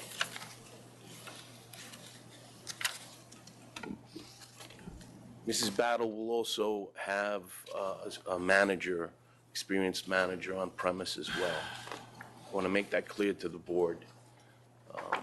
She's been involved in every aspect of this venture, construction. Well, I want to talk to Ms. Hunt. Good afternoon. What's your opinion of what happened at the last place? I totally thought it was ludicrous. I've been in the Oh, hospital. well, I mean, tell me how it happened, because it really got out of control. Everything got under control. I've been in the hospitality business for 16 years. I gave them advice. I told them different things that they should do, maybe to change the crowd and everything else, and they didn't follow my advice. They cater to younger people. I told them maybe that they should concentrate more on food, possibly do more of a restaurant, that they could still, you know, do the same revenue doing that. Did they have a manager, regular manager of the No, place? the owners managed. And they were there every day? Yes, And did they have security? they did. So all you were doing was bartending? Yes. It's always been my dream to open a restaurant, and when they closed down, I was really heartbroken, but then the landlord. I wasn't. The landlord who saw my work ethic and everything else reached out to me about possibly obtaining the lease, and that's when I reached out to my mother's best friend, who was also looking to invest in some sort of business, and this is how we evolved. So you're going to manage this place? We're gonna hire a manager. But what's your role going to be? I'm also part owner. I know, but what are you going to do on a day-to-day basis? Just oversee, I've been in the hospitality business for 16 years. But you're going to be in there every day? Yes, I am. And are you going to be in there every day? This is your job? She's retired.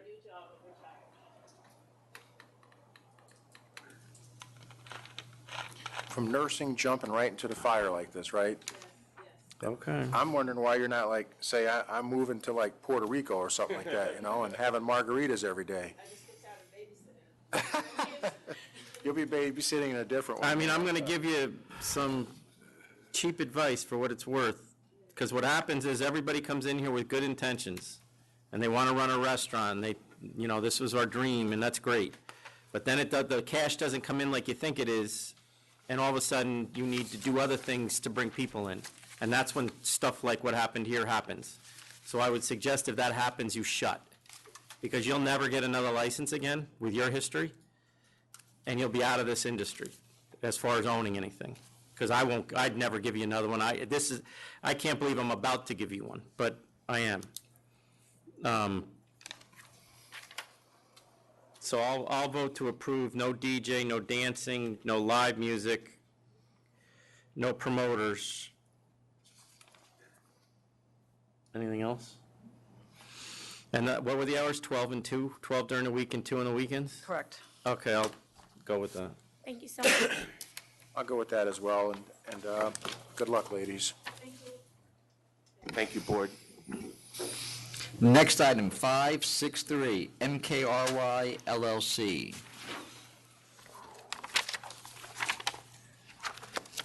Good afternoon, I'm John Moncrief, I represent the LLC. This is Mr. Chen, Mrs. Chen, This is Mr. Santana Nugan. You know the story, I think, from the papers already submitted. The Chens were new to the business. They were brought in by her aunt and her husband. They invested $100,000. At the time, Mrs. Chen was not a permanent resident. Her application was pending. For whatever reason, the application submitted by Michael Rose, the other principal, one of the other principals, showed an investment of $30,000, and it showed Mr. Chen as a one-third owner instead of 1.5 owner. A personal questionnaire was submitted on behalf of Mr. Chen, not signed by him, and showing him as single.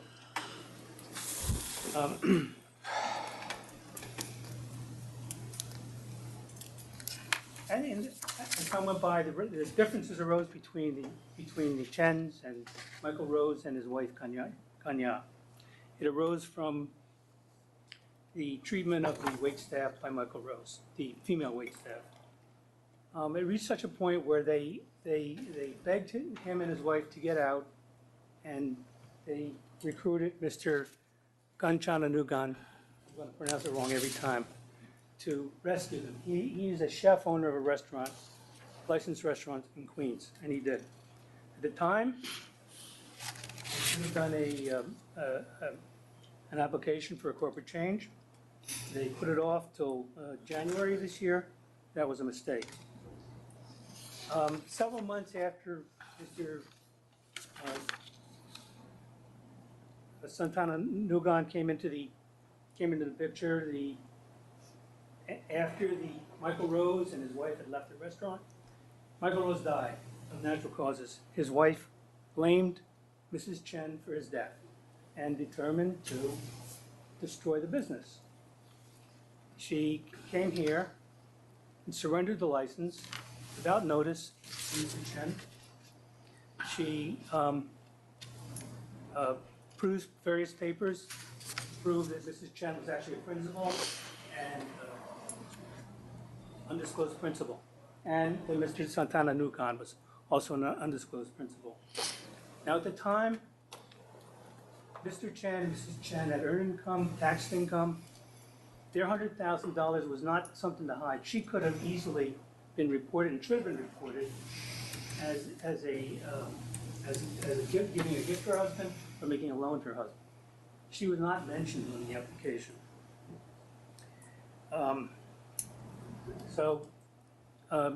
That's the situation. The license was surrendered without notice to Mr. Chen, and then So basically, they told us they were setting up something one way, and then went back and did it a completely different way. correct. And then lied.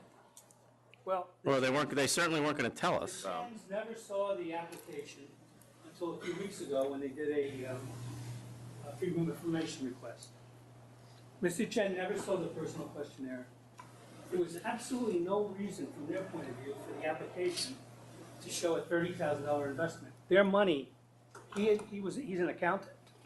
She worked for a hotel business on an H visa. She was working legally. This was earned tax money. There was no reason to hide it. But Michael Rose and his wife hired an accountant to. But then when the Bernards sold their interest, or were bought out by Mr. Santana Nugan, or something You like still that. didn't report it to us. That's correct. That's what I said. I know. Well, Yeah. that's my question. Why would it, so then you lied on the initial application, your clients. They didn't. They didn't lie. Well, he's on it. He's on the application. You're telling me he didn't read the application of the business? See the application until a few. And now weeks you ago. want me to keep him open because he was astute enough not to read an application with his name on it for a state license? I want you to impose the penalty, but let them reapply. Because So they, who filled it out? Huh? Who submitted it? was submitted, okay, so there's Michael Rose and Gagnon Bernard, okay? Right. They hired an accountant to prepare the application. They submitted it. Michael Rose signed the application. Somebody Did else- she think she was on it? No. She knew she couldn't be on it because she wasn't a permanent resident at the time. She is now. Her application was pending. The chief thought, So they knew that she wasn't on it, but he never reviewed it himself. he never reviewed it himself, he never saw it. And Michael had asked for a copy of his marriage certificate, but submitted a personal questionnaire showing Mr. Chen as single. And it was signed by somebody else, it wasn't signed by Mr. Chen. So, what happened was wrong, but it was not their intent to deceive. Well, and counsel, let me just understand something. I heard you say that you want them to have the chance to reapply, so you want this to be canceled and then let them actually figure this all out, because this is quite messy. The liquor I mean, let's be honest, it's either cancel or revoked. It's not, we're not going in a different direction. What I would expect. So, The liquor authority accepted the surrender, so I don't know. Okay. then it's already canceled. No, Yeah. no, Not for the it's, record. Just surrendered. We're surrendered. We'd have to, yeah. All right, I'll cancel, and then you can make hay with what you will down the road. Jackie, good luck. cancel and Oh, bond, just, it's coming right back here. cancel and bond claim, Chairman? Yes, I will, so they can reapply. yeah, cancel and bond for the record as well. Well, some of them can reapply, But- some of them. They better make sure they read the applications. I'll do it this time. Next item, 643, Juanito Restaurant Corp.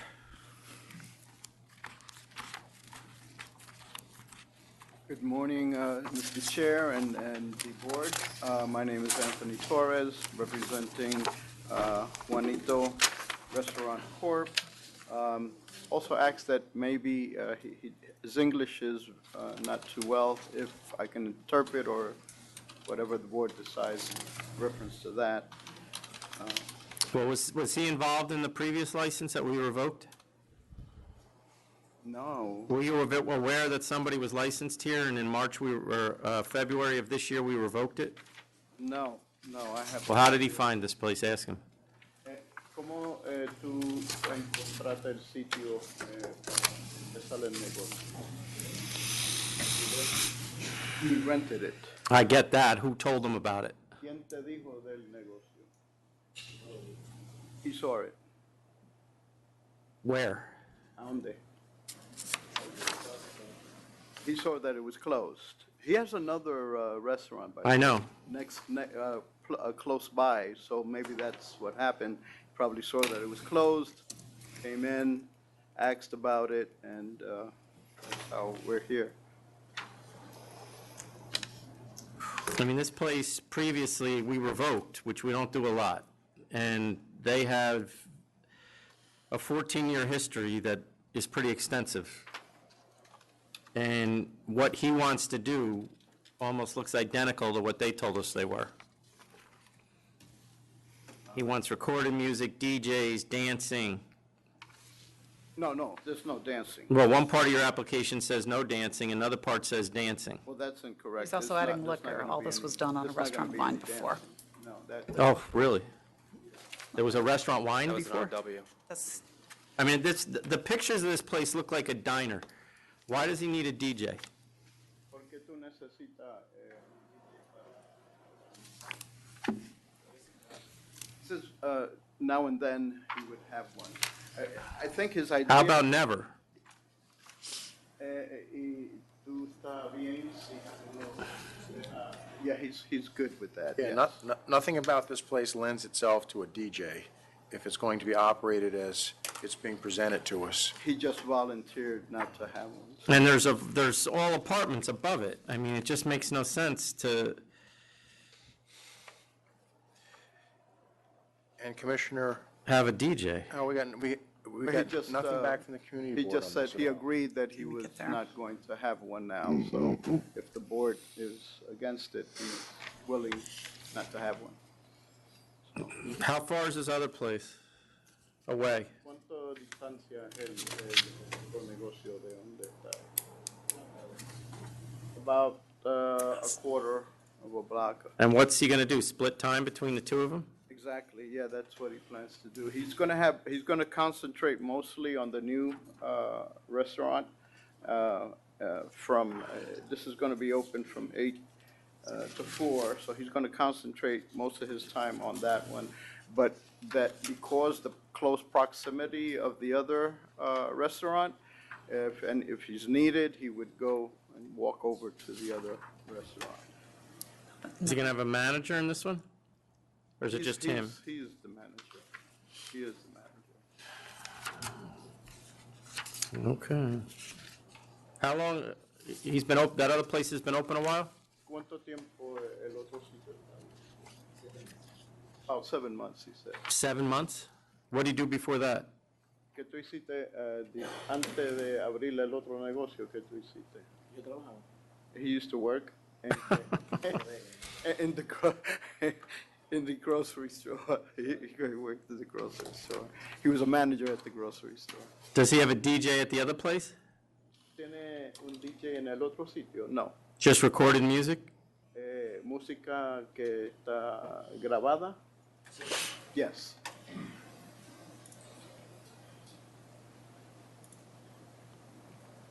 How long is his other place open at? What are the hours?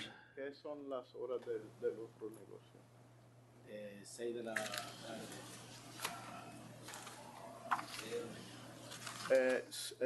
6 in the evening until 3? 3 or 4. All right. Do you have anything? It says you're going to manage the premises Monday through Saturday, 8 a.m. till 3 p.m., I'm 3 sorry. p.m. And then he'll stay as needed, and he'll try to go back and forth, but he's going to concentrate mostly on this. And your hours are what, how late again? I'm sorry. 8 to 4. 8 to 4? In the morning, yeah, he wants to stay open for a while. To 4 a.m., 7 days? Yes.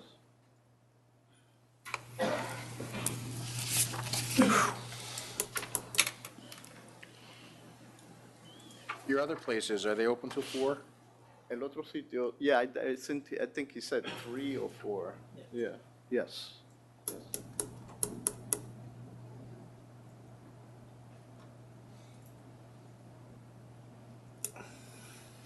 Premises. You know, 16, date of surrender.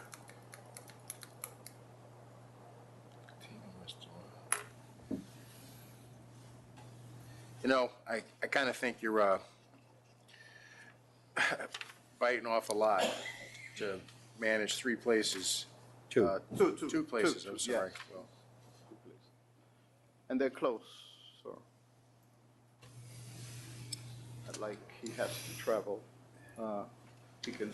You know, I'll give you a shot, but I got to tell you, if you come back here for anything, it's not going to be viewed kindly, looking at the history of the place. We agree. And we all know that and aware of that. Mhm. So I'm really inclined to say no, but I'll vote to approve. Thank you, sir. Well, I'm gonna vote to approve, but the hours are gonna take a hit. Yeah. Okay. I don't care what time he opens, but during the week, meaning Sunday, Monday, Tuesday, Wednesday, Thursday, he needs to shut at 1, and then Friday and Saturday, he can shut at 2 in the morning. And then you can come back in a year if there's no problems and get 4. No DJ, no dancing, no live music, no promoters. Explain that to him now, or? Yeah. Okay. Estás diciendo que quieren aprobarlo, pero que quiere cambiar las horas. Las horas del domingo hasta el jueves son hasta la 1. 1 in the 1 in the morning. 1 in the morning. Y el sábado y el domingo hasta las 2 de la noche. He said. So Saturday at 2 or Friday night into Saturday, 2 in the morning, and Saturday into Sunday, 2 in the morning. Okay. Commissioner Ford, you good with those conditions? And then all the restrictions, the only music he can have is background, is recorded music like he has at his other place. Yeah, he agreed to withdraw the Okay. DJ. Yes, he did. No karaoke though, no live, no nothing. No karaoke, Okay. no. Good luck. All right, thank you very much. Next item, 655, J&C Angel Liquor and Wine, Inc. Can I take just 2 minutes? Yes. All right, we'll just hold off on that for a sec. Sorry, Mr. Palillo.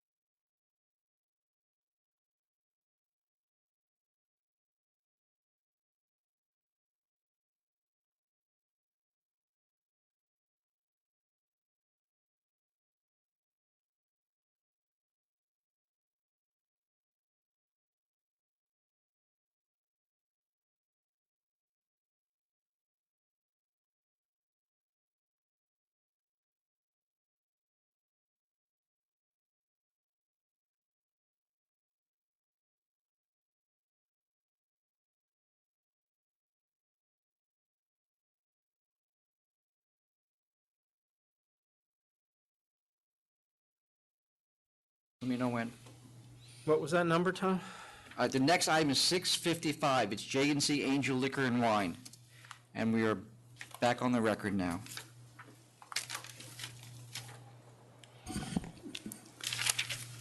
The item was carried over for enforcement to go out and measure for the church and the school, and we just got the report this morning. You want to see it? You want to see it? I don't know, do I? Yes. No, you don't. Yes. Okay. Second call. You guys want to see it too? Just make The sure we next get it back. item Yes, please. is 669, AMR Food Corp.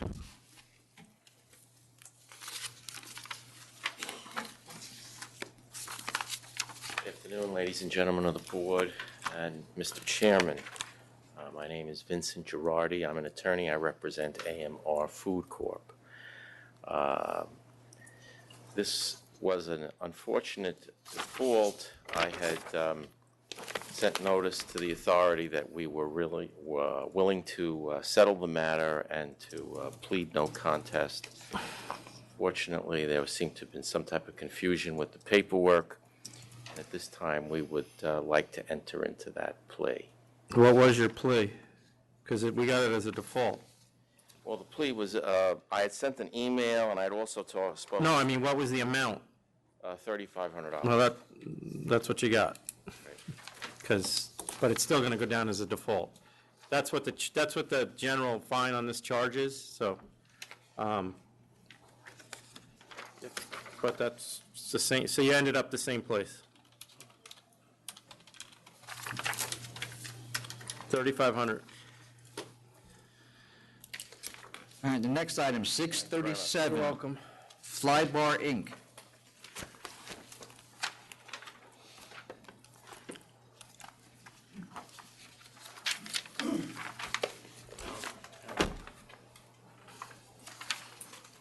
Good afternoon, Chairman and Commissioner.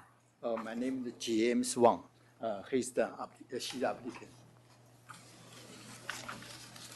Kusang Doma. What's your name? Last name is Kusang, first name is Doma. And you got arrested, Yes. but the charges are dismissed. And sealed. All right. You know now you have to report arrest to us? Hopefully you never get arrested again, but, Yeah. Hopefully that won't happen again. all right, I'll send back to, Turn to licensing. yes. Back to licensing. So we're sending this back to licensing, and then they'll continue your application. So the reconsideration was granted. It goes back now, and they're going to continue to review the application. Okay, thanks. But already approved. What, was it conditionally approved? Well, Then it will be we'll set it conditionally back approved to what again. it was before. Yeah. Okay? Welcome. Next item is 632, Choice Develop LLC. Say the number again. 632. My name is Hojun Cha, representing Choice Develop LLC, and he is applicant. And Anybody here from the community board? Or objecting? yeah, we received a letter from community board. So did I. They're rejecting their concerns. So they're concerned that, one, your windows and the doors of the private rooms you have aren't big enough, which I don't know if I agree with them or not. But what I do agree with them is how are you going to control who is given drinks in those private rooms? Sure, he will explain a little. I'm not entirely sure if this was already submitted, but we have a waiver form that we will have everyone sign just because of the nature of the business, because you're swinging. A waiver of what? Well, just in case you get hurt, because you're swinging. Well, that doesn't affect the license. Right, but when we have people sign the waiver form, we will have their ID on file as they're signing. So would you like to see? Yeah. But there's still, but I'm imagining that you are going to have people under 21 at your premises. With parental supervision or guardian. So you're not going to let anybody 19 use this thing? Well, 18 and over is okay. But what if you have 18 in the room with somebody who's 21? Well, our staff we have staff monitoring every 5 minutes. We have 2 people on staff. That's the question I had. So you're going to have somebody checking the rooms every 5 minutes? And are they going to know who's allowed to be drinking and who isn't? Right, because we have ID when they sign the waiver. But I mean, are the people that are checking the rooms going to know? What are the hours? We are, for operational hours, it's 9 a.m. to 2 a.m.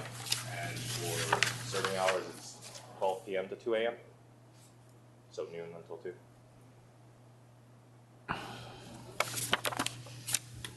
You know, I think there should be some way, if we're going to go with this see-through door option, a small window, I think there should be some way for someone looking through to identify who is a underage or not, who's a minor. I don't know if it's like a wristband or something like that, or, you know, a lot of places that I go into, you know, that have people in it that are under drinking age have to wear a wristband or something like that to easily identify them. And maybe even on the door, you put on how many minors are in there, so it's easy just to identify who's in there for your sake, and you don't have to come back here and have us fine you for it. So I don't know, just offering my suggestion. Can we do that? Have we ever done that? No. No, we haven't. You don't have cameras in the rooms? We have CCTV for all the hallways. For the hallways, but none in the room? Worried about the golf balls hitting them? Yeah, I mean, that's the whole idea behind the windows too, is I guess the community board wanted them in the wall. Those appear to be the standard type of windows that we've received, like in karaoke rooms and things like that. Yeah, no, I don't have a Yeah, problem with the about that. windows. I just have a problem with what he's talking about is, like, if you put, Does the how many sales- people are, what's the max you can put in a room? We generally try to keep it like 4 because See, like, it's golf. You Are don't they wanna have serving, right, are they serving to the rooms, or the patrons have to go to the counter? to the rooms. To the rooms. So I don't know if we have Never ever had put to do that that. condition on you're talking about, although I get what you're saying. Yeah, and I don't even know if maybe it can't be made as a condition of the license. I'd be surprised, we make a condition, everything else of the license that we want, but I would, We probably can. I'm Yeah. not saying we can. I'll do yeah. it if you want. I think there should be some way, looking through that door, or walking in that place, you should be able to identify who's a minor and who isn't, since you're drinking behind closed doors. That's how I feel about it. All right, then make it a condition. So I'm gonna make that as a condition. A wristband or a badge, or however you wanna do it, but there has to be some way to identify who's a minor in that room. All right, I'll approve on those grounds. Thank you so much. You're welcome, good luck. Would you like to keep that waiver or do I need that? No, you can take it. I think it's a interesting concept what you're offering, and it's kind of like karaoke golf, you know, you go to your own room, you know, Well, I like the wristband idea too. I mean, it's just. for your sake, you know, all right. Thank you, sir. Good luck, guys. Next item, 571, Matt and High Corp. New numbers? Go into the old pile, 571 you said? 571. Good afternoon. Thomas McCallum, on behalf of the licensee. Thomas? You're not Mr. Leon? I've heard that, I heard about that. Okay. Conditional no contest plea, I did put in a little narrative, looking for some mitigation on a penalty. There's been prior sale to minor at this convenience store. I know he's on some hard times, he did install the proper software, but the employee overrode the software, which requires entering the date of birth. I don't foresee this happening Did they again. fire the guy? They did, yeah, he was arrested that night, and he was terminated. All right, 5,000. Yeah, I was thinking 5,000 too. Thank you, that's what I was thinking. Next item, items 607 and 608, which is 27 Sports Bar and Cafe, Inc.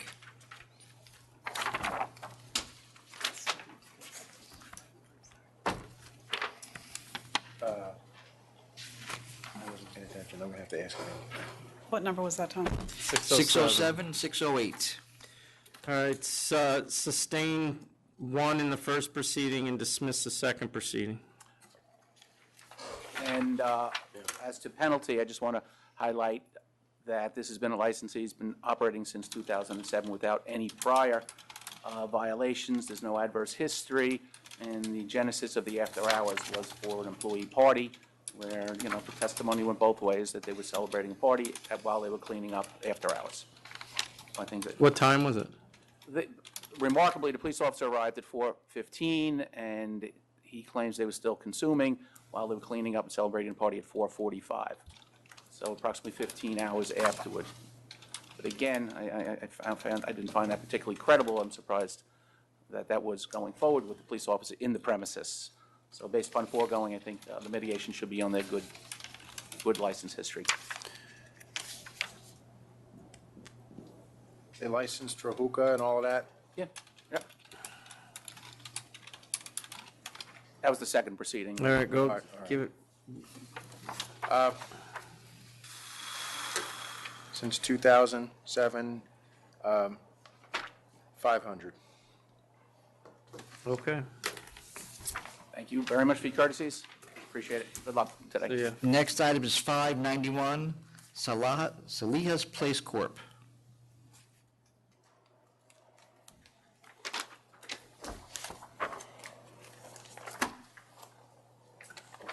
Good afternoon. Aye.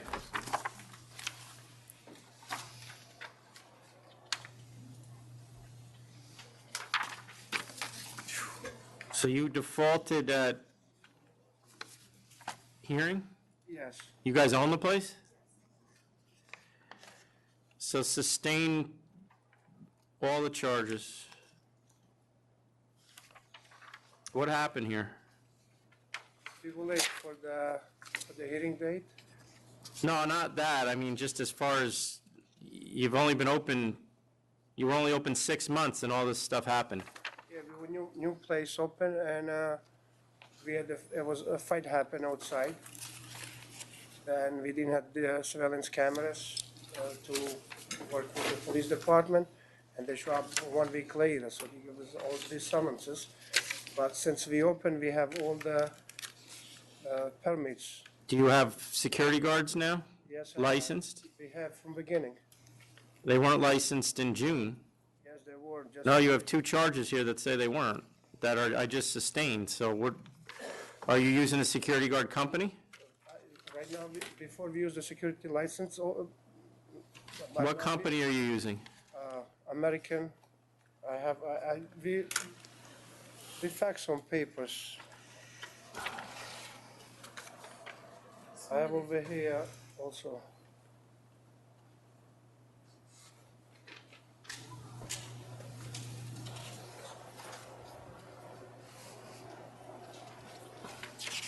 I don't want to see your papers, but I do want to make sure that you're, do you understand what you're supposed to be doing with the security guards? Yes, of course.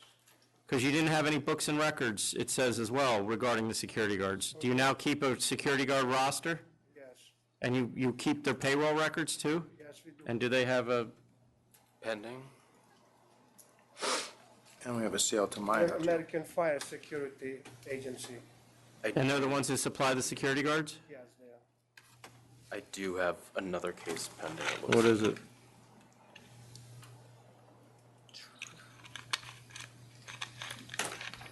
Do you have a lawyer? No, we don't. You probably should go get one. Overcrowded and flame permit. Because you have another, is that charges are out? Do you get other charges from us? Yes, we do. Do you have a lawyer for those? We had the lawyer previously to show up on, for the hearing, but He has a last fear- day he canceled or not something, he didn't show up. No, he didn't. But either did you. It's All just right. those two, so You should go get a lawyer for those other 2 charges, and make sure this stuff is fixed. Ask the lawyer about that as well. You're heading down a bad road. To fix everything. Well, you got failure to supervise, you have disorderly premises, now it sounds like you have overcrowding charge.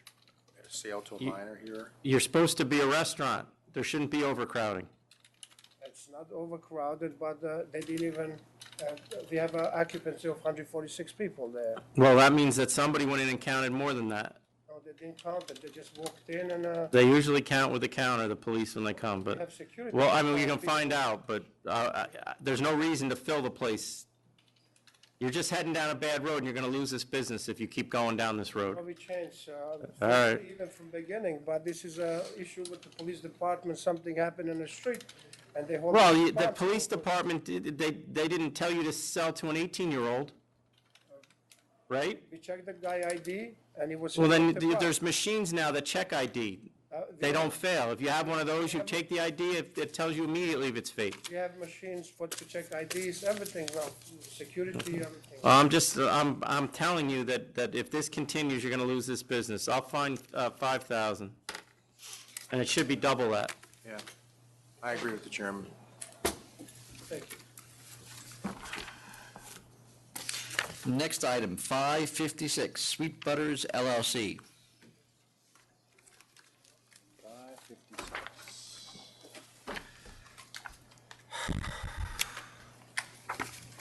Good afternoon, Elke Hoffman for the applicant. The principal, unfortunately, one of them works for the fire department and was called in for overtime, and the other is homesick. But I'm hoping that with enough of the record, you can make a decision on this matter. This is a. So the one question I had is the community board objects because you didn't get any support letters from the neighborhood association, and you're telling me that the neighborhood association doesn't exist? Yeah, we couldn't find another block association. So did you ask them what they were talking about? I think. Or are you supposed to go to the next neighborhood? I'm not even sure, but I think as a blanket matter, once they heard 4 AM, they were sort of, it was anything that was an excuse. That community board didn't really negotiate as to hours. They just said, we're not gonna consider anything. There's no support from a block association. So our clients and Caitlin from my office did a little bit more digging, and so we found some nearby block associations who, when we contacted, said, no, that's not really our area. So there was nobody was opposing in particular. There was no opposition that showed up at any of either the committee meeting or the full board meeting, but just, again, as sort of a blanket proposition, 4 AM, and this is not subject to the 500-foot rule. Right now, there's not even 2 other places open, although there are 2 applications pending nearby, but it's not subject to the 500-foot rule. The principle is this is, they own multiple locations. They're all sort of neighborhood bars open till 4 AM. No serious adverse history. A couple of minor. What's the music situation? Recorded. No DJs, no promoted events. TVs? No. They may have I don't think they have a TV, actually. There are other locations. But that not do 10 have TVs, No, if they no, have. No, it's not a sports, no.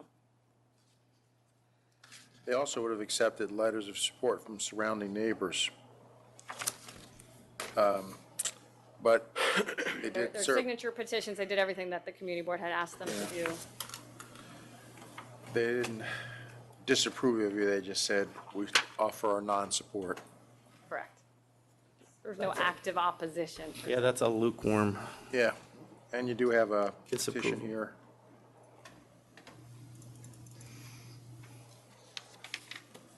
You have a small petition here with about, 23? Yeah, they gotta pay. What's this, 74 is the max? Correct. And they want 4 AM 7 days a week? Correct. That's tough. That's what they have on their other locations, and this one isn't subject to the 500-foot rule. There's right now there's not another establishment open within 500 feet, and you've only got 2 pending. And there's new construction going up there, other buildings come up there, all of their other locations are open until 4 AM, and they haven't had any incidents. What was the failure to conform at the Regal Beagle? Do you know? Was that a DJ or something? No, The only history they have is Fristinsky and Mackin. it stemmed from a statement by a management level employee, then she was a manager when someone came in. I think that someone indicated she was a manager, but she wasn't sort of a manager in the sense that we had All right. a floor. All right, I'll give you 4 AM. No DJs or live music. Correct. No, I mean, I'm making that a condition. That's fine. Same here. Great, thank you very much.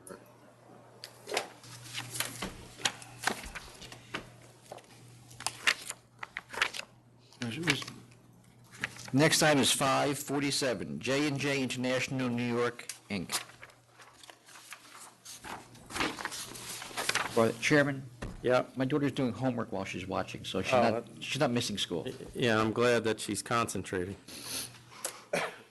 Where have you been? I had surgery, actually. You and me both.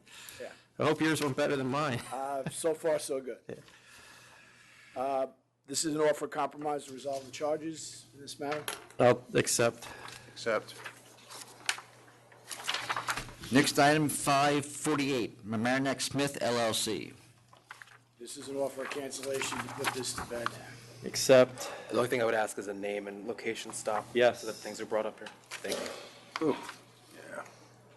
No argument. Accept. With a name and location stub. Next item is 555, Butterfield 8 WP LLC. This is also an offer of compromise to resolve. Yeah, I'll accept. Do we have any other open Which one? cases on that? I can check. 555. There's a Brother Jimmy's up there? I didn't even realize it. Same Brother Jimmy's?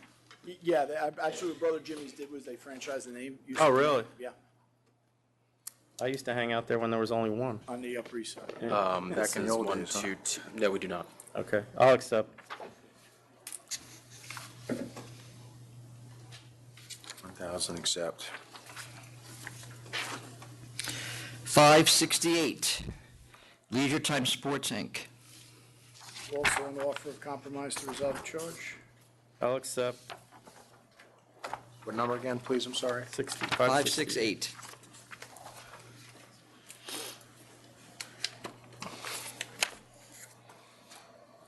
Accept.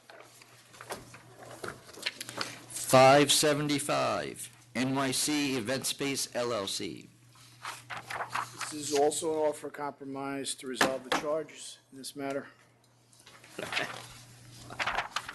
Oh, yeah. He tried to bribe a Bribe the DOH guy. official. Yeah. Smart. No amount of stupidity that can be overcome.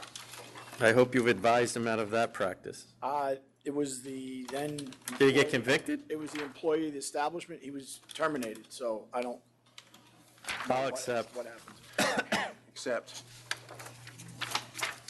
644, Johnny's Restaurant Bar and Lounge, Inc.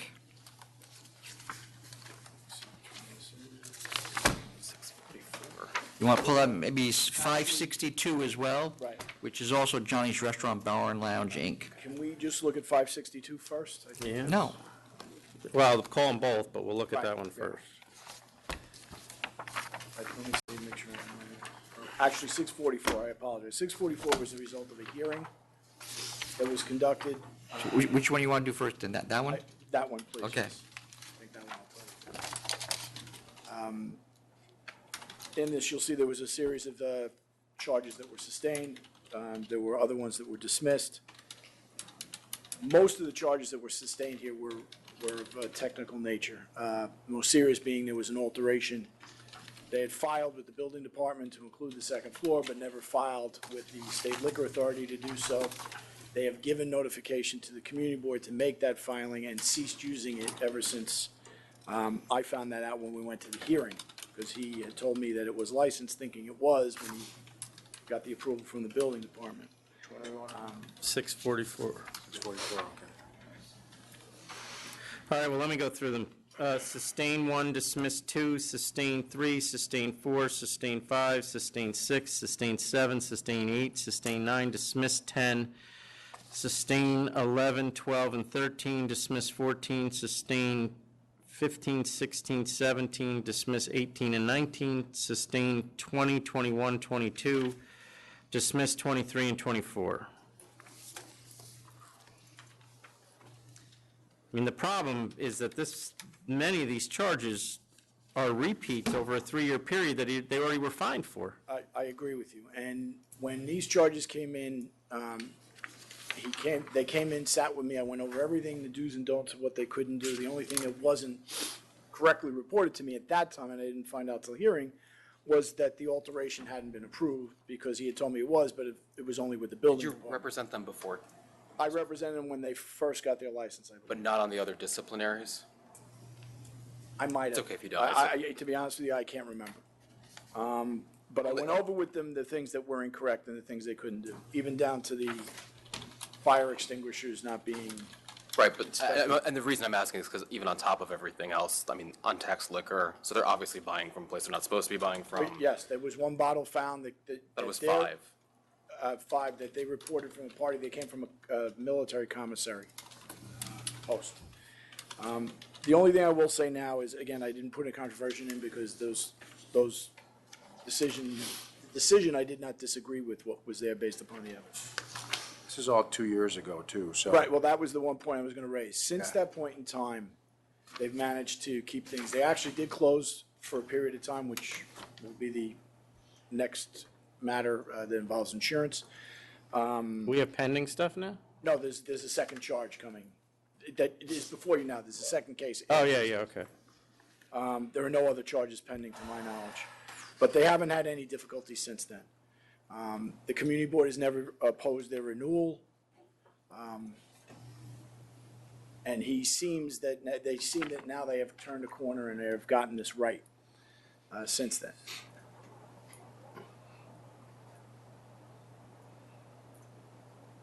I mean, I mean, the thing is that they pretty much hit every aspect of the ABC law except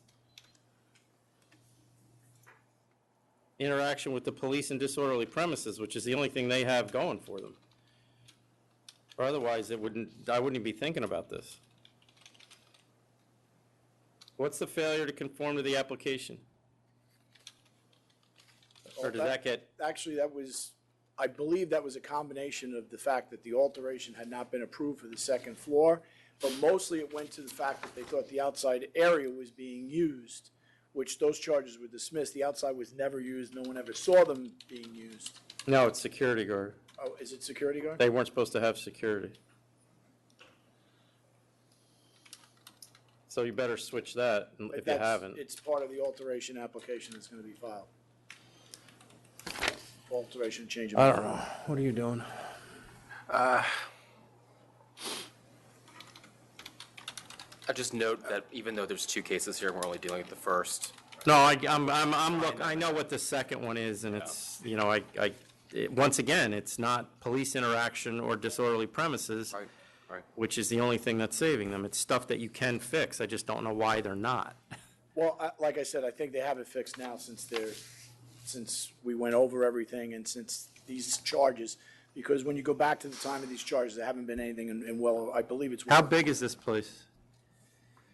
Like, off the top of my head. no, I mean, is it a seat over 100 people, or is it 74? No, in fact, it's got a downstairs area, and what the alteration involves is like a second floor mezzanine. No, I just wonder how many people they get in the place. I don't have. It's a restaurant, right? It's a restaurant. With a bar area. With a bar area. I don't know how many it holds, to be honest with you. It's not massive, I can tell you that. I'm thinking of a fine somewhere around 10,000, and I think that's being generous. I'm not willing to be that generous. You're not? No. The generosity's keeping them open. But the fine is going to hurt. I'm only cutting them some slack because. I'll take 25 on both. And the next matter too?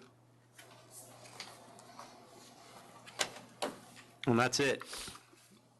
So on the second one, sustain 1, 2, 3, 4, 5, and 6. 25,000 each? And I don't care if they have an extension cord that's in the wrong place. No, That's it. So it's 25 covering both dollars? Yes, I don't care how you split it, Tom. I just put it all together. All right, My then, money, but you'll get it? Well, if we don't, Right, then you'll get something else. right. not my money either. 647, DSR 55 Corp. This offer of compromise was put into you. I have a request. The circumstances have changed since this offer was put in that they were selling the business and that sale fell through. And the reason they put it in is because that sale could go through with the offer of cancellation. Could I just ask that this be put over to the meeting of the 18th so that I can speak to them and Yeah. make them aware of where they stand, even though there is no sale right now? So where do we stand? That you're withdrawing the offer and you're going to come back with another one? I didn't want to withdraw it at this point. All I want to do is put it over. Well, to you the- can always make it again, so. Right, that's, All right, so we're going to, for 18, for update on offer. right. Thank you very much. Have a Yep, very nice take day. care. Yeah. And feel better. Mr. Pizzillo, you ready to go back on your case? No? All right. 646, Bowl 360, Inc.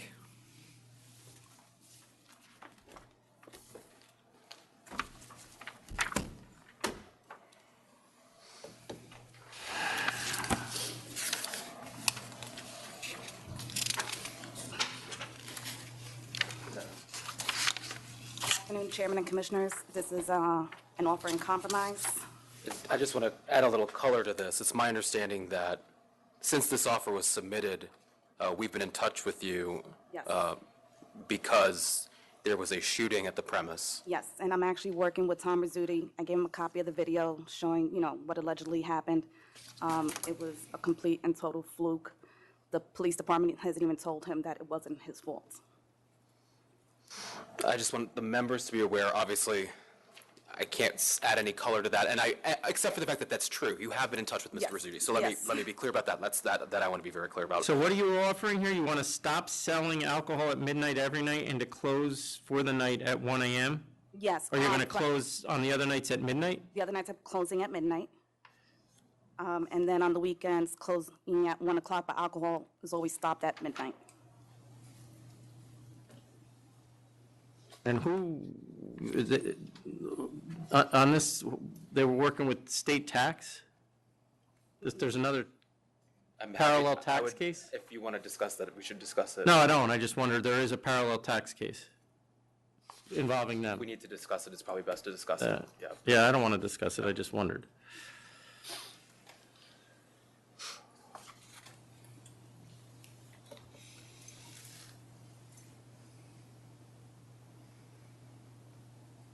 Actually, I do want to discuss it.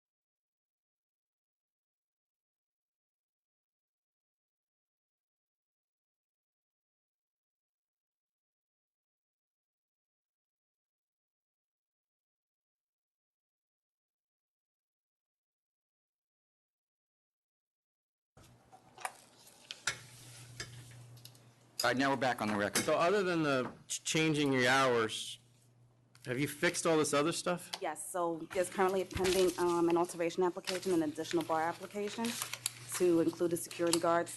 There's no DJ. I've gone over everything with him about, the way he's supposed to do everything properly, and if he has any questions. And the local regs, whatever they were, Yes. that's fixed? Yes. He's He's actually posting signs, the time that he is closing, he's not allowing, allowing the books and individuals- records are now on premises? Yes, and then he purchased an ID scanner. Okay. All right, I'll accept the offer. But your hours now are stop selling at 12, shut at 1. Yes. And just for the record, this has nothing to do with the 327 incident. We're still. Yes. Yeah, and Yeah, I'm, that, again. we don't know what's going to happen Yeah, with no, that. and I'm working again with Rizzuti It's on true. that and It's everything. true. Okay? You got to take another vote. Yes, I accept. Same thing. Thank you.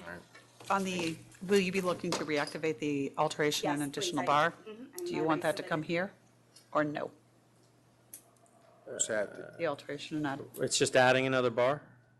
Yeah, and then to add the security. No, I don't need to see that. okay, good. Okay. Thank you. Welcome. Next item is 582, 432 Tavern Corp.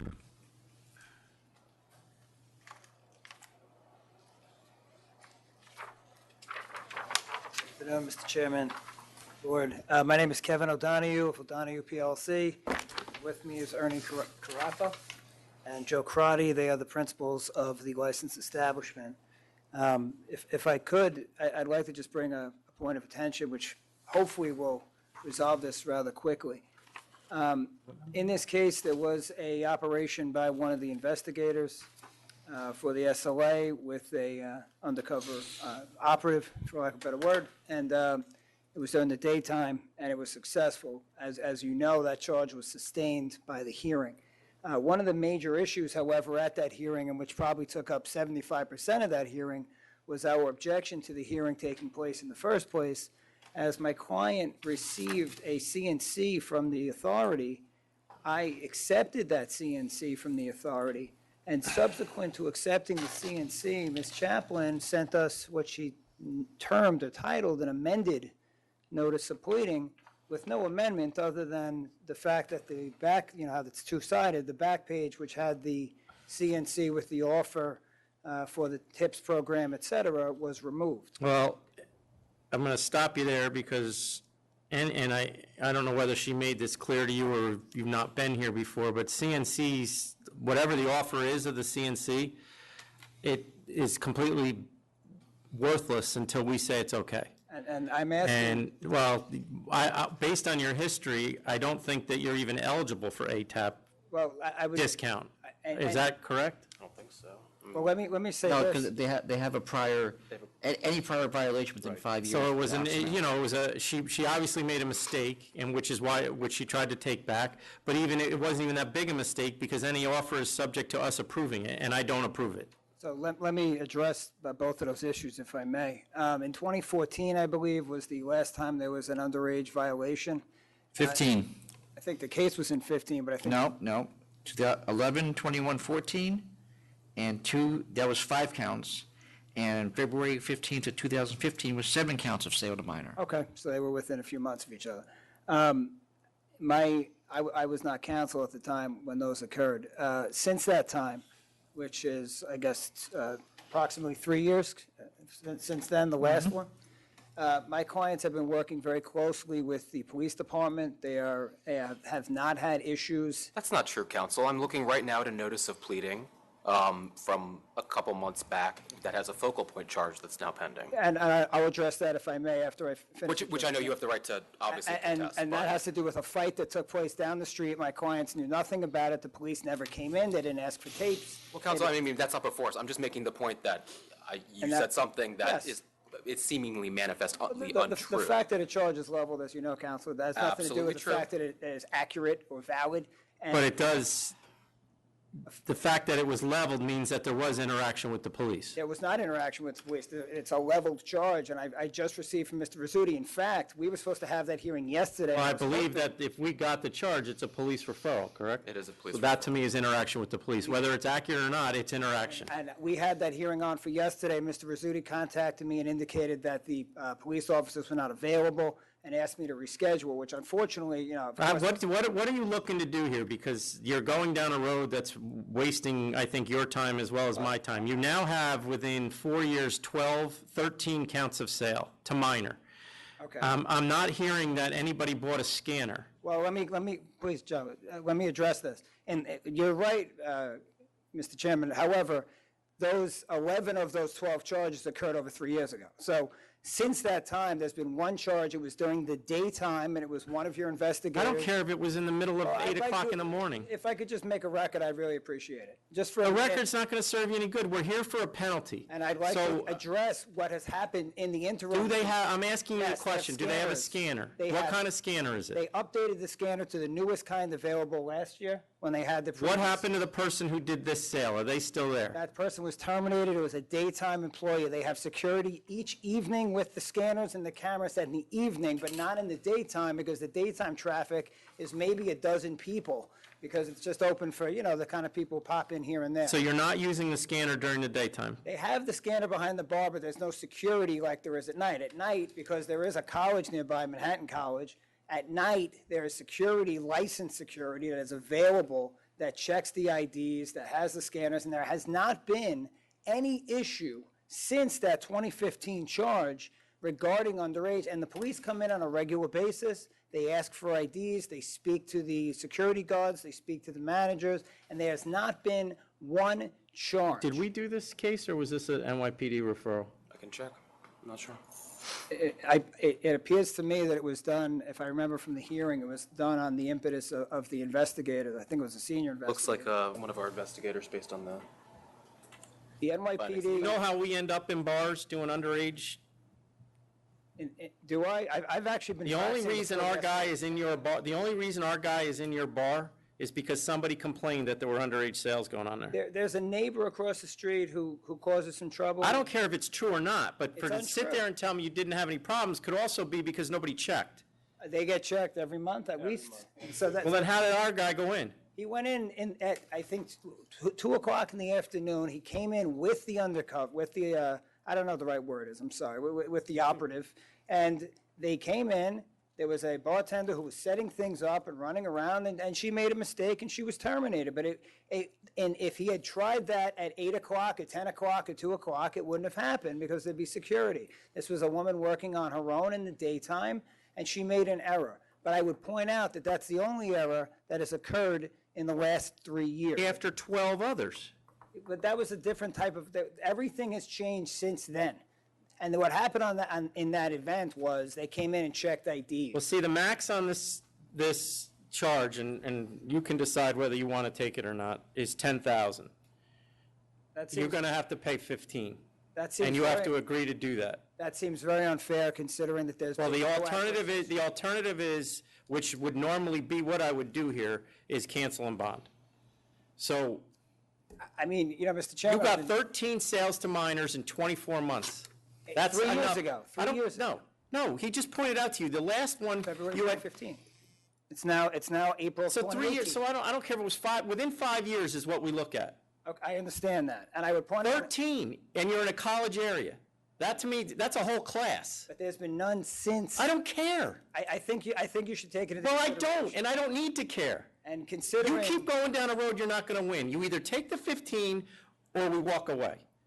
I would just say, I've been sitting here for 4 hours and hearing about people getting locked. You in. heard anybody that had 12 sales I heard to about minor? people getting shot. I heard a lot of things. Yeah, you didn't hear that in here today, because we usually do, but not today. Just today, someone apparently got shot. Not done Now, yet. they were referring to a different case that's not before the board right I'm now. just saying, considering the fact that in the last 3 years, they have been. You've now enforced said that fines. 8 times. We're past that. Do you want the 15 or do you want to walk away? We'll take the 15.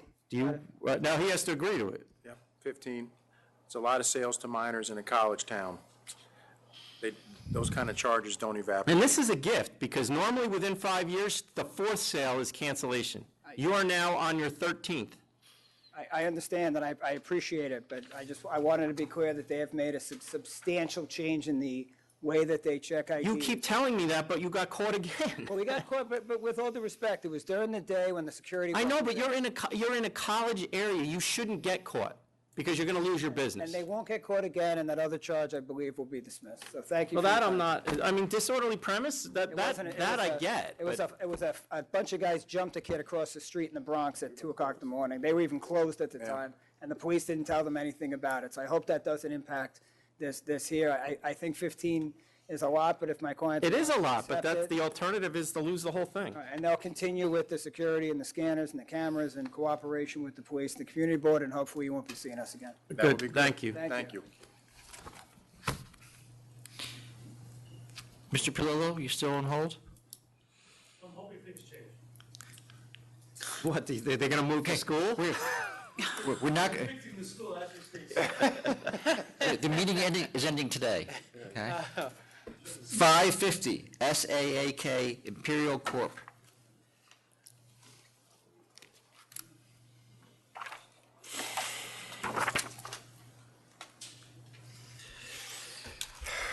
You folks have been here a while, haven't you? Pool tables and underage. Yes. Allen for the applicant.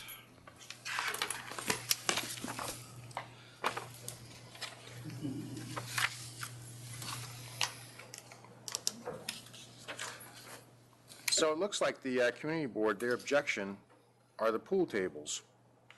And they- How many are there, by the way? 19th. 19. So this has always been a billiards hall. The Yeah. C of O says billiards. The prior owner was also, the community board has a policy, a blanket policy to oppose all billiards, liquor licenses in billiard halls. So I think the prior owner, I don't believe there's any adverse history. They also had to come up here. They had no adverse history, that they just shut? That's my understanding. They didn't shut, there's a contract here. Okay. Contract, and they have a temp, they've been operating. What are the hours? The hours are 8 to 12, 8 a.m. to 12 midnight. It's a full restaurant.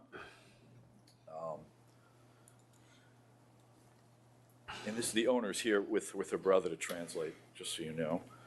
We have petitions. Is this the only pool hall in Community Board 9? It says that they have a blanket rule that they object to pool tables. Yeah, they gave me a written policy. What, did they say why?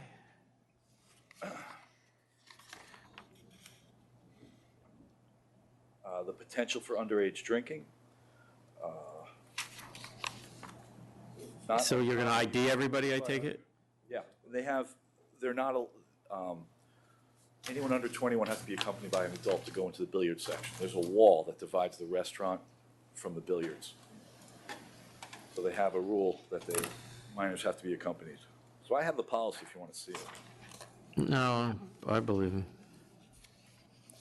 So they went to the community board meeting, and that's what they were told. And can we live without the DJ? Yes, exactly what I was going to ask you. No, it's on your application. All right, well then I'm good. Okay. No DJ, no live music, background music only.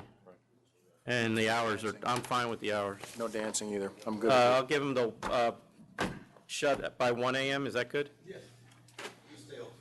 Okay, right.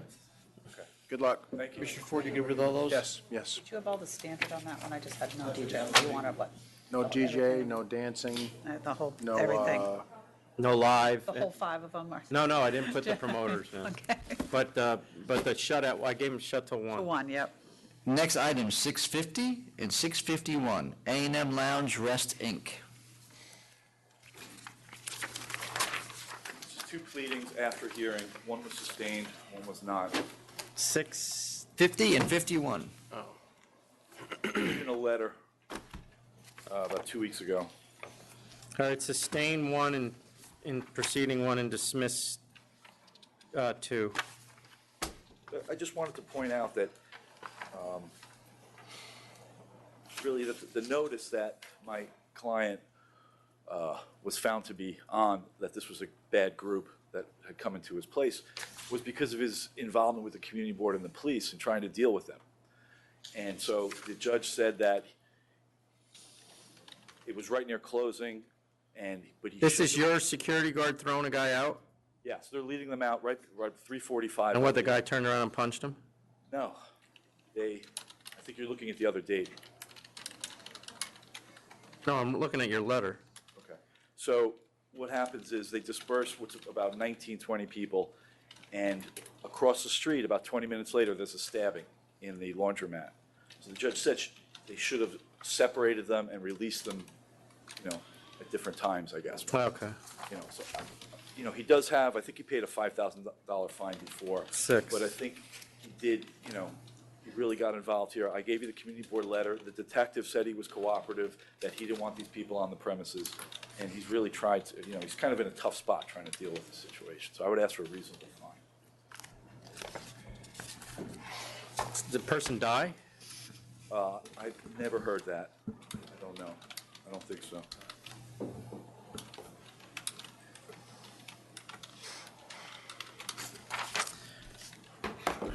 I'll let you go.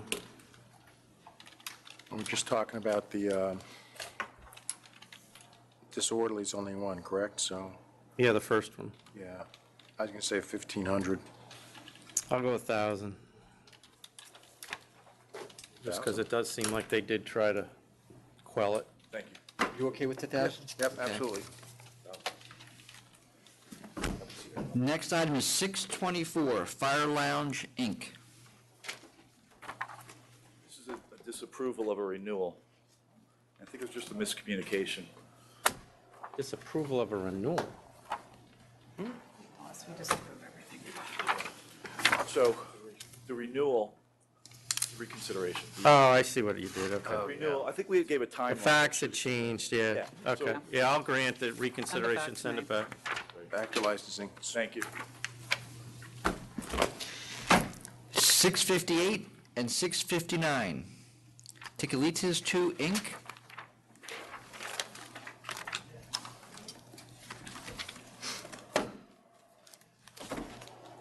Good afternoon, Aurelio Rodriguez for the former licensee. This is a location that's been closed and their license expired in January, and this is a CNC for cancel and bond. I'll accept. Accept. Thank you. 664, Z1 Diner and Lounge, Inc.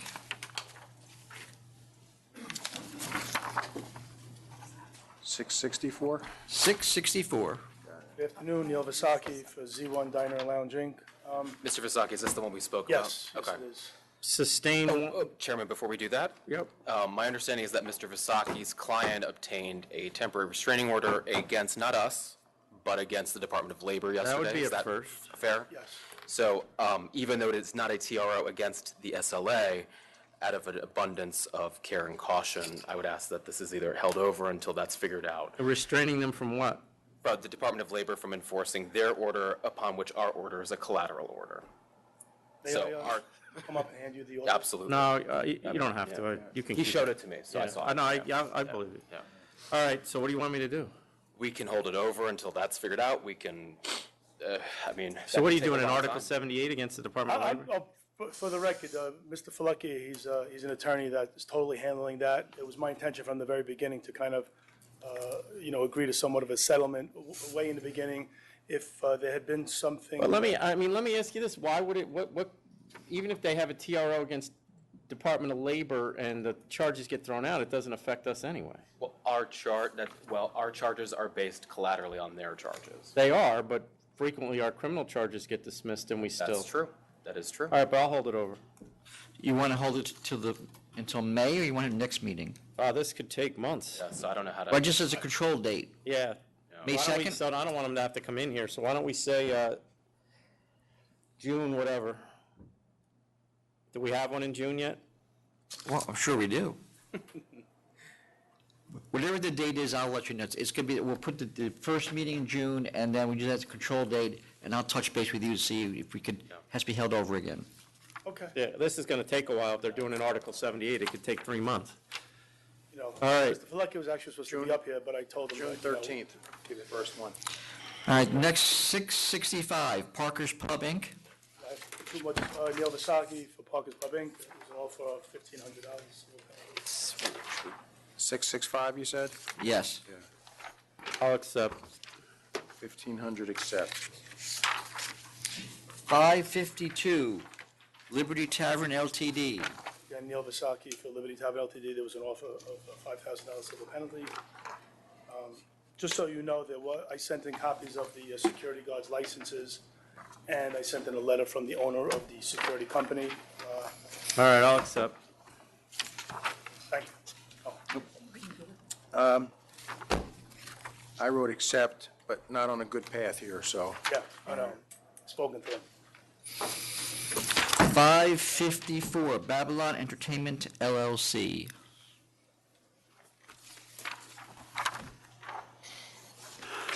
Good afternoon, Matthew Leone for the landlord. Here, this licensee was evicted. I believe the license was surrendered sometime in December, and the landlord is just asking that the penalty not include any sort of prescription here. And I believe we're just asking that charge 14 be withdrawn. So withdraw 14 and cancel, is there a bond available? Yes. Cancel and bond. Cancel or revoke? No, we don't want to revoke. He's asking that we don't, I don't see a point in revoking. Correct. Does revoke involve the? We can if you want to, it doesn't affect the property, but. Yeah, that's what I meant, yeah. That's true, we can revoke without a prescription, Yeah, that would right. not affect the property. You want to revoke? Yes. All right, we'll revoke, no prescription. You're good. Either way, And bond. very good. 545, 3207 36th Ave Restaurant Corp. Hit in the butt with a stick. Another Astoria. Starting to get rough out there. Good afternoon. It's busier than it has been. Well, this place has been here before the Yuppies and this is Did all- you have the other one too? That was here today? Don't think so. It was an Irish Clients who place? don't show up. No, Appearance. I'll accept this. I'll accept as well. Can I persuade our esteemed council to take a check?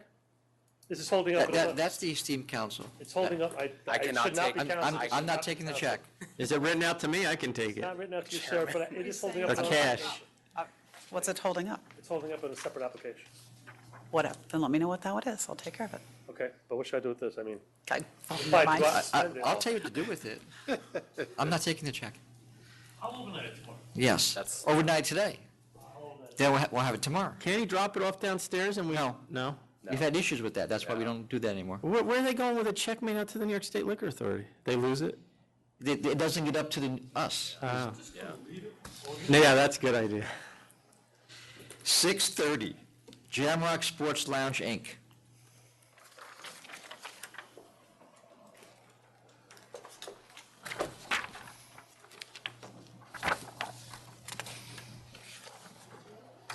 Good afternoon, Chairman Bradley and Commissioners. Good afternoon. Ben Sharav, Law Office of Victor Molina, here for the application of Jamrock Sports Bar Corporation. No relationship with the prior app? You know Royston Pinnock? Who is Farron Manning? He's a friend of mine that offered to sell his business. To sell you this business? So he was involved in the old business?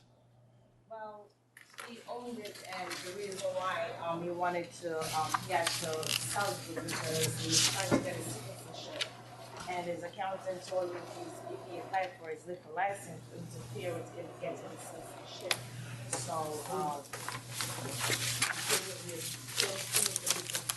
proposal, and I decided to buy it.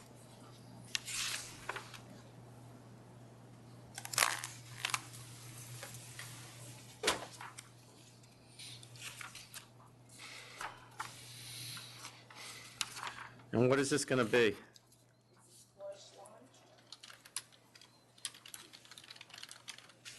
Food and bar, it's got a few tables, it's 6 bar stools and 14 seats. So Farron Manning, is he going to be involved in this? He's gonna be the yes, the manager. So you bought the corporation from him, but he's still gonna manage it?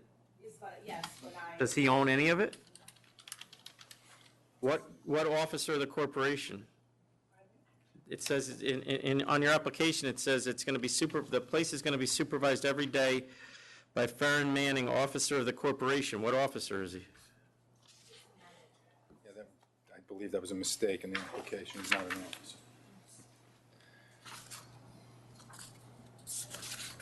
I don't have a history on this. What is the history? I see that there was disapproval.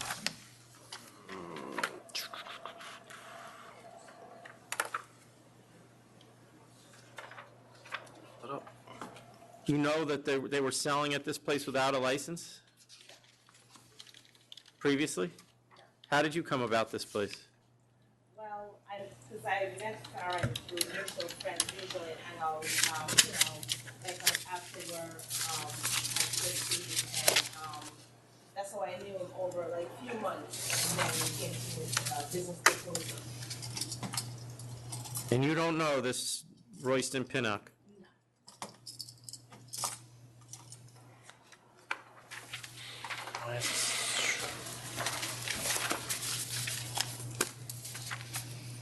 Do you have any experience doing this? I have friends that does it, and they would always tell me how to run the business. So, and yes, Place in the Bronx you mentioned. yes.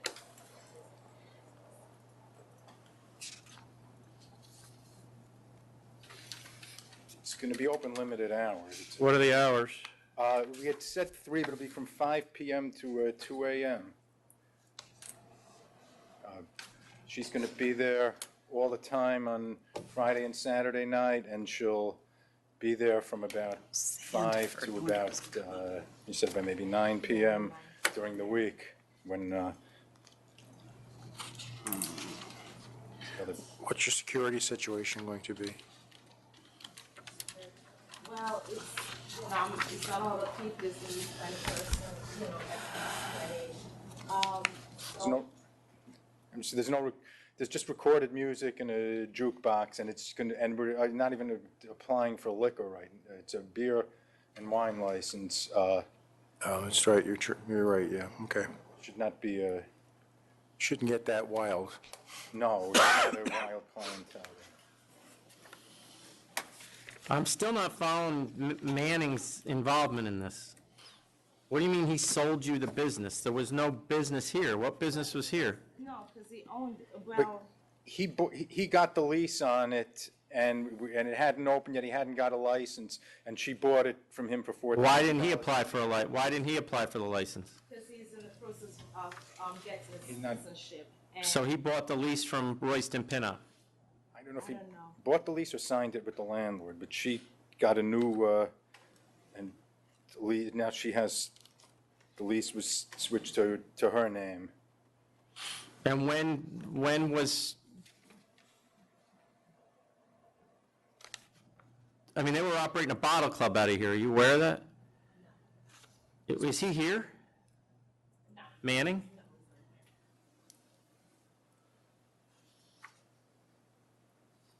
Do you know how long he's had this place? Owned or leased the building? I think it was from July or June, around that time. Of last year? Yes, of 2017. She took over the lease as of November. It's not showing up in compliance because of, now I'm seeing why. It See- looks here that during the application Yeah. process, it was disapproved, so that's why I'm not able to pull. Yeah, up the bottle documents. club was Yeah. while it was pending. Right, It's a criminal thing. It's not right. anything we can do. All right. What'd you say your hours were? 5 to 2, 5 to 2? 7 days a week?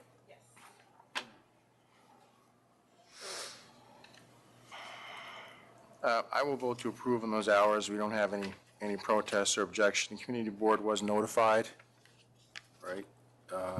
No, Mount Vernon city clerk was notified. Right, that's all that matters. Yeah, okay. Are you open right now?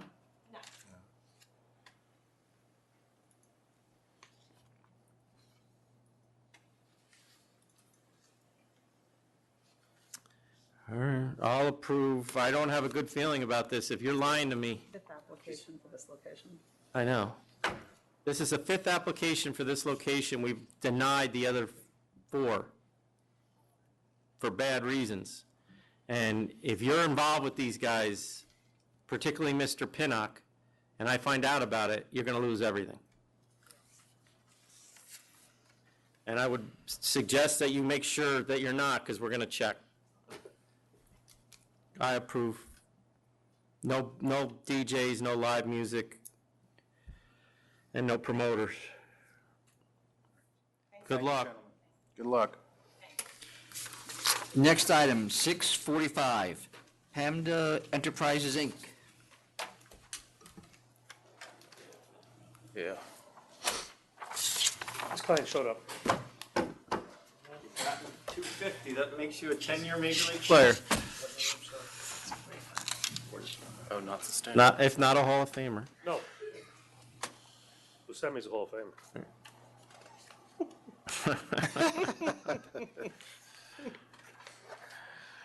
That's fine. Dismiss. I agree. Dismiss. Thank you. Mr. Palillo, you ready for the other one? I have one other one I can do. No, whatever you want. Whenever you want. I'm ready whenever you want. We're going to call 655 J&C Angel Liquor and Wine.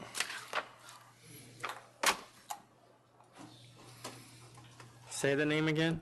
Oh, I got it 650. already, yeah. Can I have that report back? Really? So what are we going to do with this? You hold them back or can I- Can he keep that one? I'll give it back after Yeah. this, I promise. Oh, yeah, you can refer to it. So what are we going to do with this? Even if we say the church is not fully a church, which we were not able to confirm one way or the other, the school is within 200 feet. It's 259 feet. We also had our person go out to do measurements, who was the professional I use on every application that I submit to this agency, Landis Simon, doing it for over 7 Well, you years. went to a different door than we did. I went to the entrance as defined by the statute. Which I'm going to pass this to Mr. Well, we're going to have to send an investigator out and talk to the school and the church then, That's because, Dispose of this today based on other issues. well, like what? Well, for example, his character and fitness as an applicant. That's not going to, I'm not going to get into that. This is much cleaner. I don't want to put this off anymore, sir. I'm going to ask you. I can't grant a license with Yes, this. you can. Subject to what? That the investigator going out? Give me 2 seconds, I promise. Go you. ahead. Mr. Donahue made notice of the fact that I was waiting something out, and I was. If you look at the photo that the investigator Delia took, number 4, it's hard to see, but there's a lock on that gate. I don't have number 4. You have that number 4. Oh, yes, I do. Take it back, I got it.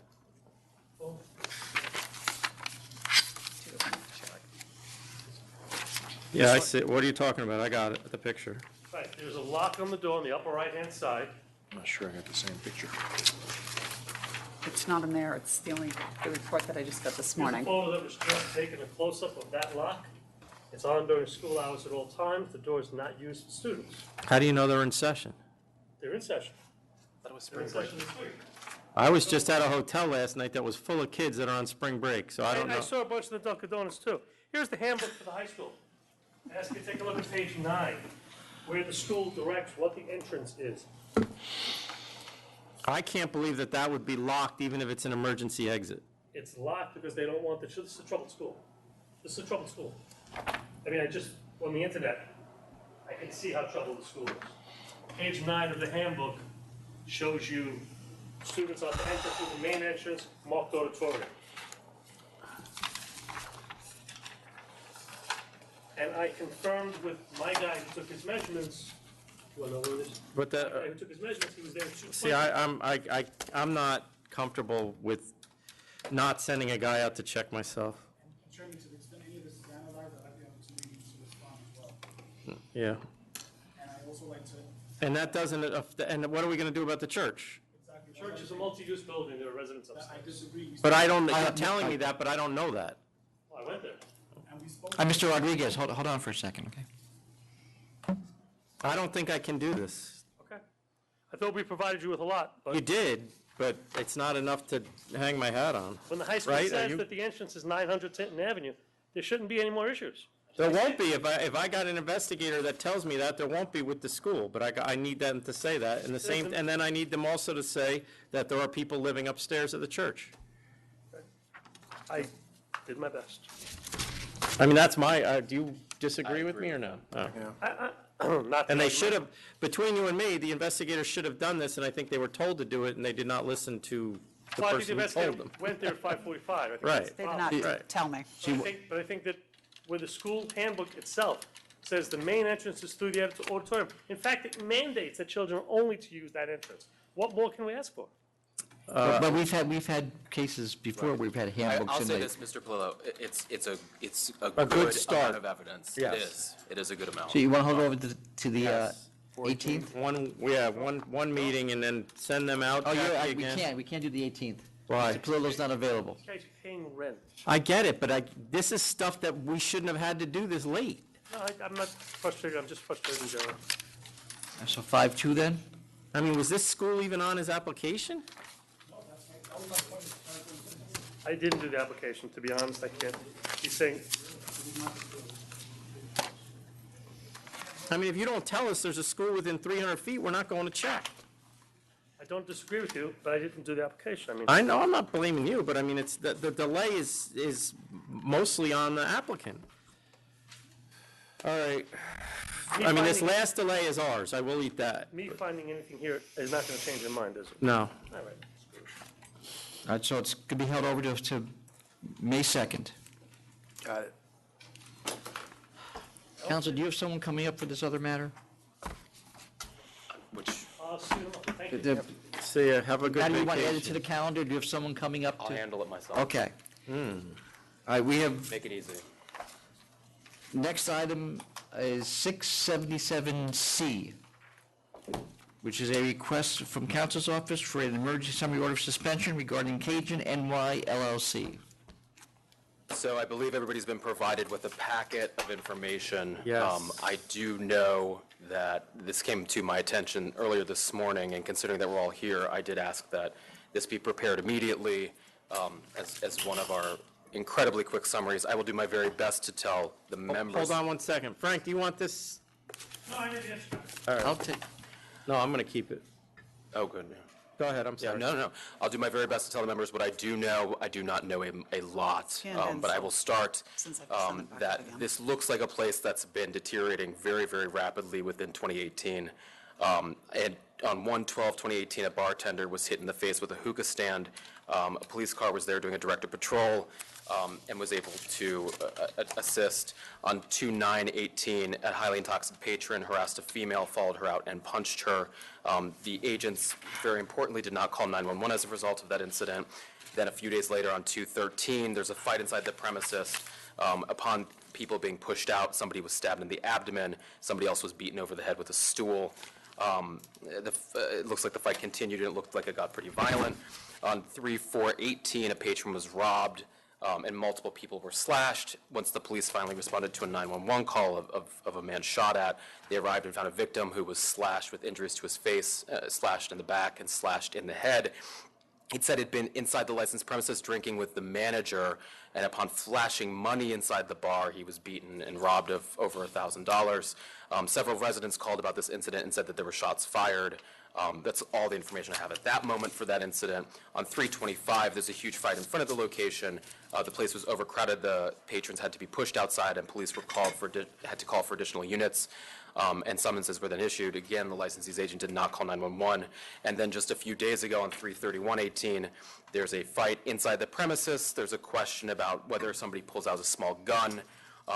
It appears to brandish a firearm. Nobody calls 911 again. We have the tape of that? Or the police had the tape of it? At this point, I do not know. I know that there's a victim who requires medical treatment, who was uncooperative. And on top of what looks like a number of very violent incidents within the last literally 3 months, my understanding is that there's issues with dancing and promoters, which are violations of the method of operation. The Special Operations Lieutenant has said that this place has directed patrols regarding noise complaints and to ensure order at the premise. Police have been called over 77, the police have called over 77 directed patrols in 2018 and 146 in 2017. And there's numerous 311 calls, 16 in 2018, 94 in 2017. Music in the bass music, noise in the back patio, and several 911 calls. I believe a lot of this has been attached, including a radius index and such.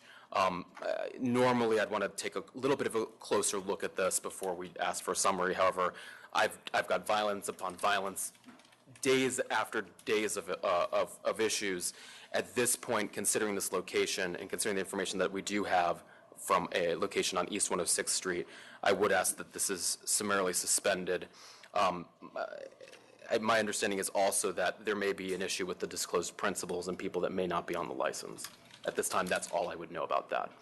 Okay.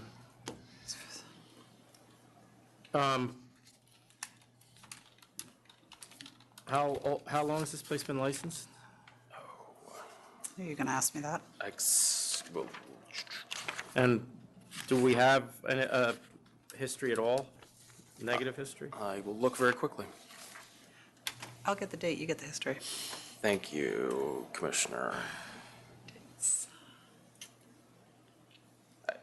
Looks like this was effective possibly 9/1/2017, Jackie?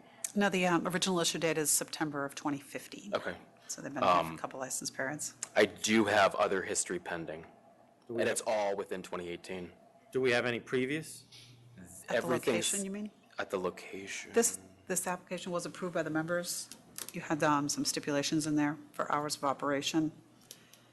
No dance, there was no dancing, there's live recorded music, one security guard, close at 2 a.m. Sunday to Thursday, 3:30 on Friday and Saturday.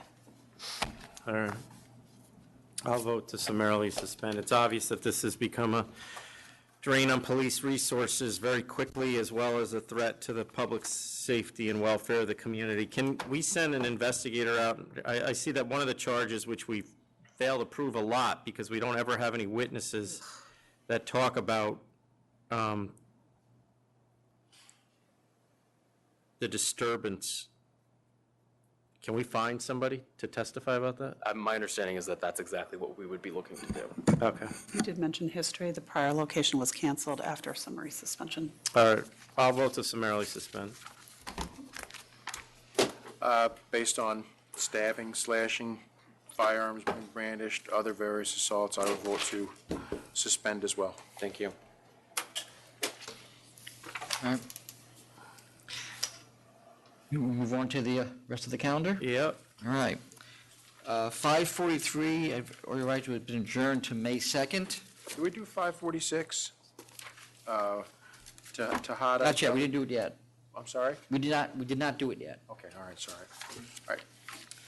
544 has been held over to 418. 546. Gotcha. Accept. I don't have 546. Oh, 544 has been held over? Yes. I'm sorry. To 418, and now we have 546. Accept. 549. I would just note the large number of cigarettes found. I believe it's 60 cartons. Yeah, and he got arrested twice in 5 days, which is just admirable. Stupid. Cancel and bond. Cancel and bond. 551. I'll accept. 551, accept. 560. Oh. Pregnant woman was attacked here. Oh. I had bring him in.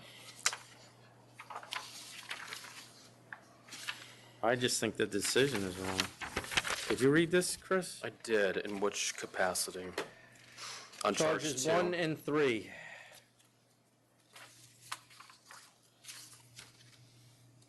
Where did we even get the noise charge from? Because there's no evidence of that, even though that got dismissed. So sustain 1, dismiss 2, and sustain 3.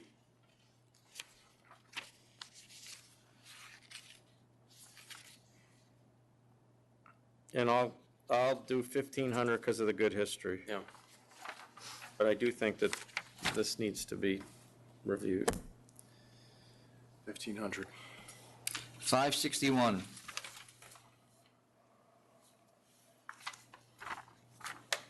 $1,000. Yeah, there's no photos, nothing like that at all. Yep, 1,000. 564, and then 565 and 566. They're all the Southern Glacier cases. So just to report to the board, this is on just for a quarterly report. I have met with the Corporate Compliance Council as well as counsel to Southern Glacier Wine and Spirits in regards to these matters, and I have received a quarterly report in which Southern has begun to implement their ethics and corporate compliance program and policy program, as well as begun to implement their auditing program. They have actually provided me with documents of things that have come up in the auditing program that they're looking at. I believe that their national hotline is about to go live very shortly. What's the hotline for? For people to be able to call in anonymously and report complaints to themselves. At this juncture, I have nothing to indicate that Southern is not meeting its responsibilities under everything that we've put together. However, this is still pretty early into everything, but they've come in, they've showed me, what they've been able to uncover. It's nothing that causes me alarm at this juncture. Okay. And the next time it's on, I should be able to let you know that they've fully paid off the fine. Oh, that's right. So when is that? 3 months from In now? July, yep. Okay. 567. I'll accept. Showed real ID and the cashier overrode it anyway. Yeah, this is the last one. 1,000. 569. Accept. Accept. 570. Accept. Accept. 572. Hey, wait, 570, can you make the new license come to the board? Already, Or we already issued it You did issue it? back in October. Oh, then forget it. Okay. 572, Tom? 572. Accept. Accept. 573. 5,000 due to their history. 5,000. 576. Accept. 576. Accept. 577, 78. Revoke for the record with a 2-year prescription. Yep. And adopt the ALJ decision. Yes. 579. Sustain 1, 2, 3, and 4, dismiss 5 and 6, sustain 7, dismiss 8 and 9, cancel and bond. A deli laundromat. Yep. And this is one of the ones where they charge the wrong statutes? I think so. Okay, just, we're straightening it out, right, with training? Yeah. The statutory issue, This charging the wrong statute? charging the wrong, yeah. Good. We're going to work on that. Yeah, we are. 580. I'll accept. I thought that's too low. Okay. I mean, 1, 2 sales of mine are 18 year older, 3 others same day, supervised. I had 15,000. Okay. And suspension or no? No, just 15,000. Counter off 15,000, no suspension, okay. Suspension. 581. Accept. Accept. 583. Accept. Accept. 584. Accept. Accept. 585. Accept. A lot of cancels. Accept. 586. Sustain 1 and 2, cancel and bond. Why did I cancel and bond? Is it 586? 6, yeah. 4th time here, yeah. Oh, that's, I saw that they, yeah, okay, cancel and bond. I missed the sales. Just so you know, the summary order has been delivered to Zone 1 Enforcement, so. Thank you, Tom. 587. Accept. Accept. 588. Accept. Accept. 589. Isn't this supposed to be 3,500? Yes. Yes. All right, well, I'm not going to do it for 500. That's why it went to the full board and not to non-calendar. Oh, I'll accept. 3,000, accept, yep. 590. Was that like an early, or did they just miss up?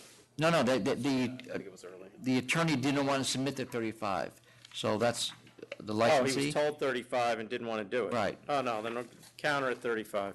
I thought we did it. We did it, I'm Yes. fine with it. He's not dictating what our fines are. All right, now 590. Except, Patrons serve themselves, that's interesting.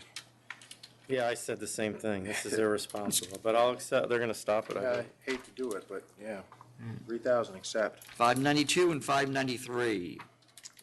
Sustain one in the first proceeding, sustain all charges in the second proceeding, revoke for the record with prescription. Same. 594. Accept. Accept. 596 is over until the 18th. 597. Considering this is a summary and that they defaulted, I'm assuming this place, considering the decision is closed, I'm surprised. And the ALJ relieved them.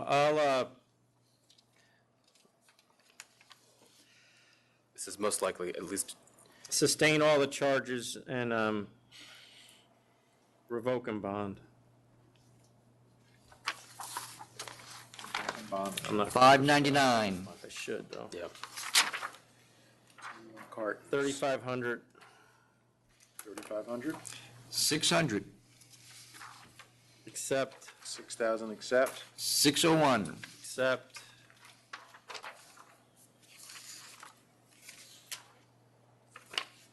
Uh, 601, I had a question about that. Should it be, why is 7,500 is the only sale to a minor?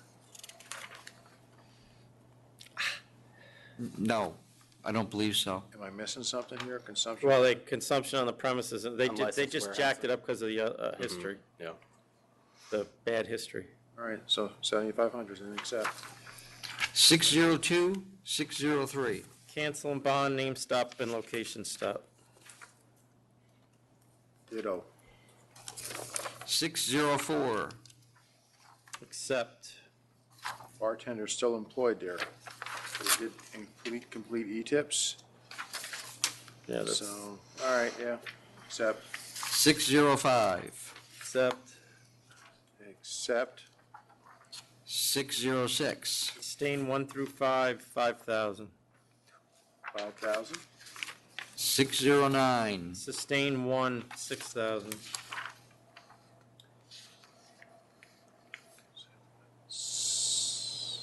6,000, yeah. 610. Letter of, I'll accept the letter of warning. Letter of warning, okay, yeah. 611. 2,000. 2,000. 612. No food for 7 years. And pool and dice and cards. 2,500. Yeah, 2,500. 613. Accept. Accept. 615. Accept. Accept. 616.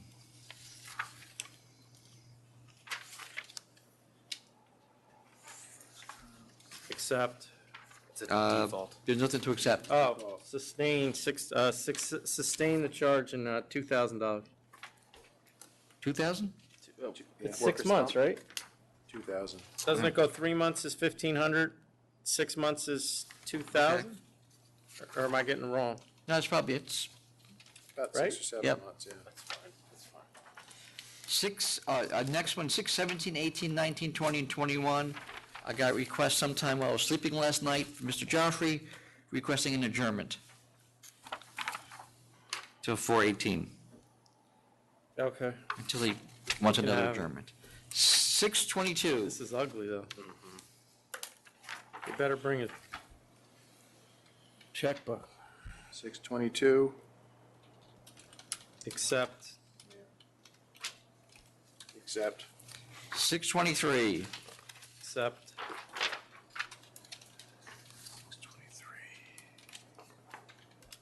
Accept. 625.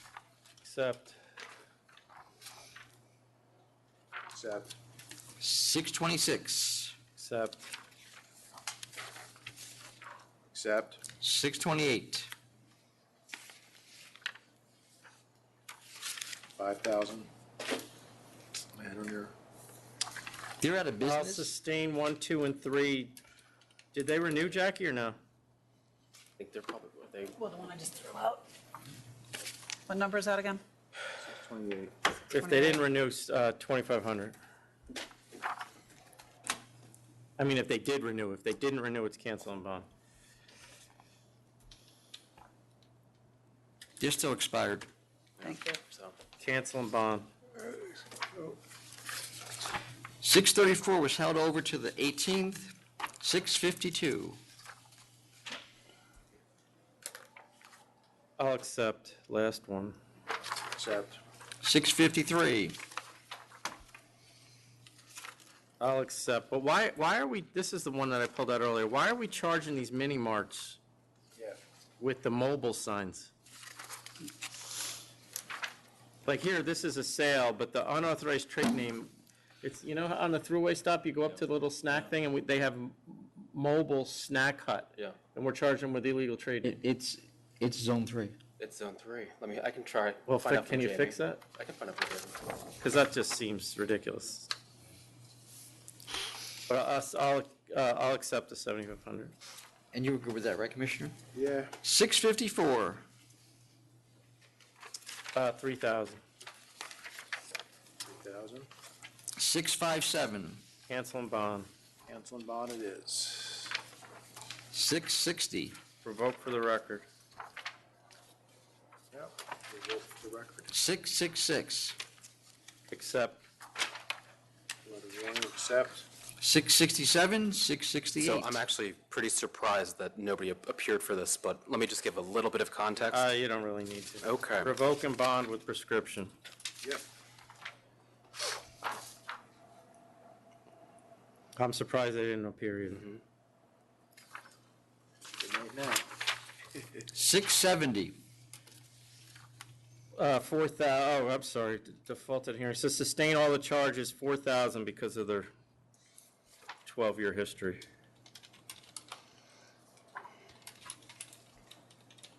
Yep. 671 and 72.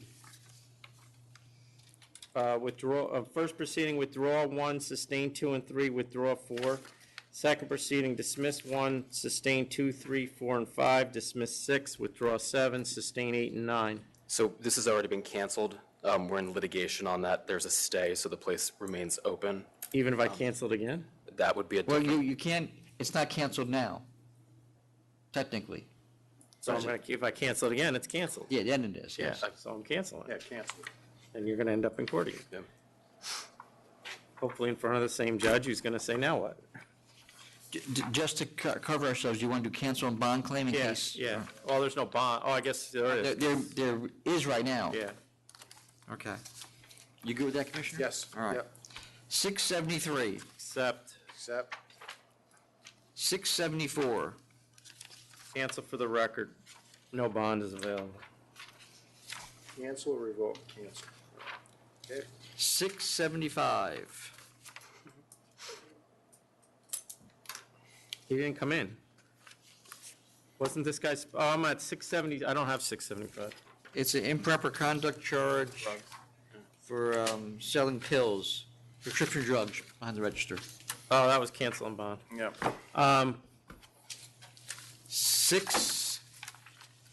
677A has been held over. That's what I was looking at. That's all I have. You have anything else, Chairman? No, we're done. All right.